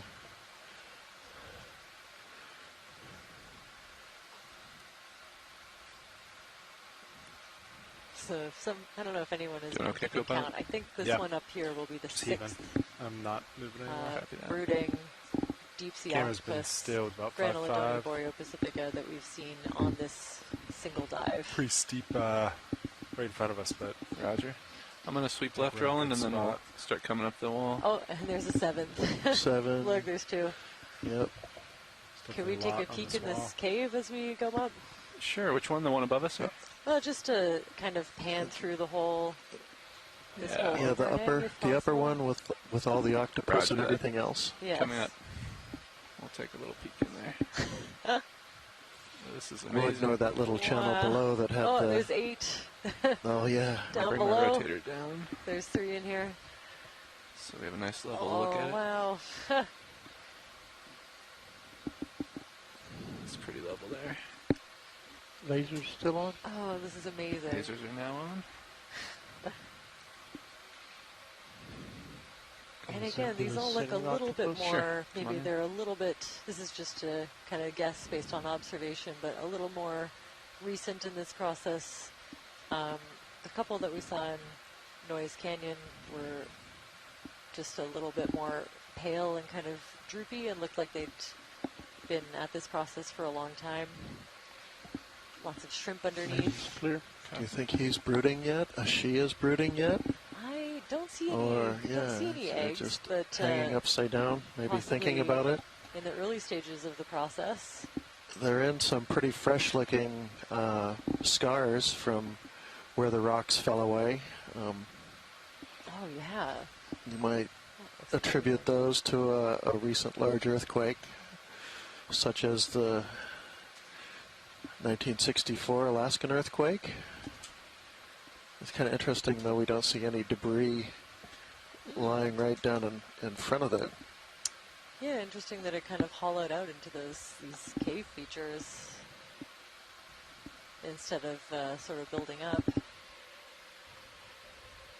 Oh, Gravy and beautiful. ox, too. I think I see eggs. Ox as well, I should If you say. could get a snap zoom Yeah, it's a on good this view. one, we may be able Yeah. to see them between the two front tentacles. Roger that. You can come on in when you're ready. And once again, I see they've taken a preferred location right above a cobble conglomerate that is the basal one of these turbidite flows. Tilting up to tentacles. Wow. And there's some, wow. Yeah, I can make out a dark spot that could even be the little low, I eye can of come a up baby a bit octopus. if we need to. So again, like I Fantastic. mentioned, these have been observed for close to 4 years. That left egg, the dark brooding. spot. I'm going to drift towards it. During too that time, close. Yep. it's at least theorized You that come like on in. the shallow water octopus, they don't I think the lowest left one is more eat, they don't defined. really move except for to gently circulate water around these eggs to keep them supplied with fresh oxygenated water and remove waste material. You can even see some of the patterning on the mantle of the little baby octopus inside these eggs. I've also read that when they hatch, they're really well developed, I think maybe because of the really long gestation period, which maybe gives them a little bit of an Partial. extra Just gonna hold this for a bit. Copy that. start in life. Steady up just a little. Still drifting in. Yep, I'm pretty steady here. It's a nice color now. So very dark angular Wow. clasts in the bed underneath it, just underneath it. That there's just a little something for everybody here.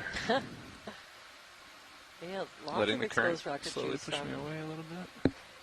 That's just beautiful. I can't get over that. That's the 8th. This is the 8th See one that we've lasers, seen. And these above eggs, the I don't know, tentacles? judging by the features that we can see, and then they do look like they're pretty far along. It's good. So like I said, Looks like the slope levels off reported up above to the 4 brow years, there. but possibly as many estimates put it Looks as like many it, as yeah. 7 years that they could be So you broke it up a in little this bit. breeding process. Nice zoom rail up. Wow. Sweeping left. Just stunning.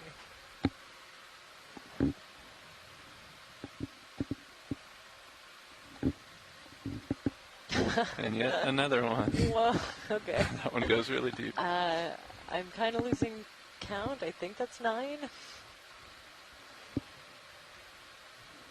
So maybe we'll just quickly, pan along, and maybe we're at the Come on, point on where that we've guy, had Ron. I see some some really rippling good in the close-ups skin of there. this process, and we can. It's beautiful. Wow. Yeah, I can't see any eggs, but I am confident that there are in there. Lasers. So yeah, maybe at the point where we'll kind of take Lasers snap on? zooms and kind of continue, or else we'll never get to the end of this line. But yeah, definitely, it's a really high abundance of these deep sea octopus. It's a nursery ground. Partial I think it's safe pirouette to around say here. we're seeing lots of juveniles below. Be interesting to see what we find higher up, and I'm pretty sure that's at least close to Sweeping 9 left. of these. Just beautiful. A lot of stuff right below my toes there.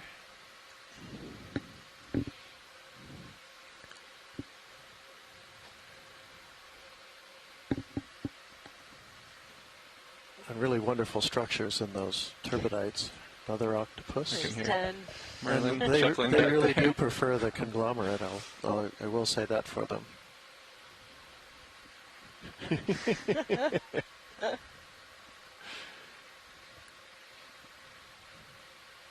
So is that, you mean this kind of band of the Yeah, darker, uh-huh. this southern material? Yeah, those are boulders Lasers to on. cobbles to pebbles size, On. sandy material, no doubt. Here's Take another. Very good Yeah, shot can we of do the a snap eggs. Yeah, zoom we on need to these? zoom in on this one. It To looks the a left. little bit different on the left. Yeah, we can see, I don't know if they're very small. There's 11 or 12. Working my way up and rolling. But yeah, the one in the middle, it's a really good angle, and it looks like this one has maybe been here a All bit right, you can longer come than on the in. others. just because it's a little more pale looking. Actually, it's hard to say. No, I don't know. I'm going to turn lasers off. Yep. It does look like there might be some older attachment Can you go points. rise up a little, look down? Hard to say, but I also am just reminding myself that color isn't always a good indicator when it comes to octopus. They can really easily change the color that they are. So It feels like you're drifting backwards. Yeah, I'm correcting that. very at the helpful moment. to document. There's a little bit of current pushing me away from the wall. That's great. I'm happy with that. Roger that. I'll get a look at these eggs if we can. Wow. And yeah, again, you can see just like a Pushing gentle in slightly. movement of water. Make sure to give her lots of space. Yep. Don't want to interrupt any part of this really prolonged Stand by. process.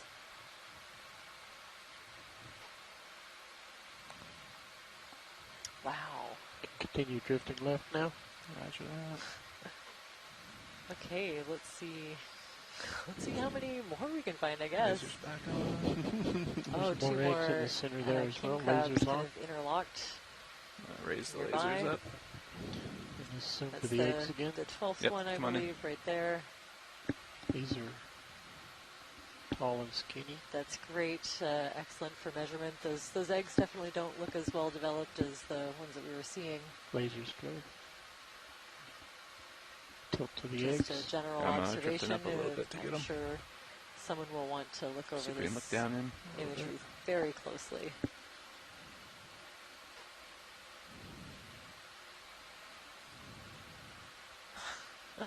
Pushing back in.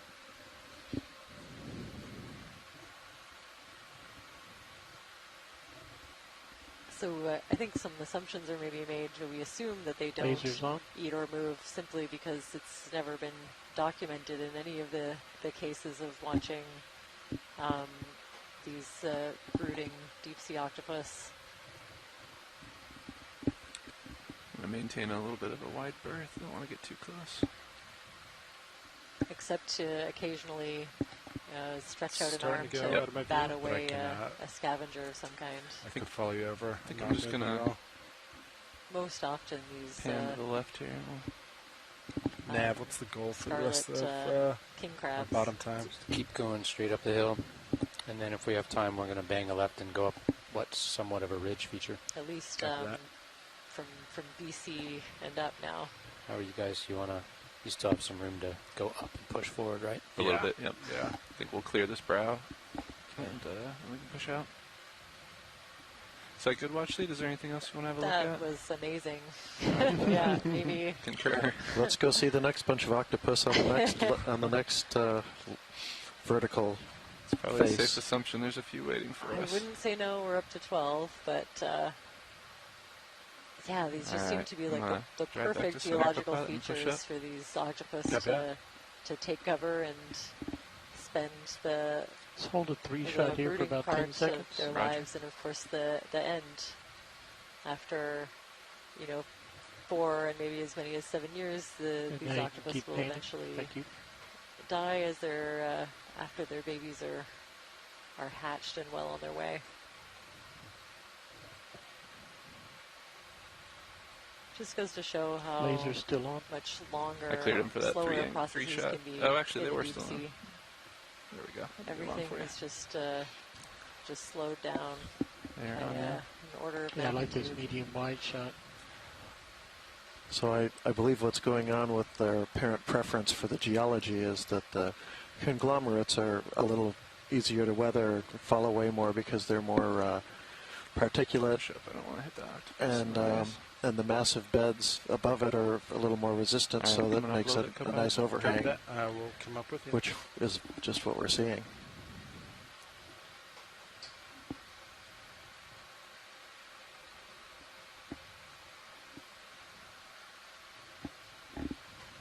Ooh, Big crab on cool. the sponge. That's a sponge with I think 2 crabs on it. 2 crabs on it, Oh yeah, flattens also out perhaps think. interlocked.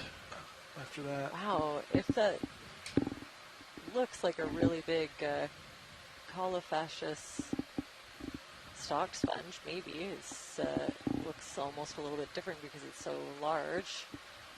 And I think we're seeing large enough for these two king crabs to perch right on top of it. You want to snap it? Yeah, come on in. Center up, tilt up. Yep. I'll keep rising. And it has a basket star hat as well. Oh, we'll need to hold this shot. I don't think I've ever seen Stand by. That's very interesting. I don't know if I've ever That's seen adorable. a basket star on top of a crab shell. I wonder if our gynoderm expert has. Oh, also some really small whipped corals. Possibly Viridis. Stand by, fighting a little current rolling. It's maybe the first time that we've seen center for those.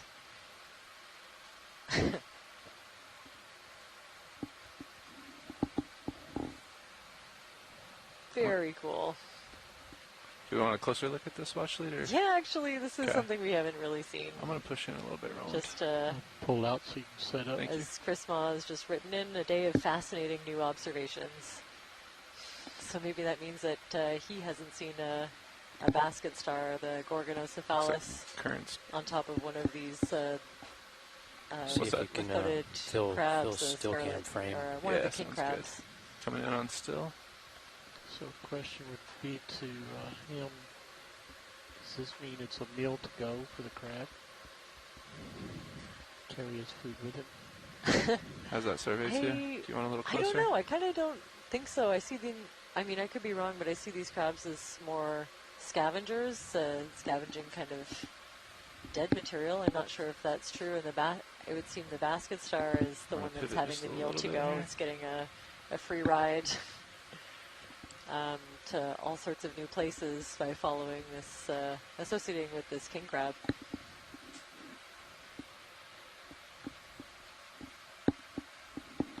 Can you take a little more, Ellen? Oh, good, and Chris Ma agrees.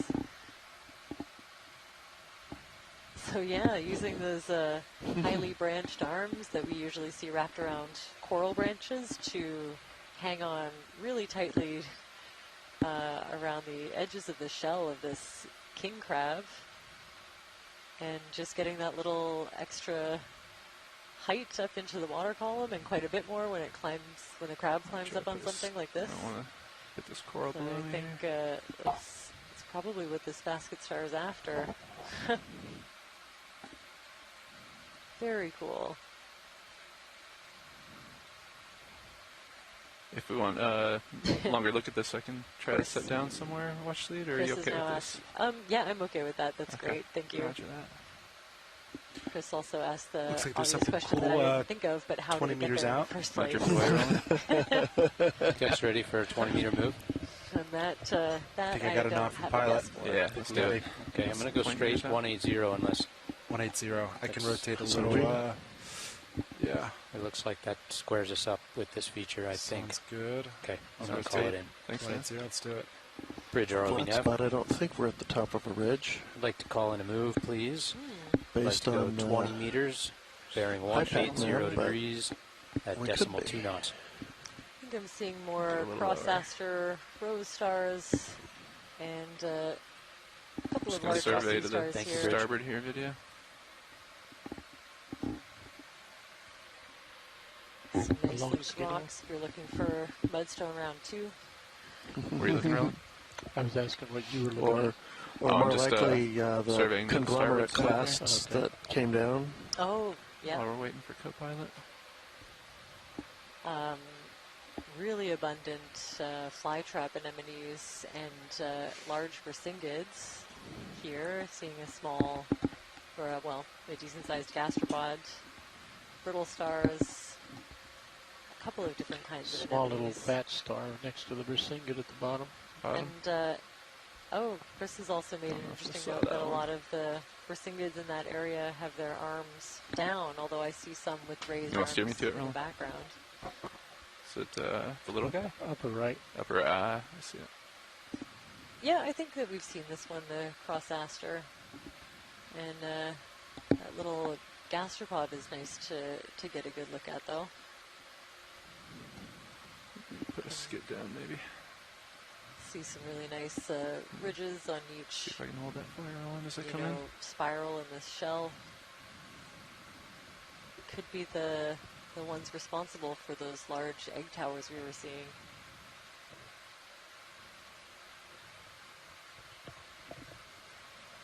Clear. Roger. And we saw, I think we have good video of pretty much everything in this field of view. If we want to continue up. Yeah, roger that. We're waiting for a little bit of tether from co-pilot. Oh, okay. But sounds good. I'm going to push out as far as I can here. I think I'm just starting to move. Copy that. Chris does note that there's a color variation So in the cross black aster rock we're under seeing. all those anemones? So there's a couple of species, either cross aster paposus or borealis. You can come on in when you're ready for it, Roland. And also information Ship's from about halfway finished the Mary move. that agrees it looks Bumping like up the a little scarlet bit. king crab, Methodes Stand by. kusi, or kusai, and that they could be courting or mating. There's a current here. Every time I let off the stick, I get blown back a bit. Wow. Oh, there's a nice rock. Are you guys looking for a rock watch lead? Yeah, probably not usual. one of these. These are, I believe, fairly random rocks that are either drop stones or Roger that. more likely carried down in these with the turbidites that we've seen outcropping on the steeper faces. They would be interesting if you could collect a large number of them and try to evaluate where these sediments came from based on the rock types. Copy that. Let me know if you do see one you'd like. Sure. Looks like you're moving now, co-pilot. Yeah, so. Just going to sweep the landscape here a little bit.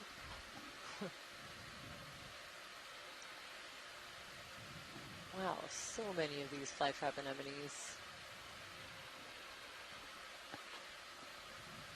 Kind of been with us on and off throughout this dive, kind of at the start. Seeing one of those translucent sea cucumbers. More bersingids as well. Lots of these stalks with encrusting hydroids, and then when you look in the background, everything with a snake star on it, or the little star-like Asteronix.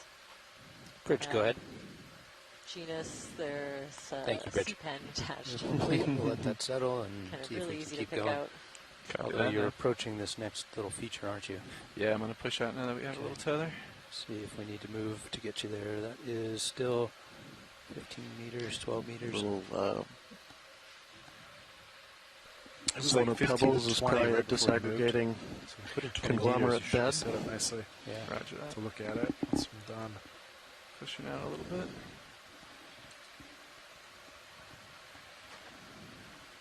I can just see it, like I think on the tip of the Cirrus cam.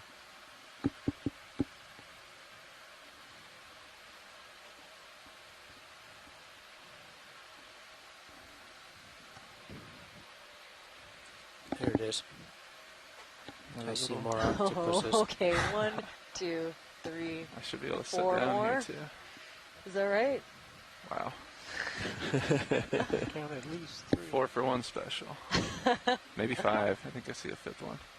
Whoa, okay. Maybe. Maybe it's just So 4. again, I'd like to keep our distance. I don't want to dust them up. Copy that.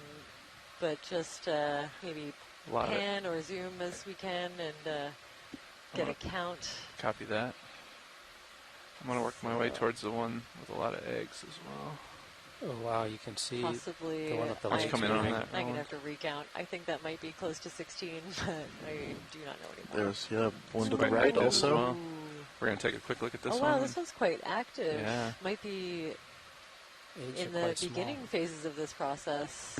I've never seen them move around their arms like this. I'll be careful to keep my distance, watch Yeah, but thank you. pushing in slowly. The eggs seem a lot smaller. Thanks for that laser measurement. Of course. Ooh. Okay, so definitely those like darker yellow attachment points. And I would say these eggs are quite small. yeah, my guess is that she's in the earlier stages of this process.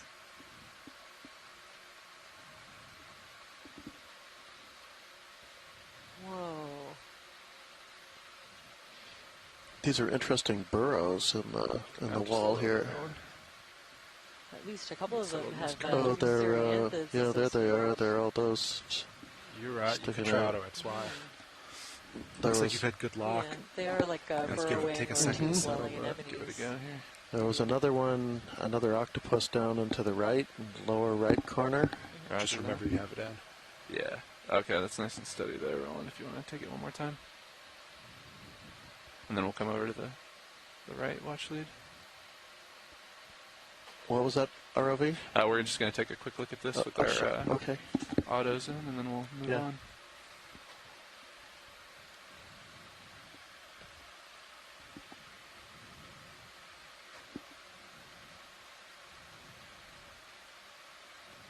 Eggs are hiding now. Clear. Yeah, you can come on out. It's a Tina 4 floating by. Looks pretty flat past this. I can Roger zoom that. out on your blue view. And keep it on the left side of the screen as you come out, Roland. Yeah, there's another one down there. That's amazing. And again, another king crab nearby, but I think, yeah, based on the fact that they're on these really intentional overhangs, they probably don't have to worry too right much. here. Yeah, copy that.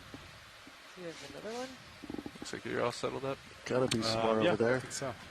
Camera's at 4.5. Seems like. Be really interesting if we could see a spot where an octopus has recently been. Again, mostly seeing different kinds of encrusting sponges. Pushing forward a little bit. Stay in your view. Lots of glass sponges, a few different genera and species, I think. And we'll take one quick look to the right before we come up a little bit more. Wow. Oh, there's one in the background In the there. distance. Yeah. I think we can just kind of Let it be. That pan is fine. Yeah. Tilt it down a little bit. Adding Roger it that. to the count Coming and up a little bit, co-pilot. leave it at that. Pushing ahead. Can continue up this feature and see what's next.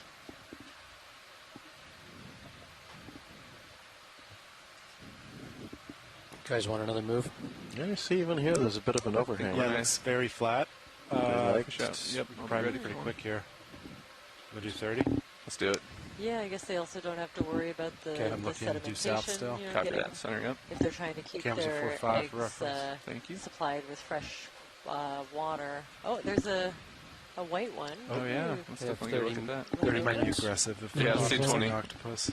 Yeah, let's just say 20 and Yeah, sounds good. dial it in. Just to take a look, it's interesting. Bridge Again, ROV. color Fine. is not a very good feature to go off of. We'd for like to call another octopus. move. They- Same thing, 20 Oh, meters, just a little bearing one. 180 Oh. at decimal 2 knots, please. And not. Thank you, Bridge.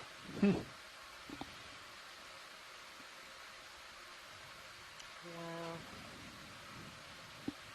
Okay, that's great. I think we'll also leave this one be. We've had lots of really excellent imagery so far. I'll add that to a different count. I'm counting brooding octopus. I don't know how many other ones we've seen now. I'm gonna say 4 little ones. That move was at 180. Yeah. Correct, 180. Copy, thanks. 20 meters. Roger that. Pushing out.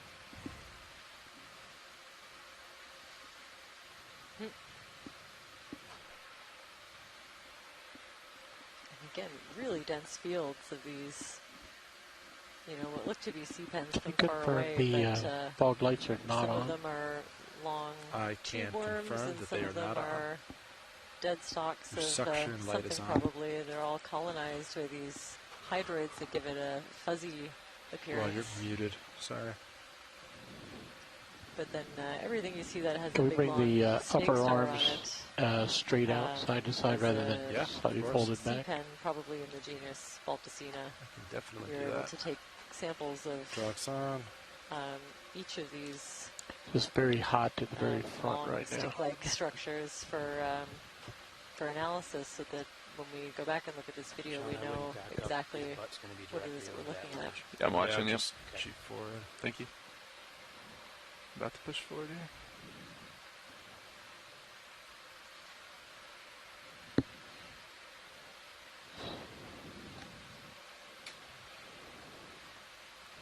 Ooh, a really nice ctenophore comb jelly.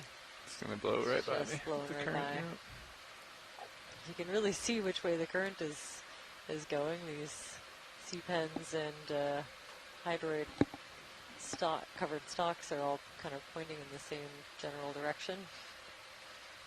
All right, Roland, that's more It's much better. It's perpendicular. less hot in the very center now.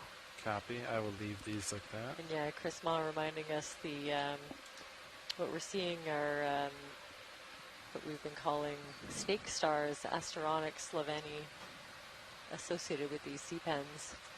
I think someone was asking in the science chat if they're also associating with the hydroid covered stalks, and I don't think so.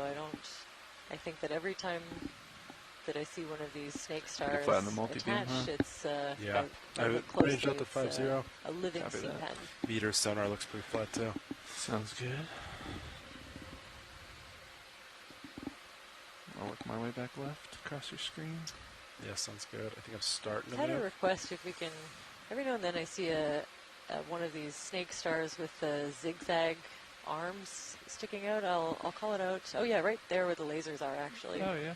I think that is a Zoom request from Roger from that. Chris. We can take that while we're wait.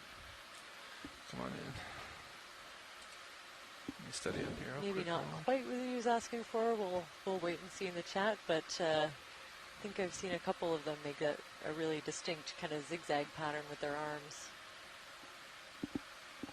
I just hold it for a little bit. I think that's good, just to give him a Roger look. that. Really moving around up here in the control room now.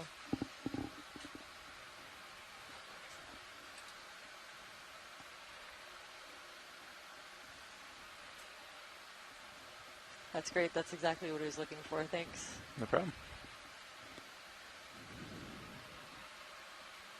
Yeah, looks like you're moving here, co-pilot. Camera, I'm just going to hold it for Uh-huh. 5. Sounds good. I'll try to keep pace with you.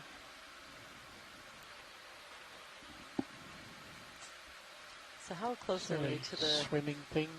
the Center top of this coming ridge? Can left we and make right. it? Yeah, come on in. I believe we can make it to the top of the ridge. I think Okay. it might look a lot like this from here on, unless we Okay. come across another ledge. I didn't see anything Ooh. in the sonar.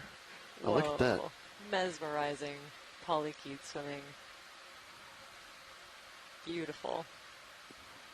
It's Okay. coming inside of I'm me, I inspired to think. try to find the, Not gonna the back up top too if we much. can. Yeah. Looks like just Copy, another thanks. 15 meters or so in altitude, Okay. and not too far horizontally. We're at How much bottom time do we have left now? 138 Less meters. than 10 We've minutes, come probably? up about 150 meters, I think, from the bottom of the hill. Copy. Thanks. ROV, if you can cover as much ground as possible in the time we have left. I Roger think that.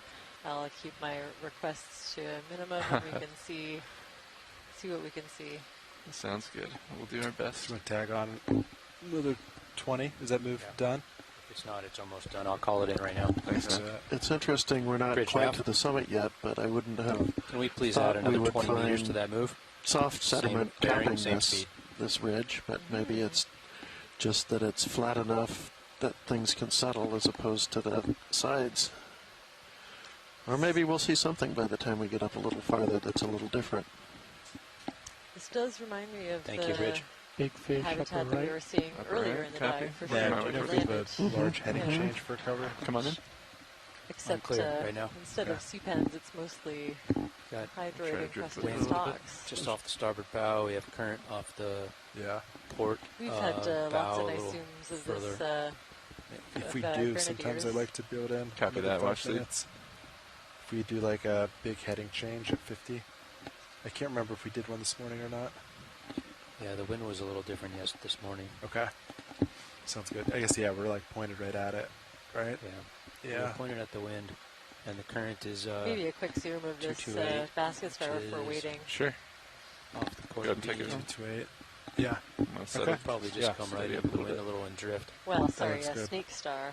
Got a bonus fish. And a bonus fish. You call it a grenadier, right? Is that what you said? Yes, grenadier.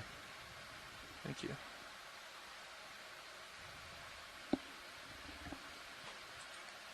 You take more if you need. That might have been a leech, I think. Someone was talking about the white loop on the pelvic fin possibly being a leech. Wow. I've seen more leeches than I care to on this survey. That's all right. I'm sure they're very interesting.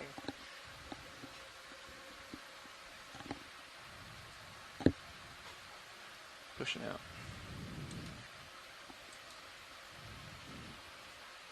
We added 20 nav, is that right? 20 to that We list? added 20. Yes, Copy. yes, we did. Thanks. We added that almost 2 minutes ago. Copy that. Probably not much left of it. We have Star about there. 2/3 of it left.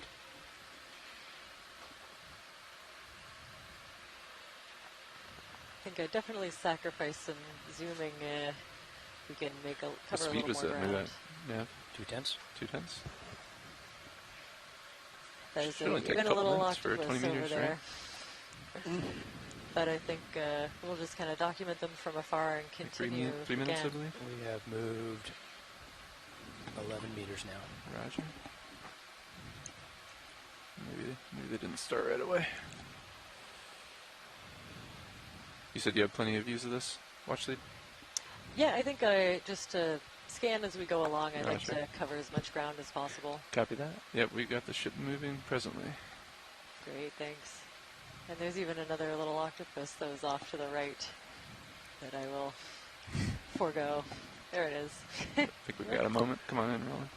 Should put lasers across it at least. Lasers are on. Lasers clear. Roger.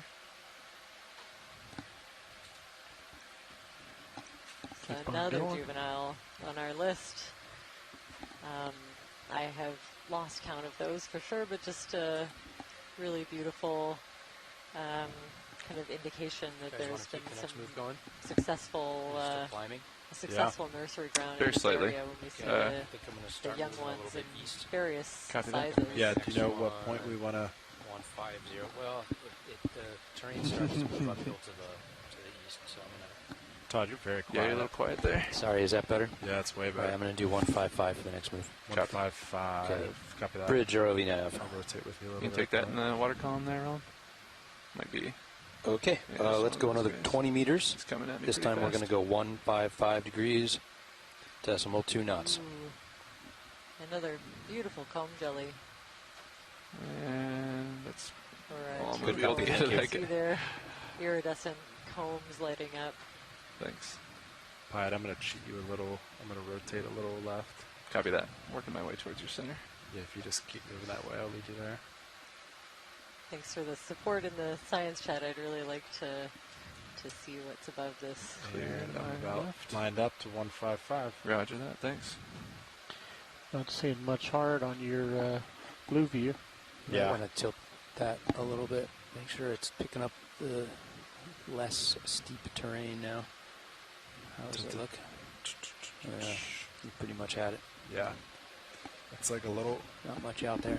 Yeah. Fair amount of digging around down there Oh. by somebody. I'm going to call this the top. We started, Ooh. watch leads, we've started a little bit of a easterly turn to our rise Mhm. as we see that the local terrain is sort of leveled. Yeah.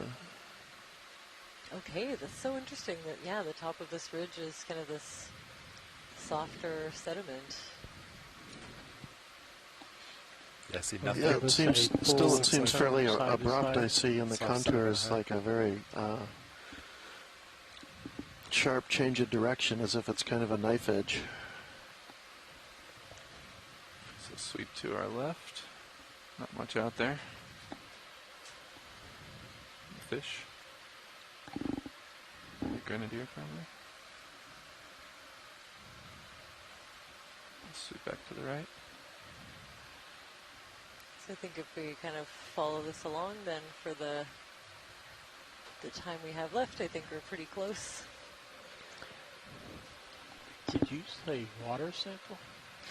That's an excellent idea. Could I request a Niskin when everyone is ready? Sure. I'll let co-pilot Nav, handle everybody. You ready for a Niskin? Ready for Niskin. Survey 2, you ready for a Niskin? Copy that. Hydraulics are on, valve pack's on. I'm resetting. And I am firing Niskin in 3, 2, 1. Good fire, Niskin number 4. I think it is the shape of the it's conical. So even if it's not perfectly upright, it still seals. Could I request a zoom on one of these large Solasterid sea stars, please? Sure, like the one on the left side there? Yeah, there's one on the left, one on the right. Left is a bit closer. Copy that. I'll push to that one. Sure, thanks. No problem. And that Niskin was sample ID EX2306-D18-11W. Niskin bottle 4 at 1736 meter depth. Just at the front of your skids. Yep, roger that. That's a good copy, watch lead. That's exactly what Nav has logged in our files. You guys all set back there with sample logs? Yeah, I think so. Yeah. I think Okay. we're all on the same page. Awesome.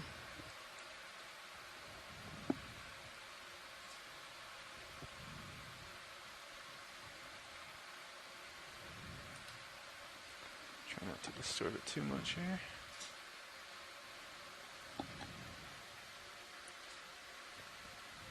All right, come on in, Roland. Bridge Nav. Thank you, Bridge. He was full. Guys ready Yeah, to keep it moving? does look like it, eh? You can see it I think moving so. around a little bit. Yeah, I see Blue View's 50 meters out. I don't see any hard obstructions coming Wow, out. it's So really do pulsing. 110. you want to do 110? So I Bridge had nav. first Right? probably Solaster, but Like to wasn't do 100% one more move. sure on the ID from farther away. Range so 20 meters. We'll get a nice good zoom. Bearing 110. Decimal 2 knots, please. Yes, so confirmed a Solaster, possibly the one that we collected on an earlier dive. Good copy. Thank Thanks you, for Bridge. that. I'm going to start rotating to 110 pilot. 110, copy. Taking off. This may be our last move, huh? Yeah, we're going to call it at 23:30. Copy that. Give you 3 minutes bonus to set up and get off the bottom. Roger that. Another Tanner crab, I think. Looks Lots like of you're BC centered up. pens and lots Co-pilot of already with the ship. hydroid, Oh, yeah. So I'll just encrusted turn to sauces port. to kind of Port take turn, our, yeah. I think we're It's nice and flat too, so it should on be easy. Yeah. the last All right, I'm lined up with little bit of 110. this dive, and the feature that we've come to I know didn't mean is to do Guppy that. Ridge. I didn't mean to hit erase. Is it still in the target log? The It time's should going to be still- wrong. It should still show up once you in the targets. Even All if right. you erase it, you have to delete it. I'll in the get target two of editor. the same. I'm going to be the one to do it later. Yeah.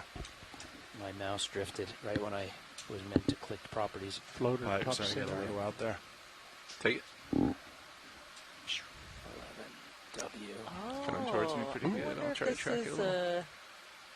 a larvation, but there's a little more Yeah. structure attached than I was Let me expecting. know if I back up too much, co-pilot.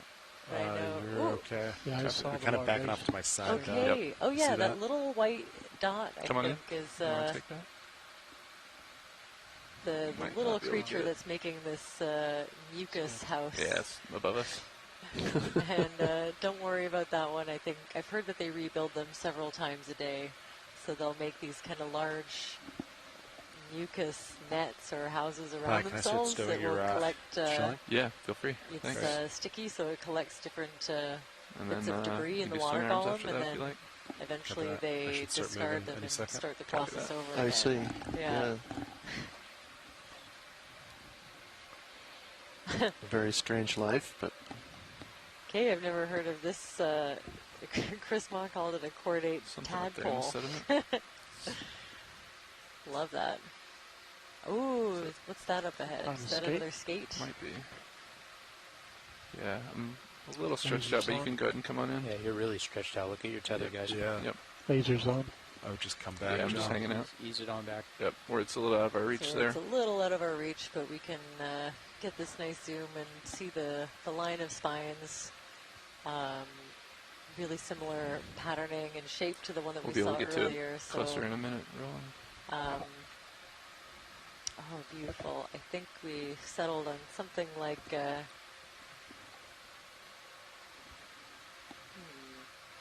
what did we say? Maybe Ambly Raja Hyperborea, synonymized with Ambly Raja Badia. The boreal skate, I think it goes by a couple of different names.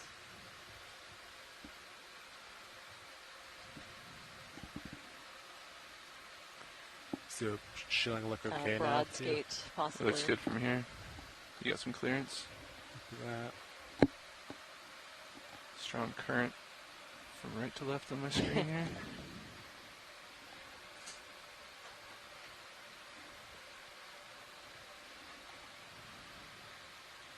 Looks like the currents picked up a bit from where we were before.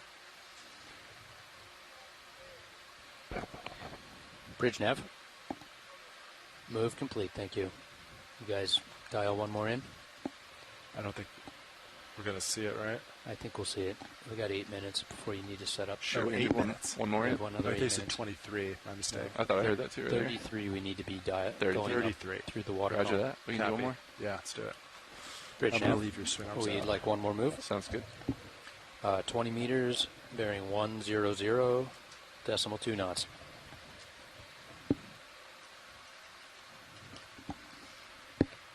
Good copy, thank you, Bridge. Pilots, you heard that, 100. 100. 100, copy that. I'll rotate a little. I'll work my way up.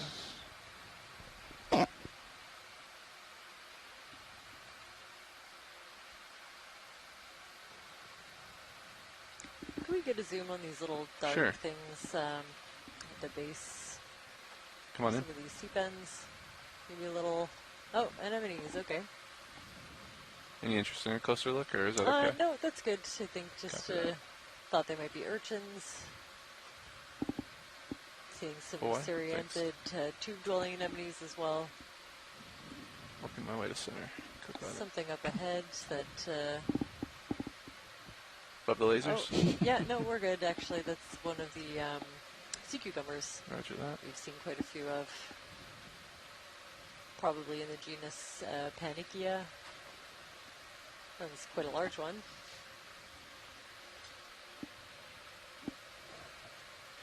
Take a snap zoom on it, Roland, while we're waiting. So yeah, pretty much almost, definitely almost transparent. You can kind of see the sediment working its way through the digestive system there.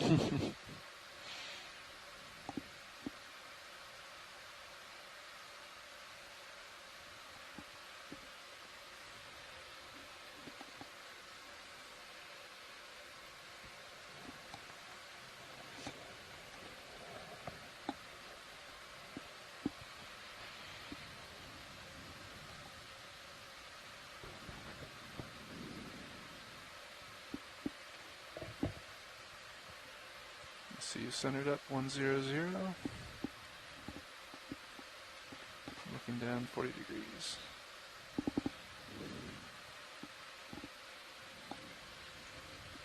A little closer to that skate now. Yeah, you're still kind of at the edge of your tether. Yeah, roger that. I'm just lateraling at the moment. The skate is Come on in, Roland. See if we can get a better look at it. Maybe almost on the move. Off camera control flying again. there. Ooh. Oh, excellent. Just keep panning. It's a good shot. So yeah, really fine I'll work my way spines around these. along the back and Most- down at least most of the way down the tail. Do you have enough tether to Covered lateral with the starboard like this? Light dusting of this sediment. I'm doing it Just very kind of, slowly. Yeah. Roger. Let me know if I get stretched out. Hanging out on the soft sediment Just that we're floating seeing. here. The current's kind of blowing it to the Two port. little You can go the fins reverse as well. into Having those the in tail. between These us and are him is a pretty good shot. Sounds good. With a little identifying depth to the features image. you can use. Working my way left.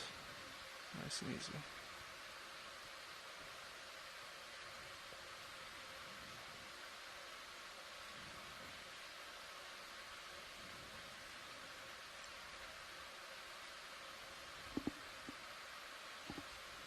So Yeah, it's nice with a those. few really excellent Corals in front. papers that have some great in situ imagery of deep sea skates. Not usually from as far north as we are now, but could spend a little bit of time Beautiful. with these frame grabs in this Nice video. frame. Keep rotating Probably left have a now. pretty Roger good that. idea of what species Doing a we're little looking at. pirouette.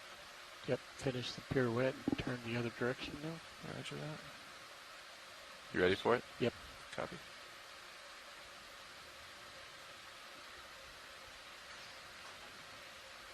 And you just leave him behind, let him go off your screen. Roger that.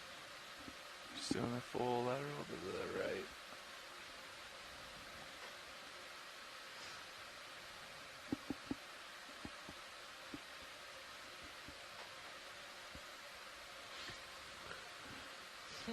Little Good crab job. back there. Yeah. Looks like maybe a small You can tanner take the crab if although you want. it's It's a little hard out to of a say. light pool at the moment, but Bridge nav. Oh, maybe not. Thank you, Bridge. Yeah, you're still way out there at the end of your tether, John. yeah, I'm coming back center line. Mostly just doing lateral. Full wide. Copy, thanks. Tether's getting blown off by that current. We'll just let the ship settle out here. That's Yeah, it. Sounds good. Okay, watch leads, nav. Watch leads here. We are in the last 2 minutes of bottom time before the vehicles get set up for recovery. Sounds good. Thanks for the heads up. Yep. Unfortunately. Well, this dive's been amazing. Again, this is one of those dives where we didn't really know what to expect, and There's our friend. I've just been kind of floored by what we saw. Okay. It's, all the way up. Actually, even just from the beginning, these sea pen fields Looking at are little tether very now. interesting habitat. But then, of course, we got to But maybe not much to see. some of those really dramatic rock faces, and With the charismatic species. yes, charismatic species never hurt. So you'll do a slight very turn to swept away starboard by and those deep we'll sea do a octopus. turn to port. when we And come of up. course, seeing the juveniles around, Oh, yeah. watching the octopus brooding over their eggs. I think at as you settle least- out, I'll just continue to push at ahead. least, That'll give me around to stretch out a 17 bit. was my probably really bad can count. Yeah, sounds good to me. Okay. Yeah, I'm just floored. I Come don't back, think guys. I've. You want to Say that? Yeah, I think re-talk that, that through again? Abundance of. He's seemed settling like up, any and I'm going to stretch in out. one He's small going to do a area. slight turn. Just, well, Can now he definitely doesn't call need this to, I area guess. an octopus Oh, you're nursery talking right and, now? No, really it's just like, Oh, yeah, like before, whenever we set up. Yeah. Sirius is pretty much lined up on the ship, right? Yeah, and it kind of puts a face Should be on, starting to offset there. you know, all those Yeah. ridges you, That's what we said you was can a see on slight the turn to map. port for and, Sirius, you and know, then you look at them and or to I starboard just rather, think, and then I turn to port for mudstone, T2. or Get us there. I don't know, maybe ribs of basalt or something like that. But you don't current on think the way about down kind of what's on followed them, and there's surface current. really a huge With that number change, you said surface of current's not things good down on there. southwest. Northeast to This is a southwest. relatively small ridge we're on. Right. The ship It's is just an arm. Just one arm. Once you're like And at just a 1600 small meters, part I'll of one get the arm. ship going. Actually, when you Sounds good. pan out and look at the whole 33, the whole we need ridge, to be on our way up. can No, imagine it's the time different to kinds set of up and start Roger that. ecosystems that are Time set up. housed. 33 after you need to be spinning really small up. part. We need to be coming up at 33. Yeah. So amazing areas, even besides. Do you want me to get under you at all, or do we just want to? If you just stay center. All the other. Corals and kind of drive around as I get your arms in. Roger that. On a really, pretty much vertical face in a lot of cases. Really surprising and amazing amount of And once we biodiversity feel good, we can and abundance in this area. come up off the floor a little bit.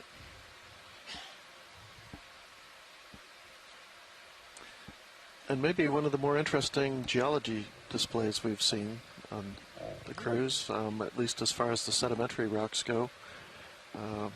Really nice examples of turbidites, sediment gravity flows. Once you have those arms stowed, probably we can deep ocean submarine fan type of an environment. Make our turns and stretch out. I would guess. It kind of begs the question, is that something that formed in this kind of larger canyon that we're in, and we're just seeing the rest of it all eroded away, and we're just seeing the remnants of it that are standing up on this ridge, or is this what the ridge is? Yep, showing looks good too. It's always a little hard to tell from a real close-up view. All right, copy that. You want to come up maybe 30 meters or so off the really seafloor? Excellent geology What have you guys been doing the last few days? In the rock box. That was really that's maybe one of the better mudstone collections. So don't need to come up too much. I could just come up to 20. Okay, yeah, if you want to make a delta 20, I'll back under you. Yeah, maybe there's enough that we can get an age. Sounds good. See what we're looking at. I'll tilt down as you back out. I'll back slowly. So a turbidite is what that big, dramatic rock face that we were looking at is, or I think so. Okay. Yeah, a turbidite is a single flow that has a very characteristic series of depositional facies, essentially. Roger that. Backing towards each other. Up to 17. It's usually it's characterized by a finding upward sequence, so you can find typically find about 20 there. coarser sands or rocks conglomerate near the bottom that grade upwards into sandier beds. In places you'll find them interbedded with shales that are sort of the I'm going to make my turn to port. turbidite flow intervals. But that was pretty active. We didn't see anything that looked like it was set up starboard. at least in that one interval. Looking at you. Copy that. Turn to port. Inactive. They're looking good. Good eyes on tether. And those facies of turbidites are referred to as the Bauma sequence. And he defines A through E tether is facies. On top of you. Looks good. Roger that. Any which of course can be present at any given flow. You don't always get the whole sequence. So looks good. Yep. Looks very but good. that was so active I'll hold this, it so really gave me the out, impression that we were in come up a little bit. pretty close to the main channel of some fan system, as opposed to being out on the flanks where you're just getting the overbank type deposits or the really big see my light pool sediment gravity flows that maybe spread out over the top of the channel onto the flanks. But that was with all the cross-bedding and channeling. We were saying looks like we were, pretty much in the channel system. Yep, see that? Looks good. Very cool. So neat stuff geologically. Yes, thank you. I'm off bottom right now. Big fan of those turbidites then, because they provide some excellent habitat as well. 12 looking good. 11. There we go. Good. Looks good. Now that we're kind of lifting off of whenever you're ready, we can disengage our auto headings. My auto headings coming I'd out. like to thank the dial up. GFOE, ROV I'm ready to and the video come team. up when you are. You've done some really amazing work today. I really appreciate all of your efforts. You want to tickle the winches happy with this dive. Yeah. Saw some really amazing things, and I providing can't wait to look at the replay. Increasing. Thanks also to our shore-based scientists for joining us. Make 30. In the science chat, we always appreciate your observations and expertise. Yeah, I'd like to let you know the ROVs are off bottom, and we are currently ascending as planned. Also, thanks in just to a few minutes, I'll call you back and we'll discuss getting the ship moving. Scientists that will be helping us out in the lab today. I think we've got a pretty full complement, at least for biology. Thank you, Bridge. 28, 29. So we'll be working carefully back there to about 30 there. Are we still preserve and running a catalog little everything heavy, that or are we we found back to for our further study. normal? Should be back to normal. So thanks in advance for all of your help So I'm and, gonna use and 34.5 expertise in that area. Copy that. And also, of course, NOAA All right. Ocean Exploration and the a little Okeanos bit. Explorer Which is for locked at 30 pretty good, I think. coordinating Delta's and looking good. providing. I'll fine tune that. Yep, sounds good. They're making this pushing out a survey little and bit. this Pushing dive 30%, possible. yep. And push And out more thank if you needed. very much for all of your efforts. Good. Tether's doing pretty good. And Once thanks, you're Jamie, clear for of like teaching me about 1600, I'll get the ship turbidites. moving ahead. Very close terrain, tops out at 1700, a little yeah, I further always away, learn, goes shallower. I always learn something about Copy. geology. Copy. And Keep really us safe. appreciate your observations and input. I'm I'll discuss learning with a little Bridge bit more what about the geology heading is every day. going to want to be, Every day that I'm we'll out get here. moving ahead and switching that around. Fantastic. Roger that. Yes, Keep you guys streaming. and of course, thanks to you, Merlin, Thruster's working for pretty those hard. great I've got about descriptions 30% forward way. and your enthusiasm. It's fantastic. Isn't let off of that at the working moment? with you. Anytime. I think that holds. It's fine. Okay. So our tentative plan tomorrow is looking at I think we could be, Dall according to seamounts. Levi, I we could be think pretty have comfortable we have a running the goal. verts Of course, up to it's about always 95 subject for to long change. durations. The weather Copy that. here has been I think providing past us that, with that's some when challenges, but you don't really want to run them for longs, but our the general plan that looks we have at pretty the good. moment is to Delta target 6-7 looking good. maybe possibly Shooting the pinnacle nicely. of Dall Concur. Seamount, which isn't too far from our current dive Let's site, I see. believe. Oh, and now, when you're ready, But can you stay tuned. see if they want a Niskin on the way up? We'll be sending along our emails with the dive plan It's been around and like 300-400 possibly meters posting to recently. social media. So keep an eye out there for our plans for tomorrow. Thanks How are we everyone on for joining time, us. Nav? Do we need to make up Thanks, a little bit? Are we everybody. okay? Till tomorrow. Good.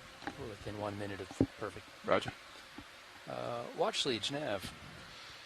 Watch lead here. We're off bottom, as you can see. We're on our way up on time and wanted to check in with you whether we need to fire Niskins on the way up. Yeah, let's do that. How about at the deep scattering layer? I'm told it's at 420 meters. 420. 420. Copy. Thank you. Will one of you guys be in the chair to push the button when it's 420? We sure will. Great. Thank you.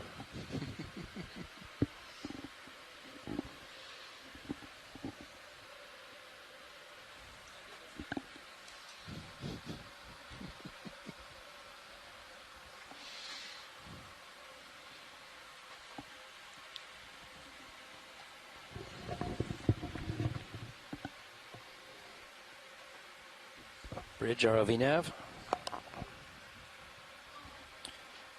Checking in with you, wondering what the plan is, what heading you folks are going to want for recovery.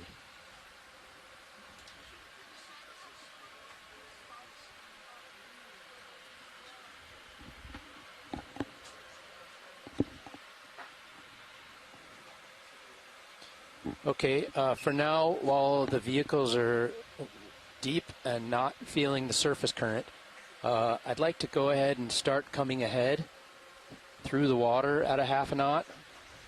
You can leave auto sway engaged, but if you need to come out of auto surge and just push ahead a half knot through the water, that would be good.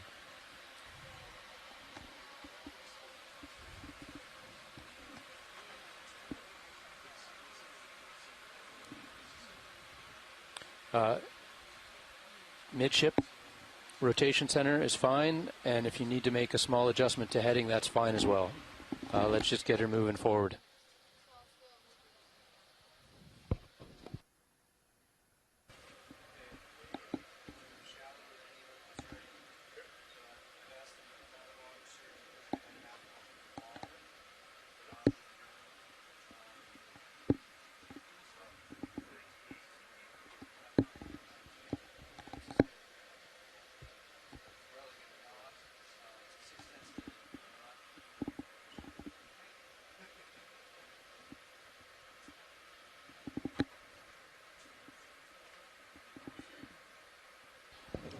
Bridge nav.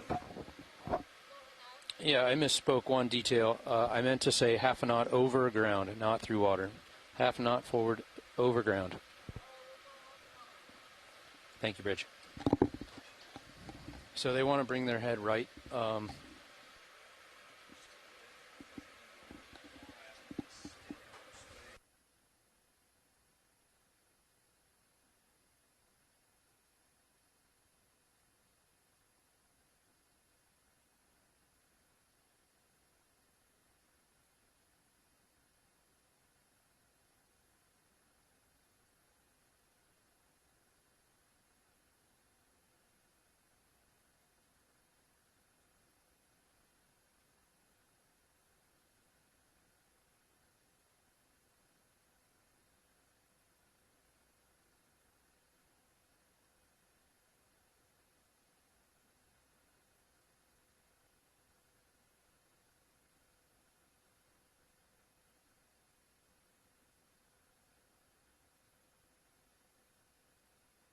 $420.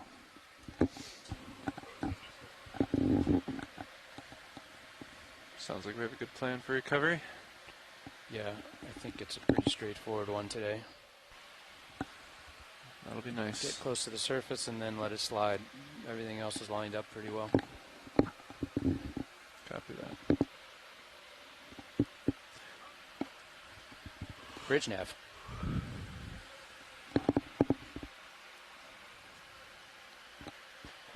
Heading change 135 is fine.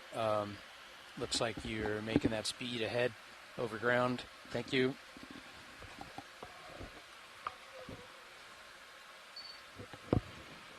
Good copy. Thank you, Bridge.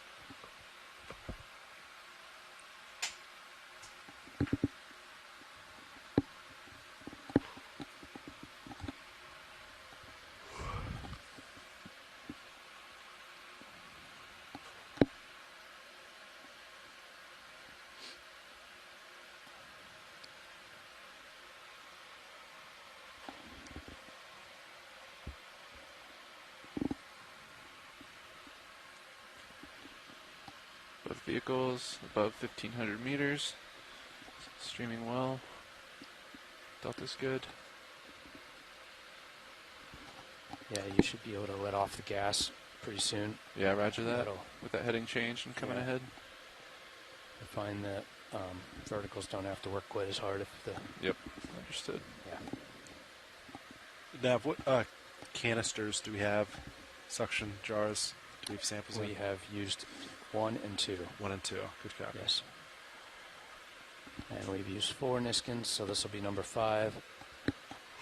We have starboard rock box with 1 sample, and our bio boxes are full. Copy that.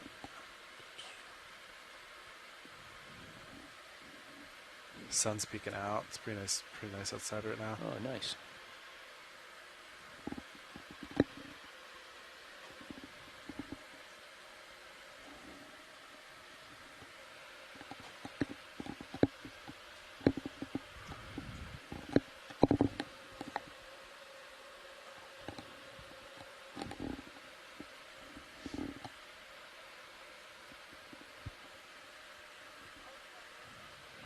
Bridge nav, go ahead.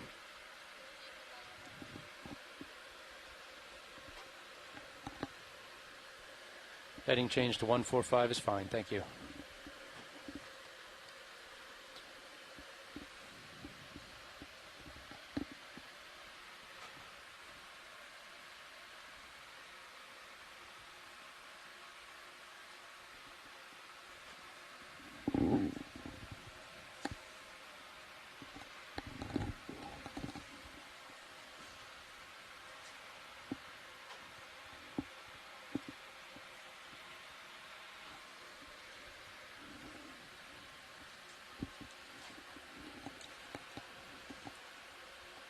I thought the workhorse worked well. Yeah, absolutely. Not when we were on like the cliffs, cliff sheer face. stuff, but yeah. I thought it worked pretty well today. After you mentioned, that it was working, and I engaged it for those few shots, it helped a lot. Yeah. So used to not having the XYs working. Bridge nav, go ahead.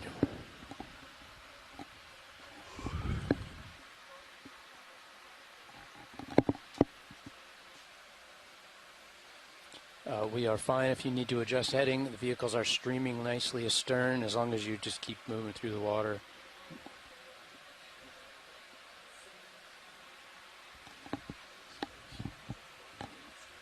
Copy. Thank you. They're going to keep bringing their heading around. Roger that. Copy that. Lars is up there. Good copy. Decreased forward weight about 15%. We'll see how that holds. Just let me know if I need to push out a little more. Cirrus is moving. You should be good at this point. Okay. I'll take it down to 10 here in a second. Oh, Todd, I don't know if you did this. I like to toggle tracking on the ship on high pack, and it'll kind of keep it centered for you. So you have to make the go into vessels now, because the ROV is the main vessel. Make the ship the main vessel. But yeah, so make the boat, the boat the main vessel. Apply.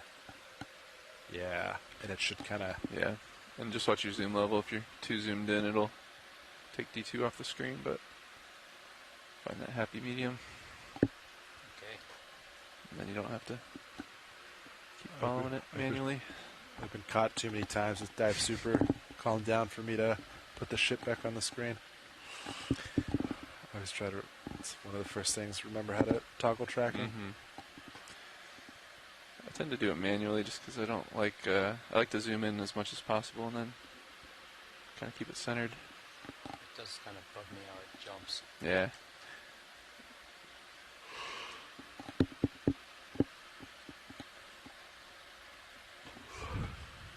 Noodles. Is ADCP sit behind high pack? ADCP, the speed log? Yeah. I guess not the speed log. Current profiler. Yeah. Oh, there it is, yeah. Just Okay. hidden.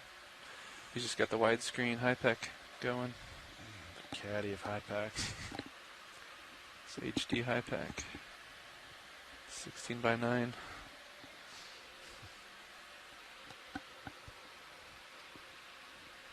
Theatrical release.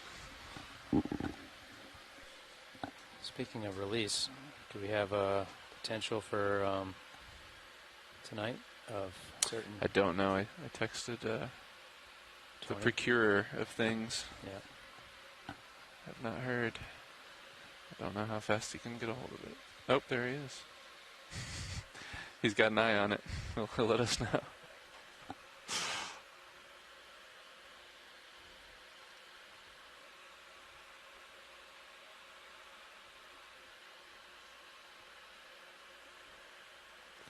Told him he had made several folks on the Okie happy.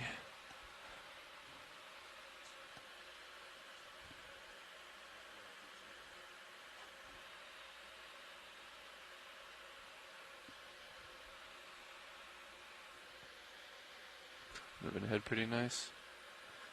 I reduced my forward weight about 10.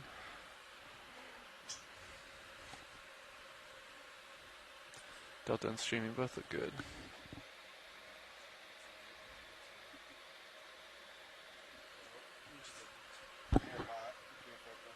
No, please do. Yeah, I think that'll help with the thruster percentages.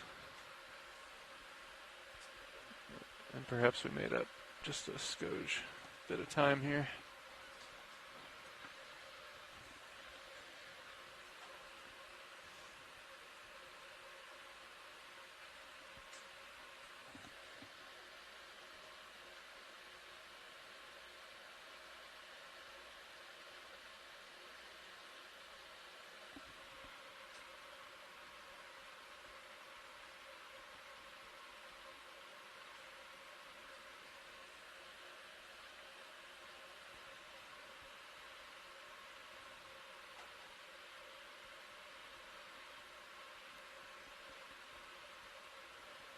It was a pretty incredible cliff face there at the end of the whole last part of the dive.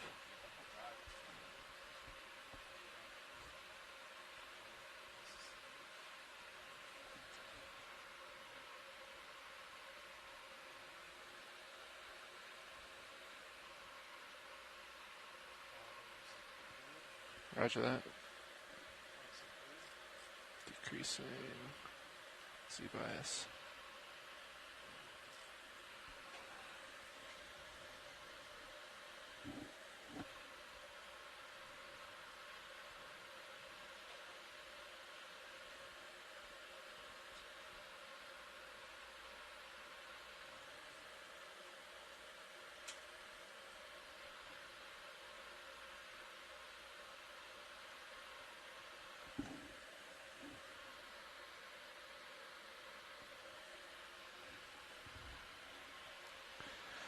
How have the fiber numbers been looking? Pretty good? Keeping steady? Other than when we weren't sure what we were comparing them against earlier on. Yeah.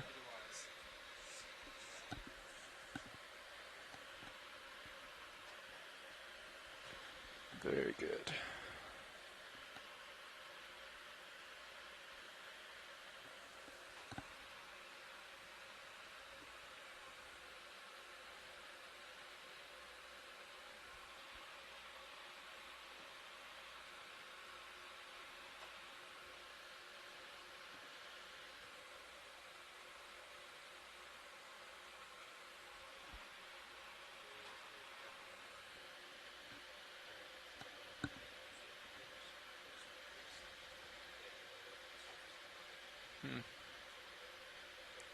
What's the magnitude? Approximately. Ooh. Okay.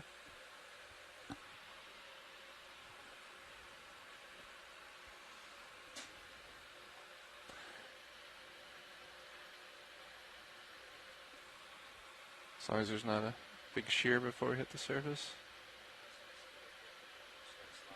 Mm-hmm.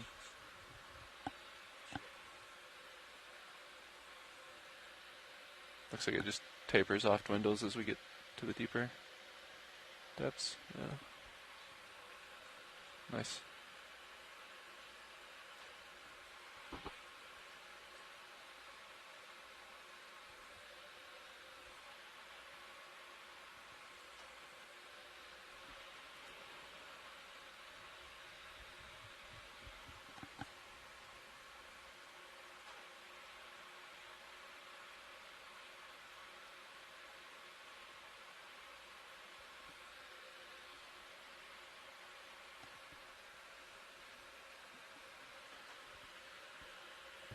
Nav bridge.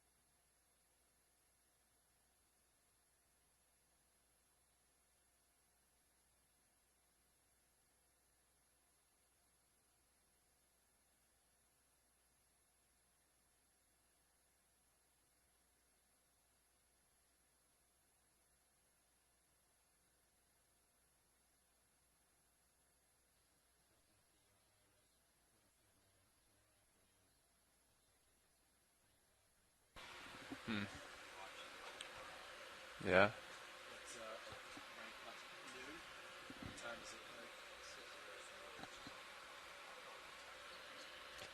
Yeah, it is.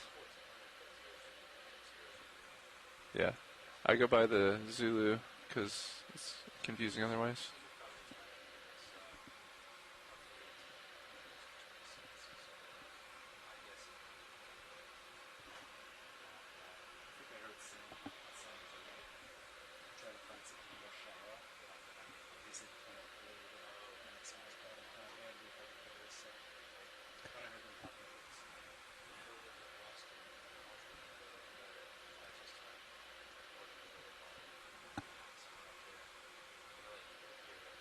Yeah.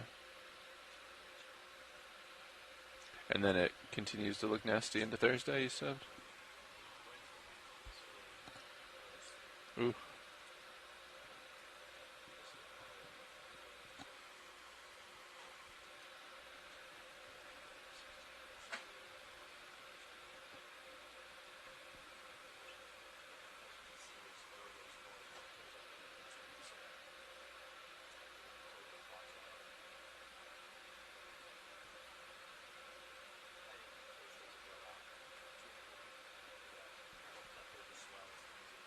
Hmm.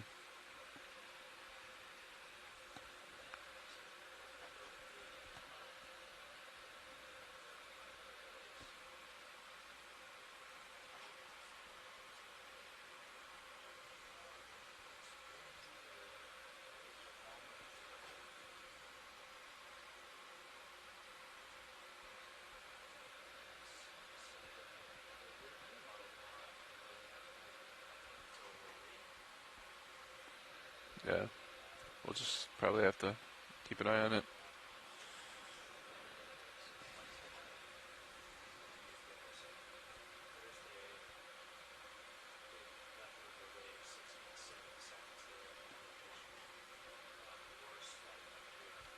It probably doesn't move with enough accuracy, or we can't determine. Like they'll dive in the eye, probably, right? It's just gonna be everywhere. Yeah.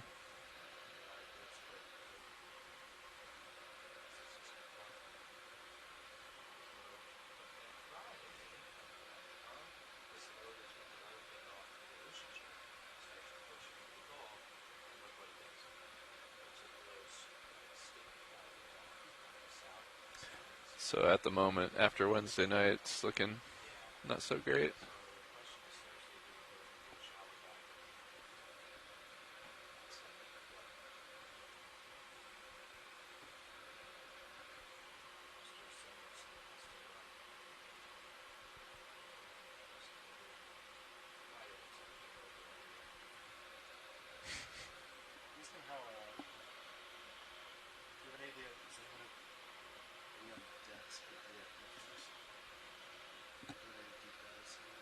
I haven't seen.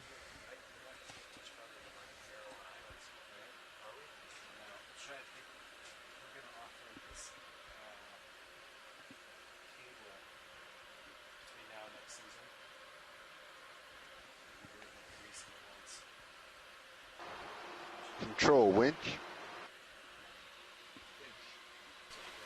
Go ahead, winch. Yeah, just did a winch round. Everything looks good down there. I do notice the A-frame sheave is starting to head over to starboard a little bit. Roger So that. If your streaming gets worse, you probably want to keep an eye on it. Copy that. Thanks for the heads up. Yep. Yep. Thanks.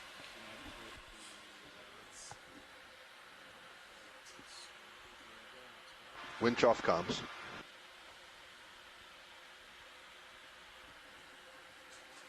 Looks good from here at the moment, but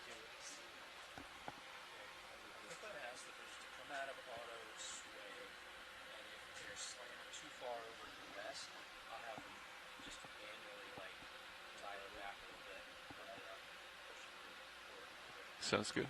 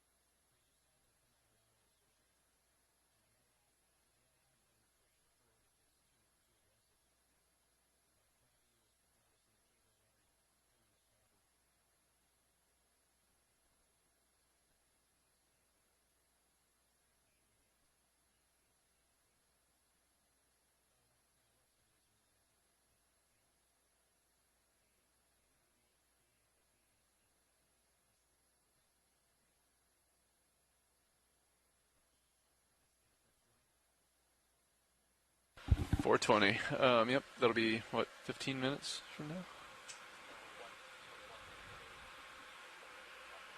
Roger that.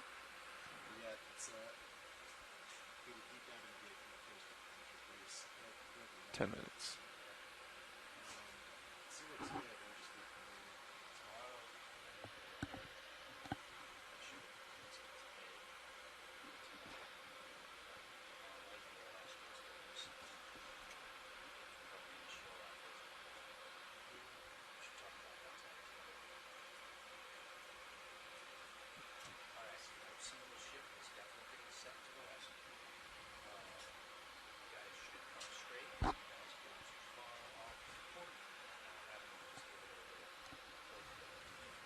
Copy that.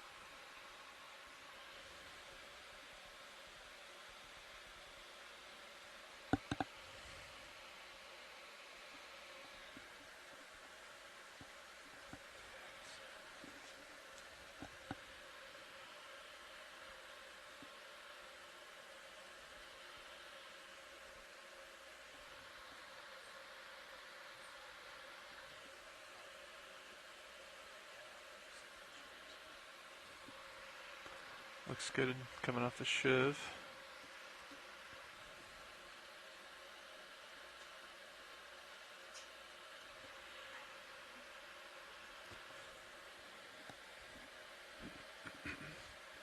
Delta good, streaming good. About 260 meters till the Niskin firing.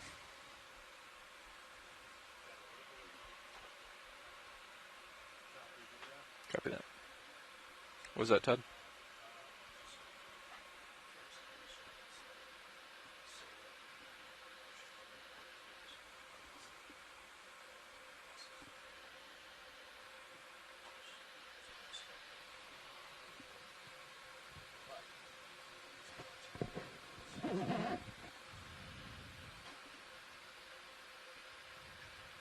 Split the swells on the surface a little bit.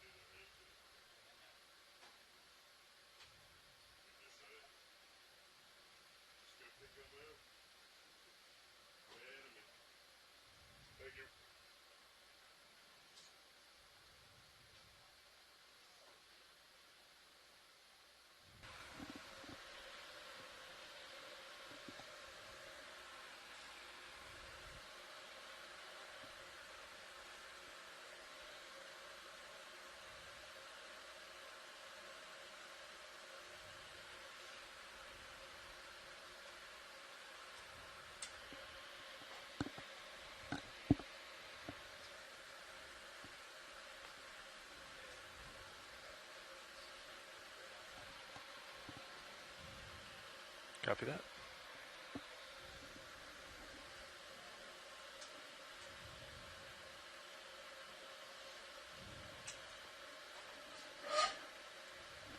Five minutes until Niskin fire. Thereabouts.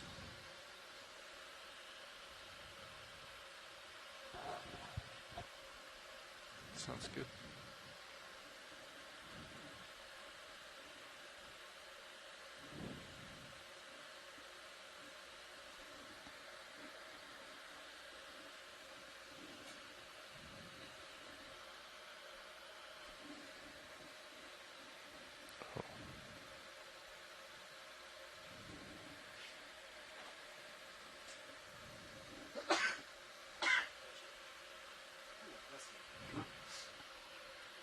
Bless you, sir.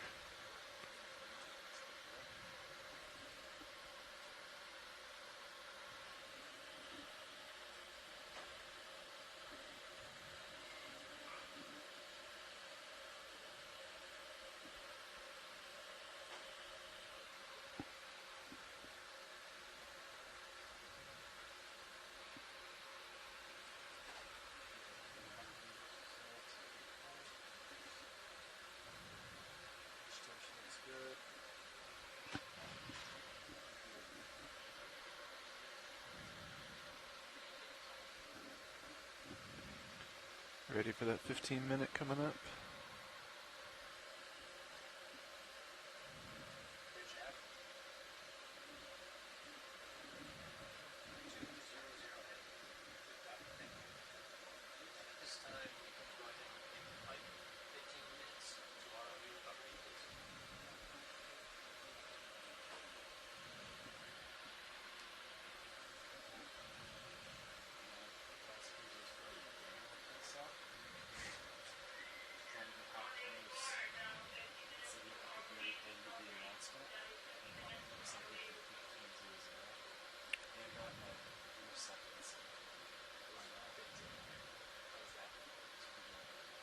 You want at the end of the announcement to hit?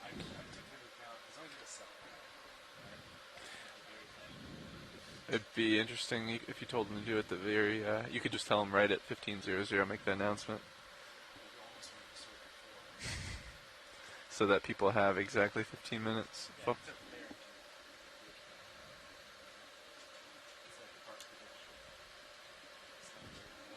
Yeah, takes the sport out of it.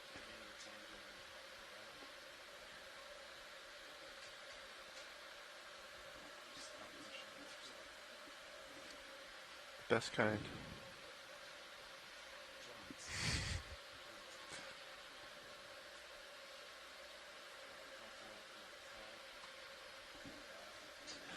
Alright, coming up on Niskin in less than 2 minutes, is that right? Watch copies. Sounds good, watch. We have Clipper in the seat.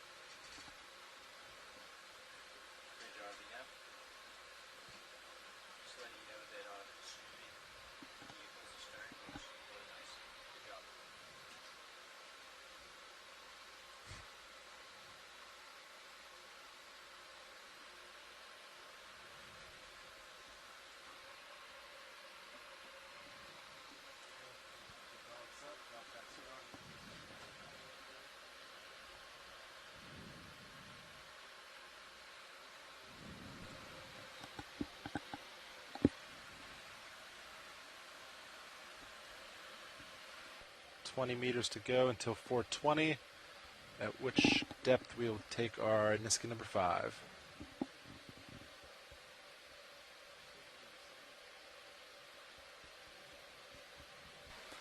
Copy that, standing by.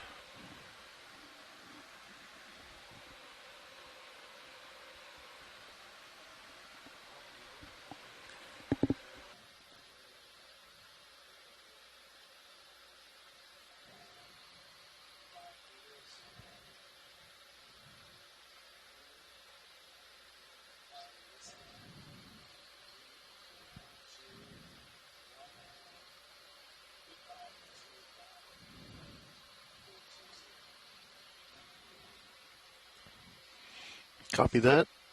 Sample ID EX2306-D18-12W. Niskin bottle 5.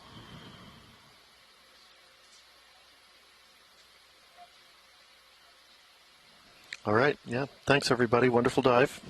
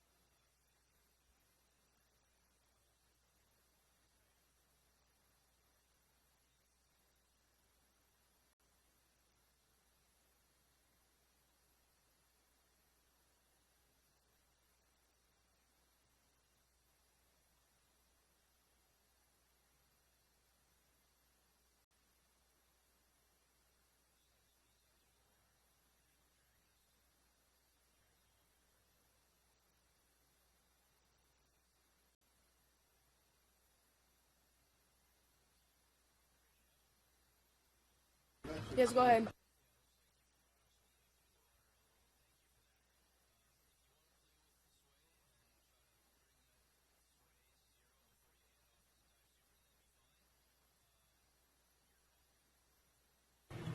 Yes, I can do that. Thank you.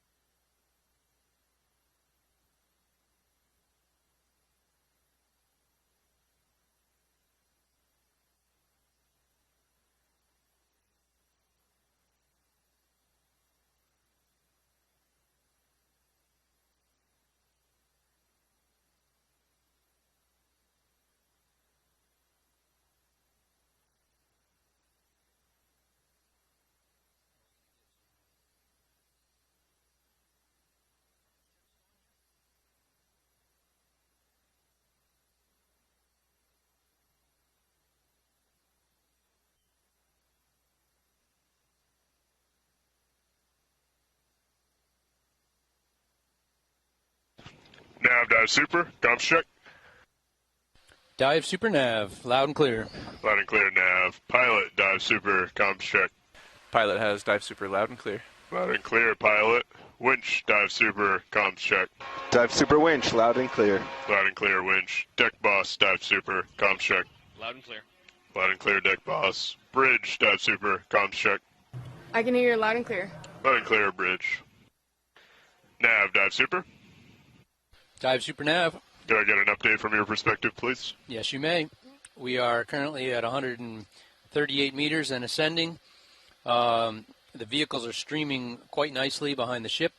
Ship is in out of auto surge and out of auto sway, making good way through the water. Wind is a fair bit off the port bow, 7 to 10 knots. And the current is about 0.8 knots right on the port quarter. Over. Copy all, Nav. You ready to pass comms to dive super?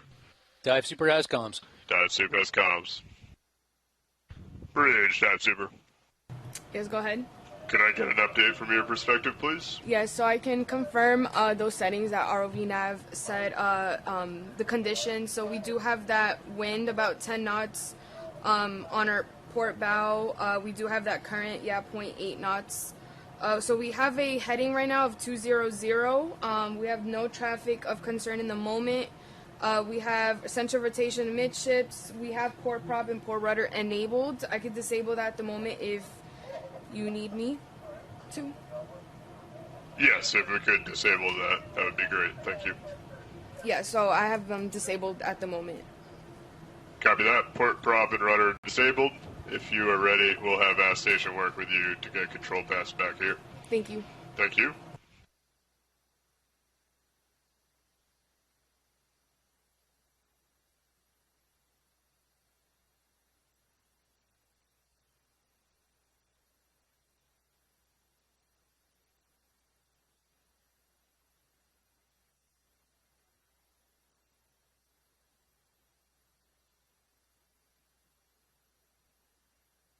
Nav, dive super.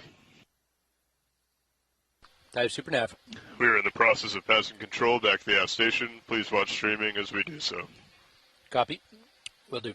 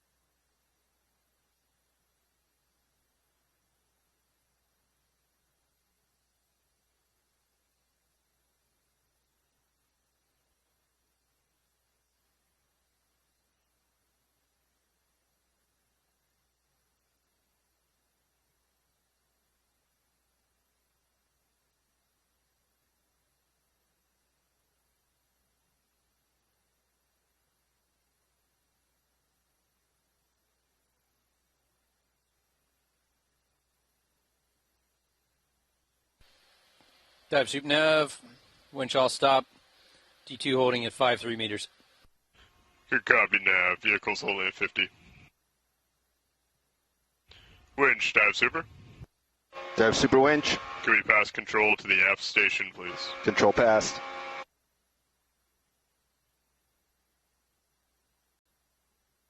Aft Station confirms control of the winch.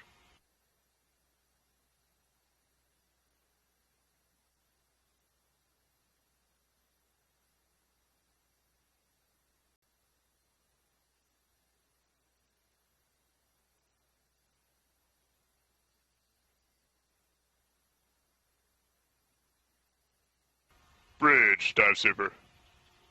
Yes, go ahead. Do we have permission to continue with the recovery? Yes, you do. Pilot, dive super. Dive super pilot. Is control room ready to continue with the recovery? Control room is ready for recovery. Dive super. Copy that. Let's go ahead and ascend up to surface, 15 meters per minute, which will do the same, calling out every 10 meters. Copy, dive super. Ascending. Ascending.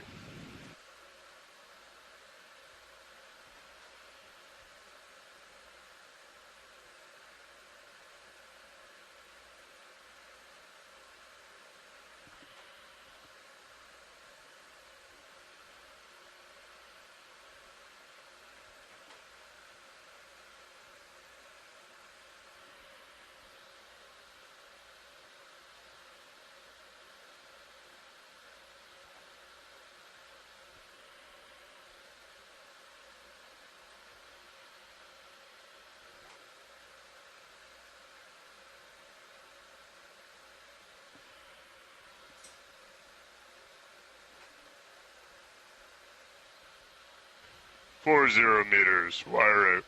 D2, 44 meters, all's well.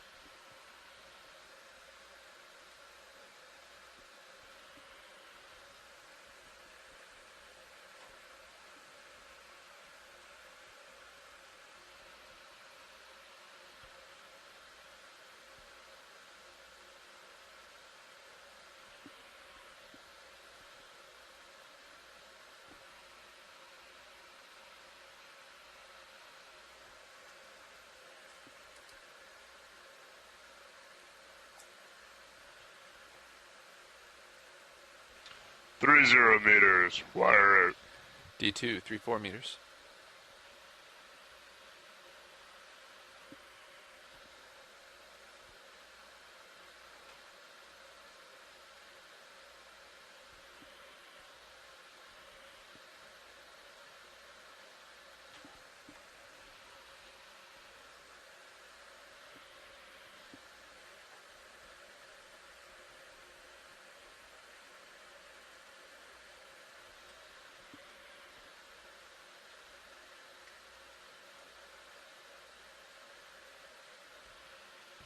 Two 0 meters, wire out. D2, 26 meters, all's well.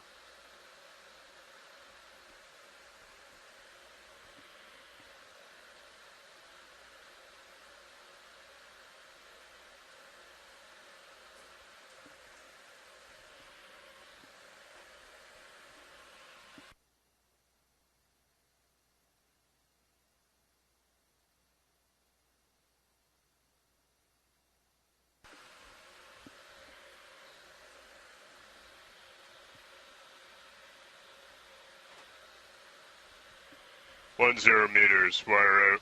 D2, 15 meters.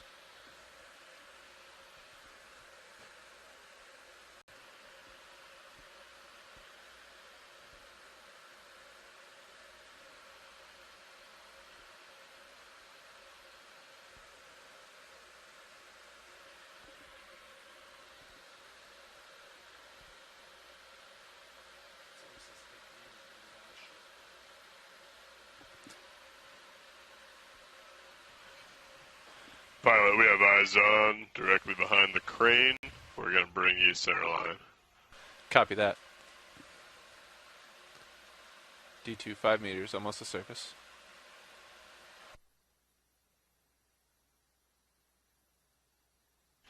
Okay, pilots on surface, please lock in auto heading, inverse the ship.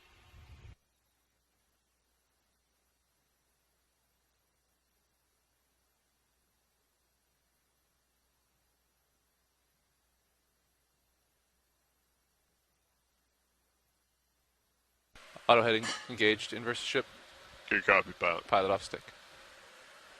We'll bump to surface as needed. Good copy, thank you.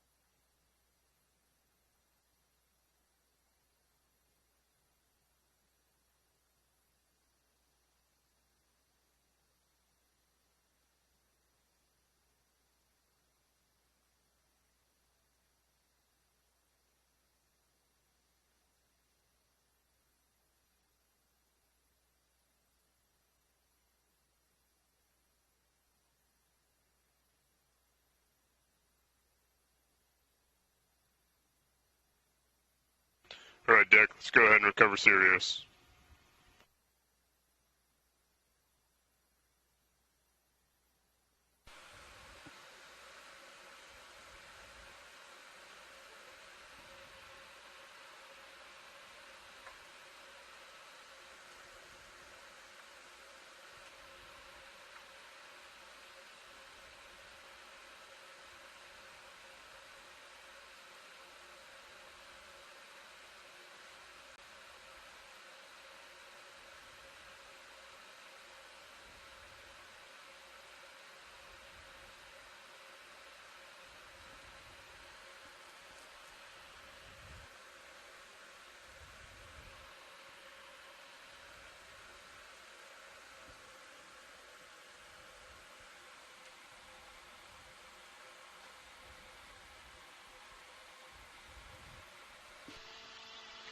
Pilot, tugger lines are on. Let's go ahead and start giving us a little bit of halfway to reduce the tension in the tether. Roger that. Backing.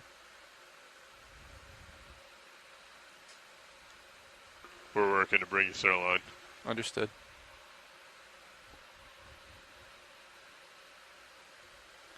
Backing about 50% dive suit. Copy that.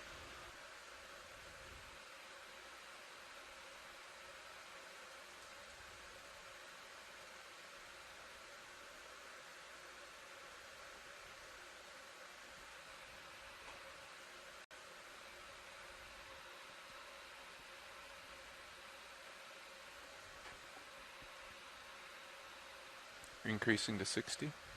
Copy, pilot.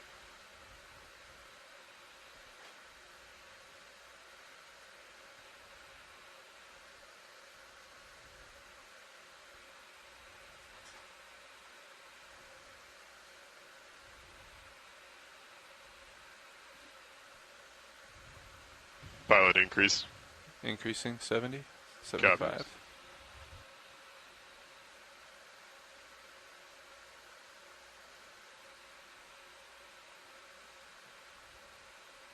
Maintaining 75.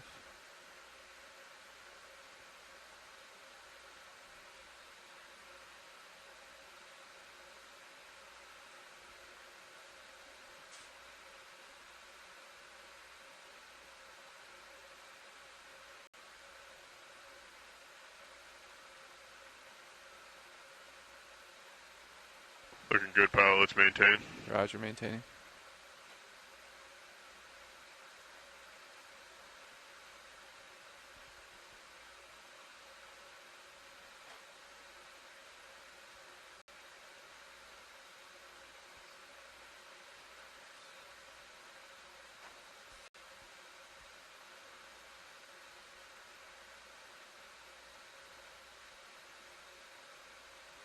Pilot, we're decreasing our forward way slightly. Roger.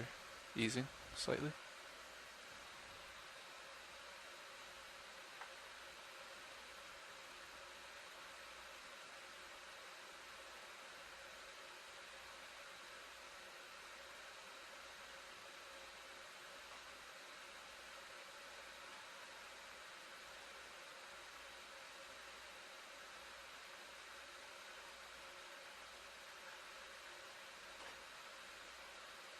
Looking good, pilot. Let's maintain. Roger, maintaining.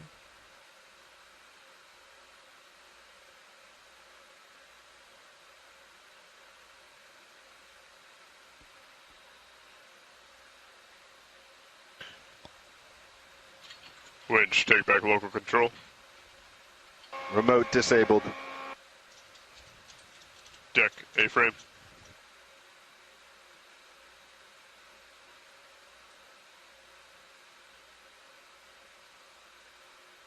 Right, pilot, you can ease slightly. Easing slightly.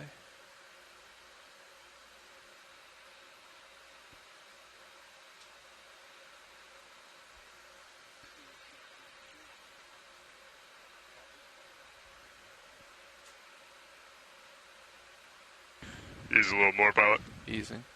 Backing 10% at the moment. Copy.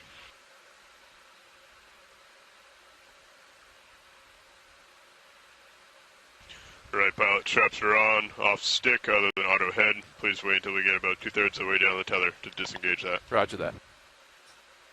Auto heading engaged. Off stick otherwise.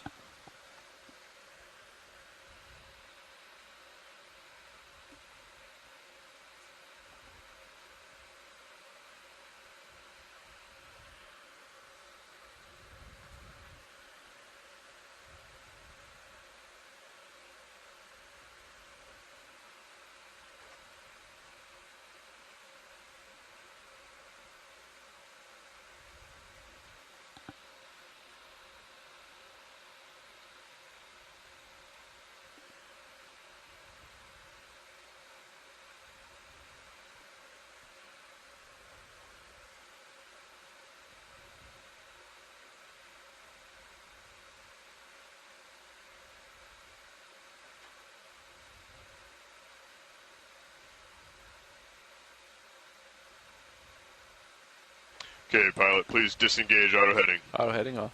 Pilot, off stick. Off stick.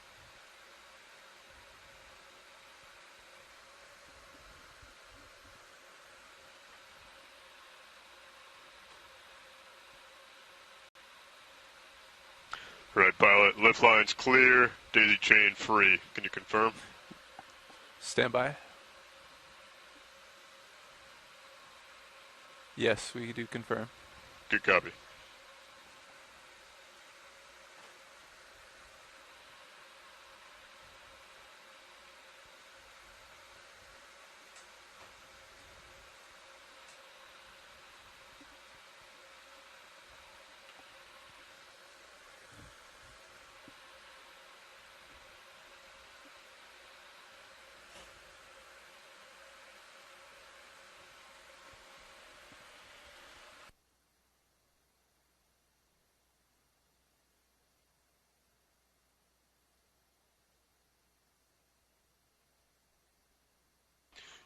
Okay, pilot, just a small bump to surface, please. Small bump to surface, aye.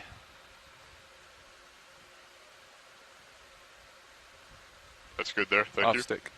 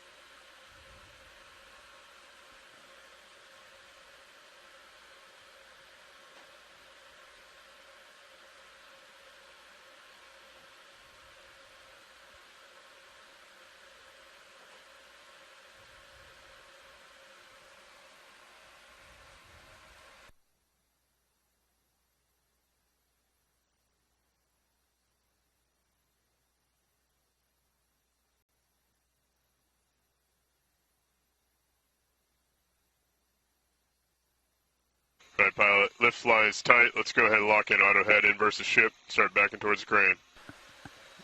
Roger that. Locking in. Auto heading. Inverse crane backing.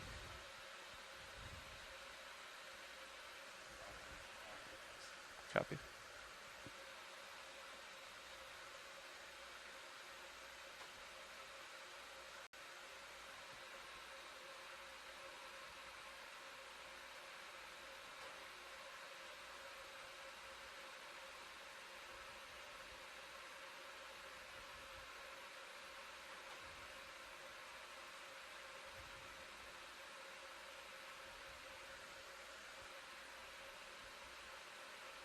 Slight bump to surface, pilot. That back is perfect. Bumping to surface. Continuing to back.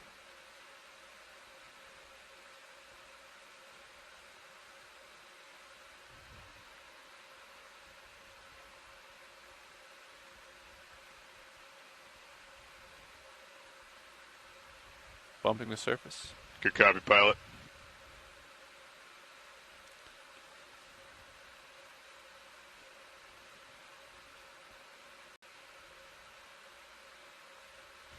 Keep backing, pilot. Looking good. Roger.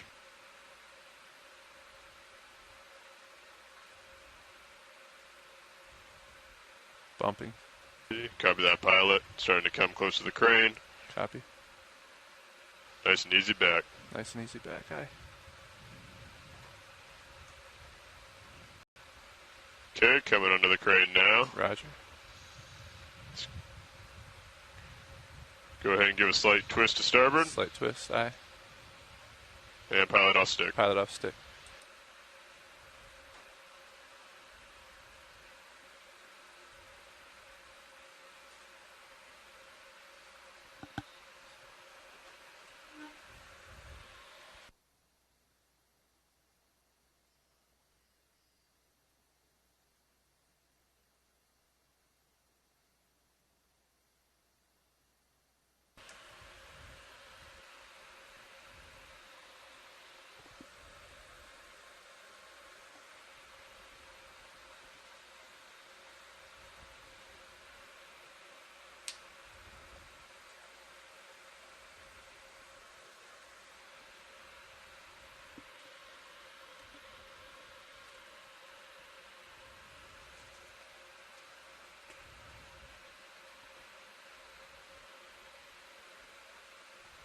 Pilot, secure power. Securing power.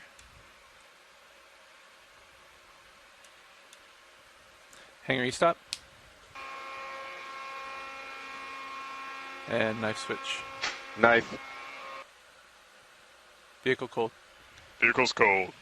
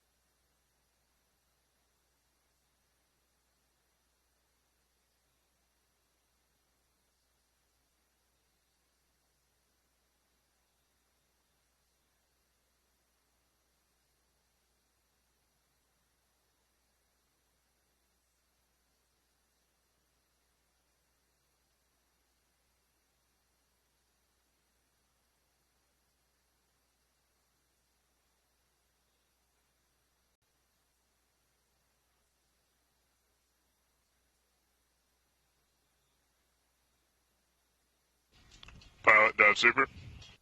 Go ahead, dive super. Trolley straps are going on. Feel free to wrap up in the control room and come down and help out with post dives. Copy that, dive sup. Nice work, nice recovery. Nice recovery, control room. Winch, dive super. Dive super winch. You are free to secure the HPU, wrap up your walkthrough down there, come up help with post dives. Please leave fans off until we're done on the fantail. Roger. HPU off. Thank you, Winch.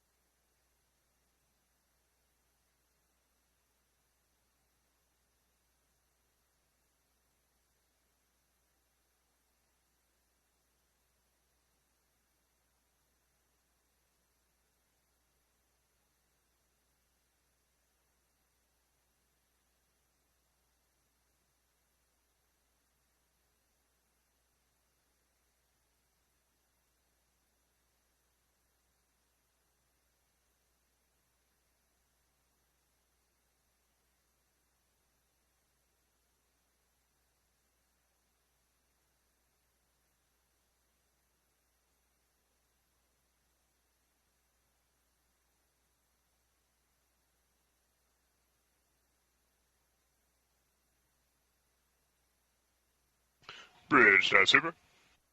Yes, go ahead.